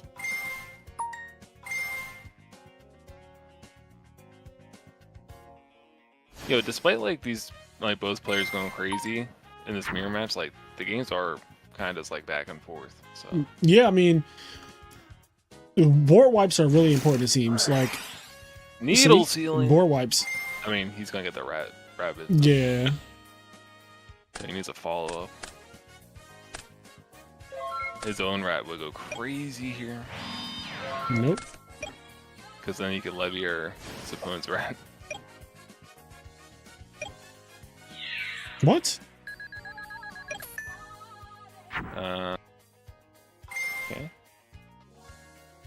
don't know about that. I guess he's saying like I wanted to do the damage first. It's risky, but they know the format better than me. That's the thing. So I'm not like guess really he's just critiquing kinda people's like- plays. Rat loop. Yeah. Cause I'm so used to fucking Edison with deep prisons and shit that I'm scared to attack. Yeah, there's battle traps in this format, but I imagine they side them out in the mirror. Yeah, because Wine and Rabbit just dictates so much. Yeah. It's funny because like these decks have to play like they can't just like be all gas because they do just kind of lose to Thunder King. Like they can't out Thunder King very well, Yeah. so they have to play stuff like Deep Prison, Mirror Force, Bottomless, and Please So- not Bottomless. I hate that card. I don't think they play Bottomless Hydro. they might. Yeah, they could. That card is so ass. That card's ass even in Edison. Well, decks do play in this format. Yeah, no, I'm not. I wouldn't be surprised. Poppy Cito, is Malevolent Catastrophe and Edison or Redo good? I know Malevolent is not particularly good in Edison format. And I don't know if it's good in... I think it's probably worse in Redo because of the Starlight Road problem. Like in Redo, Starlight Road is a good card. Because there's double Mirror Force, double Torrential, Dark Hole, Heavy Storm, and a lot of decks. And then there are the deck-specific board wipes and stuff like that as well. Also, because Heavy Storm is in the format and 3 MSTs are in the format, people don't want to set all their back row.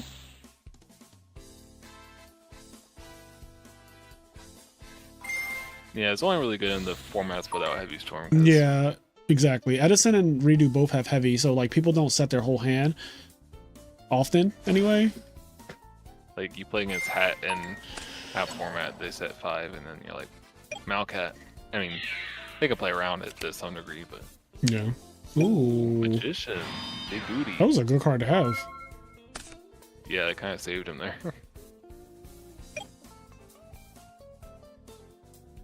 Draw a guy. He top decks his own rat. Nope, just more spells and traps.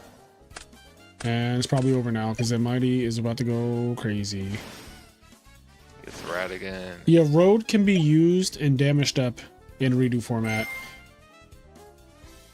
Apparently it had like a reprint and it was different text. Yo, So- Nippy loves windups. You could tell. This motherfucker plays this deck. Doing his thing.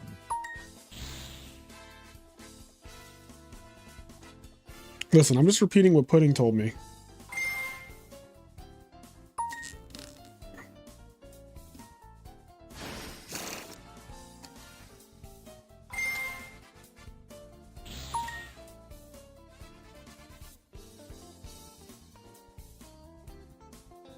Yeah, I'm just riding with Pudding here. I don't even know why the damage stats thing really matters. Like, when does that really come up, though? Absolute zero. Well, I mean, Absolute Zero was, I mean, it's semi-played in this format. Ronek just was fucking clapping people all night with it, bro. Ronek was what, top 4? Where did Ronek lose at? Oh, he was here. So it's like 1, 2, 3. Okay, yeah, I guess he was 1, 2, 3, 4. He was 5th place around that. But yeah, Ronek was out here with Absolute Zero just clapping people. Also, technically, I guess the hero deck can make it too, or whatever. Yeah. But it does kind of matter though. Like if you're attacking over a guy and you have road set and like you can just negate, if you can negate 0 by attacking over it and you don't have a Stardust on the field, that's kind of broken. Imagine how much different, I mean, that would make Edison format if it was like that. Yeah, because Edison Absolute Zero is a really relevant card. Yeah. So and like, Dyna. yeah, it would have a much bigger impact. Yo, how are they in the match that fast? Speed running this. Wait, did I miss something? How are they playing already? They were speed running. I did say speaking Ricky of was top gonna road. clap like quick. Is Honest in this format? It's at 1. So it's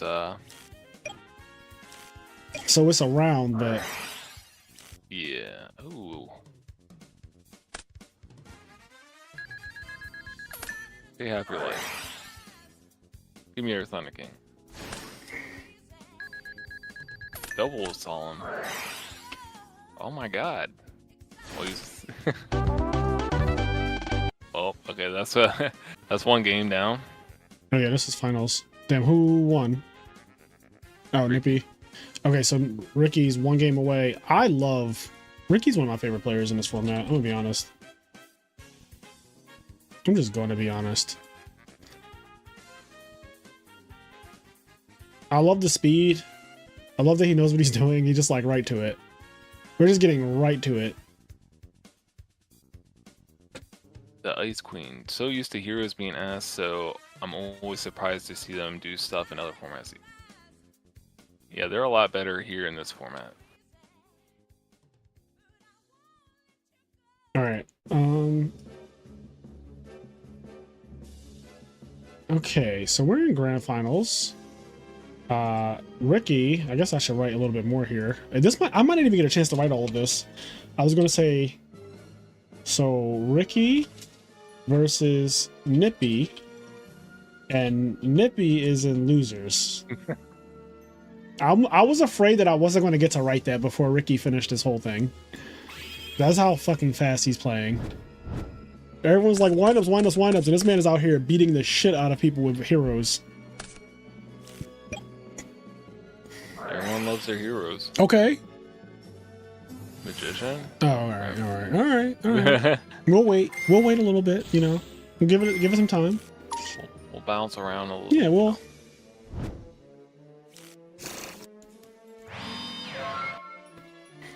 Do a little one of those. It said Super Poly is so toxic in the hero mirror in this format. Oh, I can imagine. Super Poly on Lagia Dolka makes no sense.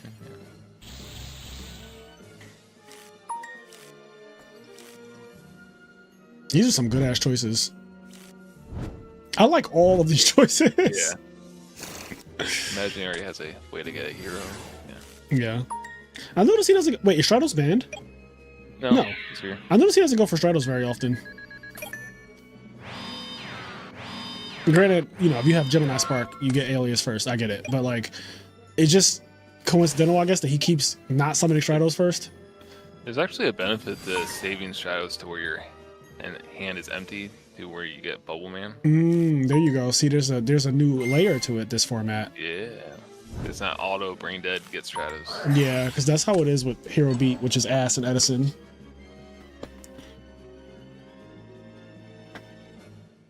Gemini Spark. The All Spark. Sparkle. Factory seems so problematic, and it's at 3, so it's like Whirlwind, but 40% chance to open it instead of 28%, which is massive. That 12% difference. Warning's at 3? Warning's not at 3. It's at 2. Yeah, it's at 2. Oh, triple call it a Haunted. Yeah. Factory is best card in the deck with Rabbit.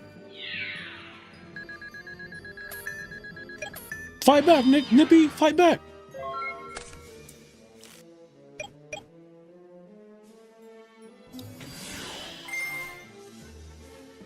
Yeah, Factory in the mirror seems extremely problematic. Like, I mean, I'm allowed to say, if anyone can say it, Stengo, I'm allowed to say it.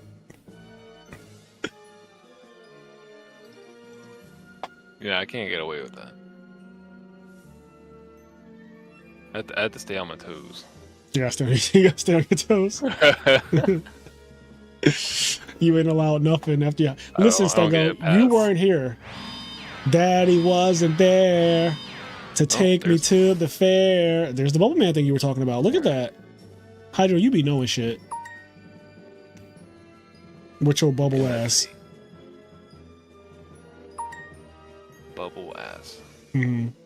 Bubble ass Armor Ninja. Bubble ass Armor Ninja. This guy attacks twice. He can beat both those windups. I'm gonna beat them both. I actually like Xyz's card art. There's like... They're very cool. Yeah, there's a certain art style they use for Xyz monsters. They all kind of follow the same artistic motif. Like, this card reminds me of Popular Paralative for some reason. Just like the art has that same vibe.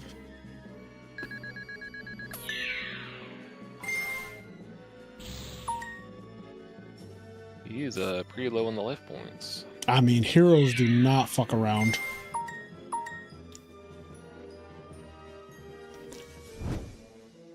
You have like a Call of Haunted or...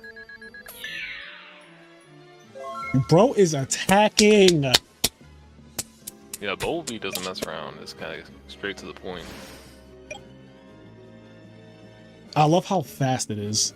Everyone else is out here being all technical and doing all these fancy plays with rats and rabbits and toys and shit. And he's just like, I ain't got time for none of these sex toys. I'm out here to win. I'm clapping cheeks the original way. Oh, man. Shot in the dark. Shot in the dark. You give love. Oh. I mean, he knew he had it, right? That's the same solemn from earlier, yeah. All right. Out of the way, though. Damn. Yeah. He did. Damn. You missed. That was a 50-50, right? Because he had Dust Tornado. I guess it wasn't a 50-50 because he had the Dust to Solemn. Yeah. So 25%. I guess he could have, if he dusted the Warning, though. So it's still kind of 50-50, right? Because he needs to hit Warning or Solemn. Because if you hit... He still has to run over the Blade Armor, so the D-Prison... Well, he was about to go... Right, but I think battle traps are the least of your concerns when you're just trying to like make a play. Yeah, he had the 50-50 to hit one of the Solemns and the other 50-50. Yeah, like thank you, Ricky. Shout out to Nippy for getting second. Shout out to Ricky for getting first in his first IMNerd tournament. Good. That was that's pretty good. That was pretty good. Haven't played in 13 years, but this was fun as hell. Oh God. Yeah, y'all. Listen, I love... We're getting pulls out of the woodworks here. We're getting what? I said we're getting Duelists back in the format. Yeah, 13 years. That's a lot of years. Like, I'm no mathematician, but I think that's a lot of years.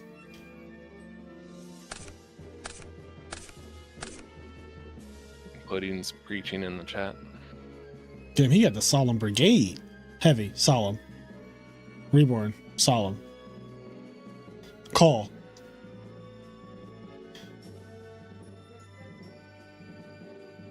Was he at 100 though? I'm confused. I don't know. It's a nice hand. I mean, it has gas if like your opponent doesn't have cards. Unfortunately, Ricky does have cards. No, I meant like Ricky has. Nice. Oh, okay, yeah. Didn't specify. Yeah, Nippy doesn't really have much defense. He has a lot of normal summons. Yeah, exactly. It's like way too many normal summons.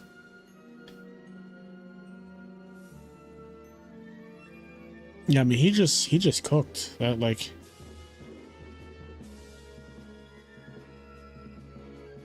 I think the craziest matches tonight were those Dark World ones. The Dark World, yo. The like, Dark World matches are crazy to me because they were up, literally, like, no exaggeration, 7 and 8 cards respectively, and they got destroyed by a wind-up rabbit or like nonsense. Yeah, just like what was that? What was he beating him up with in the? It was a rabbit the one time. I remember that. Oh, when the Gear Gear deck was. Oh yeah, the playing, Gear like, was just like a Zen mains or something. Yeah, just holding down the fort. Yeah, like. Funny. I was like, "There's no way he's gonna win," and then he just grinded it out. Well, that was quick. The first tournament by the first IMNerd redo tournament was won by Bubble Beat, and I'm going to assume because Ricky got second with this deck a couple days ago, 5 days ago. I'm going to assume that he just ran the list back. It works. Here it is for people who want to see it. In fact, I could actually pull up his real list right now. Yeah, this is like middle of the road between Hero Beat and Bubble Beat. I mean, he's playing all the kind of playing both.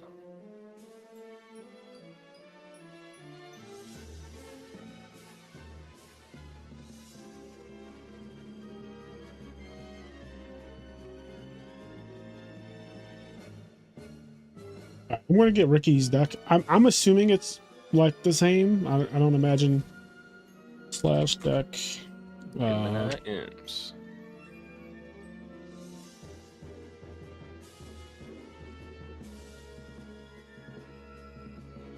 Escarado, I'm pretty sure came out like a little before. Actually, right. I don't remember exactly when it came out. Here is Ricky's deck, which I don't August, know. Is it any different? Oh, the side deck is definitely different. Why do I keep doing that? Let me close this. Because he was siding Rivalry before. He's not siding Rivalry anymore. Needle Sealing. Yeah, he's siding Needle Sealing.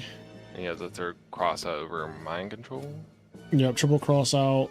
It's just like a bunch of 3-3-3, and then just like 2-2-2, which it looks really pretty. I love this type of side deck. Just like 3-3-3, 2-2-2. We're done. 1, 2, 3, 4, 5, 6 different cards. He only sides 6 different cards. He feels like his main deck can just handle pretty much everything, and there's 6 cards that you can swap in and swap out, and that's it. Call it a day. But yeah, this is good. This is the winning deck list, so you guys see it here. I'll also post these on the Discord server and the winning deck list channel. We have a channel dedicated to just winning deck lists. So like here, for example, you can see we have like all the winning deck lists throughout, you know, as we play tournaments and stuff. Also, Ricky gets the tournament winners roll, which is good for the end of the year. When we do the winners ball, which is an invitational tournament, usually in December or whatever. $50. And he gets money, you know, who doesn't like money? But yeah, he gets this roll, which gives you a pink name, which overrides all the other names or all the other colors that you could have. So now he has a pink name, which means that he's a tournament winner. And then that resets at the beginning of the year. So January 1st, everyone loses the tournament winner roll and it restarts. You have to earn it again to get your invite to the invitational. That is a free cash tournament in the year. But all right, I'm gonna get out of here. I'm pretty like, I'm not necessarily tired, but I kind of want to continue watching Freerun because that anime is cracked out of its gourd. So I'm gonna go watch Freerun. Y'all be safe. Y'all be great. Thanks again. I'm going to send out payouts and all that stuff. So send me your Cash App or PayPal if you got top 3. Yeah, top 3. So that's Nippy, Ricky, and Fancy Diesel. Yep. All right, guys. I will catch you all later. I'll be ending the stream here. Let me see. Where's my ending thing?